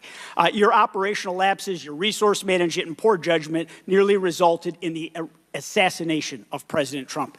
I mean, the dereliction of duty here is just appalling. The fact that you haven't visited Butler is just maddening to me. That you're not taking this job seriously. Many people here have called for your resignation. I've introduced a resolution here into this body that hopefully will get a vote this week calling on the president to fire you, ma'am. You have not done your job. You have put two black eyes on your agency, and you need to go. Mr. Chairman, I yield back. Gentleman yields back. Chair now recognizes Mr. Burleson from Missouri. Director Cheatle, I just want to kind of get an idea of what you can answer, because outside of what the FBI is responsible for, you have full responsibility for the Department of Secret Service. So the question is, what is the mission? Who defines the mission? Our mission of the Secret Service is to protect the president, the vice president, their immediate families, presidential candidates, the former presidents, and those by executive order. And we also have an investigative mission. And those are well defined? Yes, they do. Everyone within the agency understands the mission? Yes, they do. What about protocols and standards? Who defines the protocols and standards? We have a number of protocols and policies in place for the various missions that we have. So would it be safe to say that you failed the mission, the ultimate mission? I have stated repeatedly here today that there was a failure. What about specific failures within protocols and guidelines within the agency? Again, I am certain that the investigation that is being conducted internally as well as the external investigation. You said earlier in the hearing that there was either a communication, there was errors in communication or in operations. Could it be both? In both errors in operational decisions and errors in communications? I think the investigation potentially could identify both. So I want to talk about communications. Representative Boebert asked earlier about using encrypted apps, that you said you have not used, I guess, Signal. Have you used any encrypted app to communicate from your personal device? I do, on occasion, use encrypted apps to communicate. So you use some form of an encrypted app to communicate with people within the federal government? With local law enforcement? Whom are you communicating using the encrypted apps? Many times it's with colleagues and associates. So you're communicating with colleagues on a personal device? There are times that the Secret Service, when we work internationally with some of our partners, that they don't have the same texting capability. And you're not able to do that with your government-issued device? Recently, we have been able to install some of those apps on government devices. Okay. Let's talk about some of the things that we can get access to. I'm actually shocked that you are using your personal device and encrypted communication tools. I think that might be the most shocking thing that I've heard today. I didn't expect for you to say that. We have requested, this committee has requested multiple documents, and this is not, under the purview of the FBI, this is under your purview. We requested a complete list of all law enforcement personnel, including Secret Service, Department of Homeland Security, local law enforcement with the roles in protecting the president, and we requested that to be, for us to receive that by July 18th. Did you provide that? I believe that our agency is in the process of collecting all documents. So you did not, requested. you have not provided it. How long does it take to determine who the personnel were that were on site? We are collecting a comprehensive list of all the documents that have been requested. We also requested all the audio and video recordings that your agency, not the FBI, but your agency has in possession related to the event. Did we receive those? Have you provided those at all? We are in the process of collecting all documentation requested. You're in the process, but you have not. Any memorandums or any internal communications related to the event? We requested that you provide that. Have you provided any of that? We are in the process of collecting the information that has been requested. Okay. So when can we expect to receive these documents? How long does it take to determine who was on site, who was being employed to be there to protect the former president? When can we expect that? How many days does it take to provide that information? We want to make sure that we have a comprehensive accounting of all of the documents that were engaged in that day, and we will make them available as soon as possible. I think transparency is the key here. It's shocking to me that we are communicating in a encrypted app to colleagues. I'm almost certain that violates some federal laws. I would like to clarify, you didn't ask me whether my communications were government work related or whether they were personally related. You're communicating with colleagues. I don't communicate government business with colleagues on a personal device. I communicate on my work device. Are you using an encrypted device on your work device? I am not. No encrypted apps? No, I do not. Okay. Thank you, Mr. Chairman. Chair now recognizes Mr. Waltz from Florida. Thank you, Mr. Chairman. Madam Director, please, I'd like to direct your attention to this video. And I sincerely appreciate the clarity on this. Can we turn up the volume, staff? I just want to ask you, because this has popped up. Republican Congressman Mike Walz, he said on social media on Saturday, and I'm going to read this for you because it does talk about you, Secretary. I have very reliable sources telling me that there have been repeated requests for stronger Secret Service protection for President Trump denied by Secretary Mayorkas. Your department has already pushed back on that, calling that absolutely false, but he is putting this on you. Can you respond to that, please?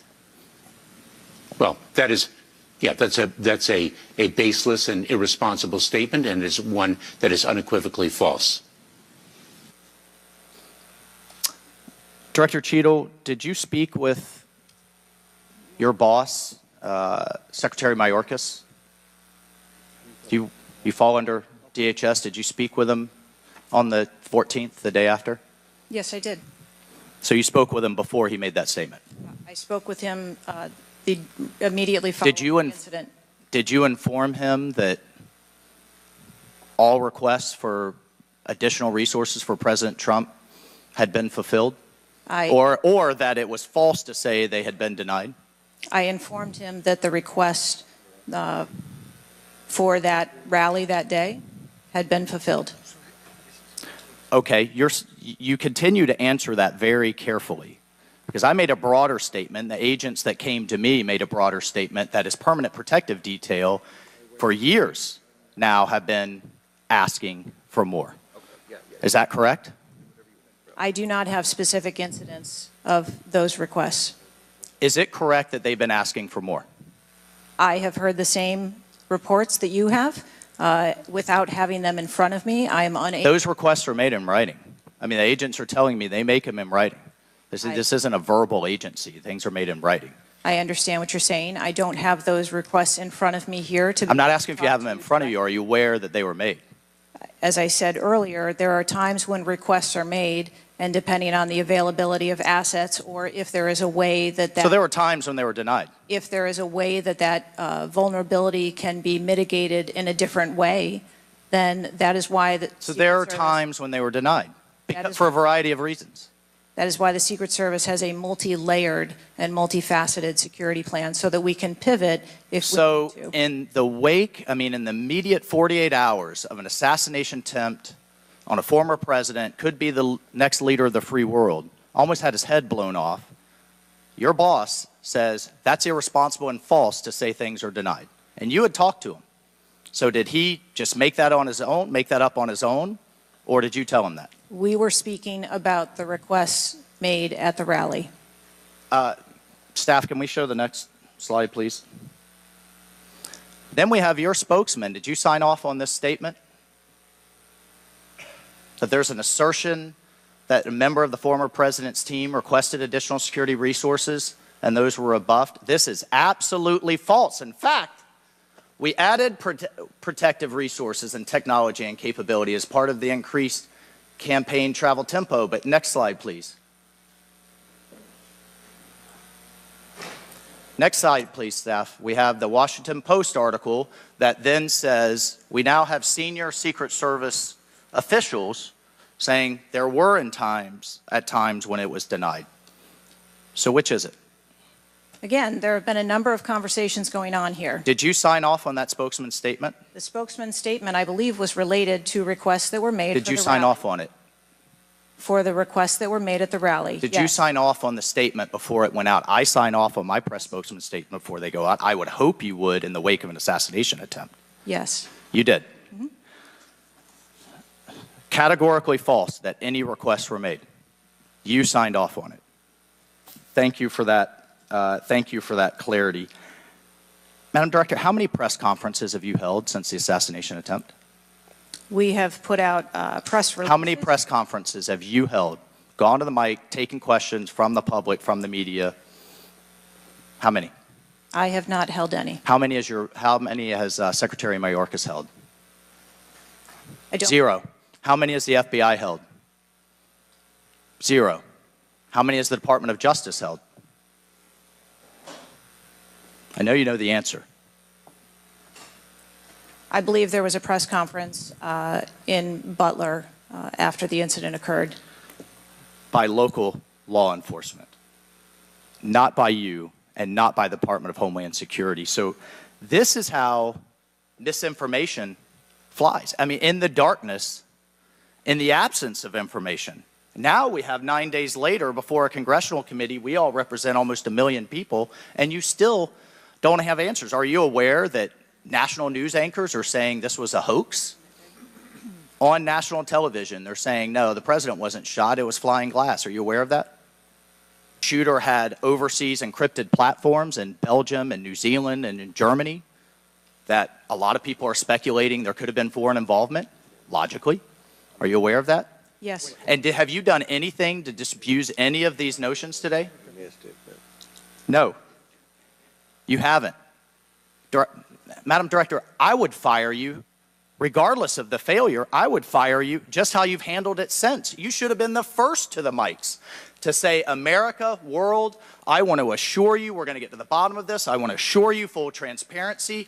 Our agency clearly had major gaps here, and I want to personally take responsibility and accountability. You should have been the first, standing alongside Secretary Mayorkas. And I would even go so far as to say have daily press conferences, updating everyone on what we know. But you haven't had any of that. What are you hiding behind? I am not hiding. Because you're making the situation worse. I think you've heard that on a bipartisan basis here. You are making this situation far worse in the absence of information. Let's move on. This is truly astounding. I want to be clear, because you keep dodging the issue. Has President Trump's permanent protective detail requested additional assets over the last few years? He is clearly not your average former president. He's not Jimmy Carter in an old folks' home. He's not President Bush painting out in his barn. He has multiple residences, a lot of rallies. He's very publicly engaged, and he has a foreign threat in addition to domestic threats. Have they requested additional resources? That's the last question, but please feel free to answer. Thank you, Director. Thank you. We have continued, as I stated earlier, to increase over the past year the assets that are at the former president's residence and supplied to his detail. Mr. Chairman, if I could just ask for one more indulgence. It is clear you have not been to Butler, Pennsylvania. Leaders lead and should be on the ground. You have not been there. Instead, you went to the RNC, but you weren't originally even going to go there. Where were you originally scheduled to go besides the RNC, a national special security event? I was always scheduled to go to the RNC. Mr. Chairman, I would like to enter into the record that the director was scheduled to go to Aspen, hobnobbing around with, I don't know what liberal elites go to Aspen. That was where you were originally scheduled to go to speak at a forum. I was scheduled to go to the RNC. I was going to leave the RNC for 24 hours and return back to the RNC. I hope, as your predecessor, Julie Pearson, with a security incident on the White House and under the Obama administration and Reagan's Secret Service detail lead, I would hope you would have the dignity for the sake of the agents in the service to resign. Gentleman's time's expired. Thank you. I'd like to enter a few things into the record. First of all, the remaining articles that Mr. Biggs was wanting to enter into the record, without objection, so ordered. Next, I have a written statement from Representative Mike Kelly of Pennsylvania. His district includes Butler, and he has a written statement that we'd like to enter into the record without objection, so ordered. A bipartisan 114th congressional report titled United States Secret Service, an Agency in Crisis. This was prepared by former Oversight Committee Chairman Jason Chaffetz and former Ranking Member Elijah Cummings. And lastly, the issue subpoenaed compelling Director Cheatle's appearance at today's hearing without objection, so ordered. That concludes our question segment. I want to thank the Director for your testimony today. I now yield to the Ranking Member for closing remarks. Thank you very much, Mr. Chairman. And Director Cheatle, I also want to thank you for your patience over the course of what must have been a very long and trying hearing for you.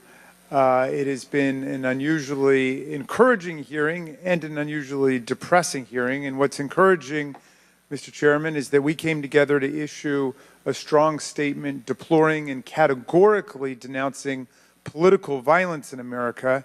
And I also didn't see any daylight between the members of the two parties today at the hearing in terms of our bafflement and outrage about the shocking operational failures that led to disaster and near catastrophe on July 13th, 2024. What is depressing is the extraordinary communications gap between the Director of the Secret Service and Congress. And I don't want to add to the Director's terrible, horrible, no good, very bad day, but I will be joining the Chairman in calling for the resignation of the Director, just because I think that this relationship is irretrievable at this point, and I think that the Director has lost the confidence of Congress at a very urgent and tender moment in the history of the country, and we need to very quickly move beyond this. But what I will say, Mr. Chairman, is that I took this hearing to be about two major policy failures, and one policy failure is the one that got the vast majority of the attention, which was the failure of the Secret Service to effectively respond to a gunman on a roof within 150 yards of a presidential visit and speech. But the other failure is on the part of Congress, because the mass shooting that took place in Butler, Pennsylvania, is replicated all over the country every day. And in fact, as I said, Mr. Chairman, it happened that evening in Alabama, in Birmingham, Alabama, where there was a mass shooting where more people even were killed and wounded than were killed and wounded in Butler, Pennsylvania. So it's true, the president, the former president, and a handful of people who get the Secret Service protection are the only people in America we thought were safe from an AR-15 attack. It's clear that they're not safe either, and we've got to get to the bottom of that. But we also have to get to the bottom of the larger problem, which is that the whole country is living like this in fear and in terror of assault weapon attacks in movie theaters, churches, synagogues, mosques, supermarkets, Walmarts, any place where an audience or a public gathers. And the worst was in Las Vegas, where a gunman got up on a roof and then just mowed down 60 people below him and wounded hundreds and hundreds of other people. So we've got to deal with that problem. Yes, we've got to move as swiftly as we can to deal with the problems of the Secret Service, but the broader problem is still there. And I just wish to the heavens that our colleagues that could get together on the question of presidential security against an AR-15 attack could get together on the question of public security against an AR-15 attack, because all of us are vulnerable. All of our families are in danger by this, and the rest of the world doesn't live this way. And we have to look to see how uniquely strange it is that we allow 20-year-olds to access AR-15s, weapons of mass destruction, and show up in public places to endanger other people. And I hope, Mr. Chairman, we can work together on that with the same spirit of bipartisan commitment to the public safety that was exemplified here today. And I yield back to you. Ranking member yields back. I'll deliver my closing remarks. Director Cheatle, I subpoenaed you to appear today to get answers for the American people about the failures that led to the assassination attempt of President Donald J. Trump. Unfortunately, you refused to answer today. And this committee is not known for its model of bipartisanship, but I think today we came together unanimously in our disappointment for your lack of answers. You've stated that the FBI will investigate and give a report, and you estimate 60 days. We've been waiting for months and months for lots of different bits of information from the FBI. We have no confidence in the FBI. The majority of this committee has no confidence in the FBI. I sincerely hoped that the hearing today would give not just Congress confidence in the Secret Service, but the American people would have confidence in the Secret Service.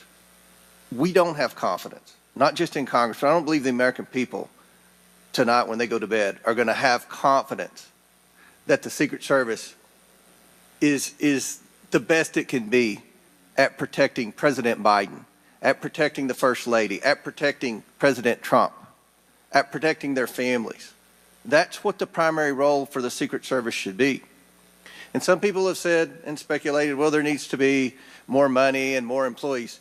As I stated early on, $3.1 billion, I believe next year it's going to be $3.2 billion budget, over 8,000 employees. If the Secret Service is spread too thin in doing things like inspecting counterfeit, which is what the Secret Service was created to do, was to inspect counterfeit money and things like that with the Treasury.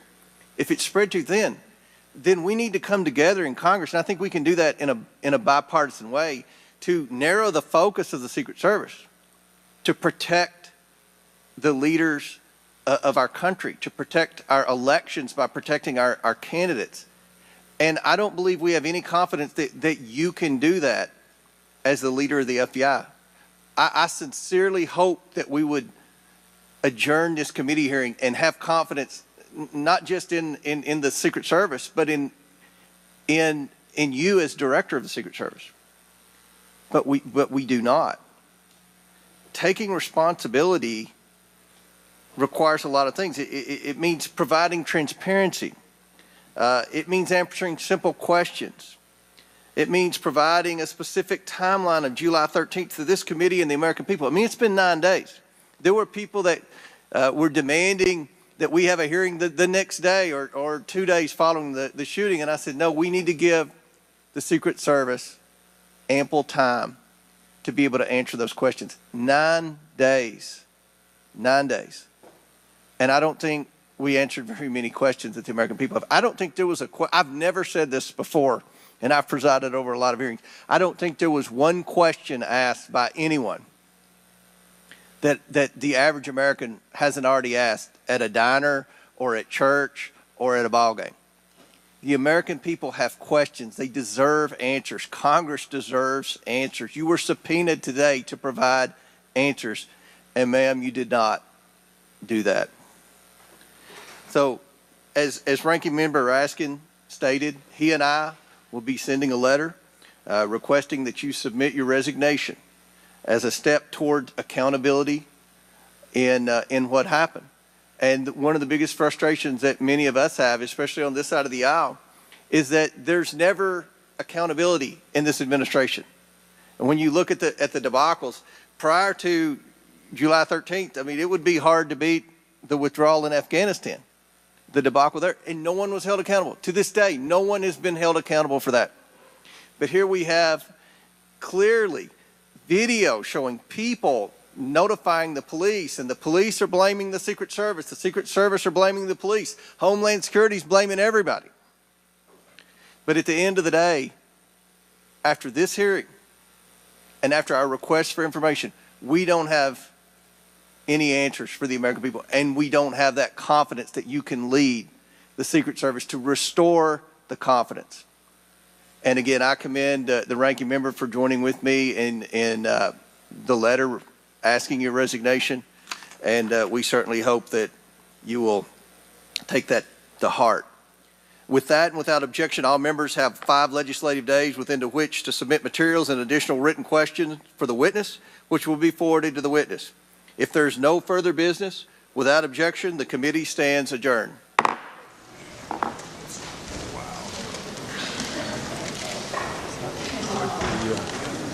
Situation. Yeah, that's what we call a smackdown. It's not good either. You know, you can't be happy about that. It's sad. Even this guy said back here, right? He was just filming it for C-SPAN, a quality organization.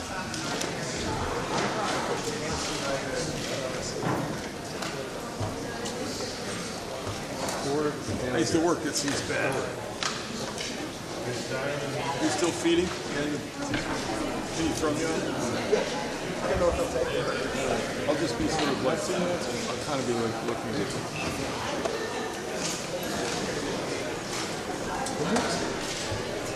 That looked pretty obvious, but who cares? Yeah, I did. Back in the day, worked for Brian Lennon, Harry Lampson.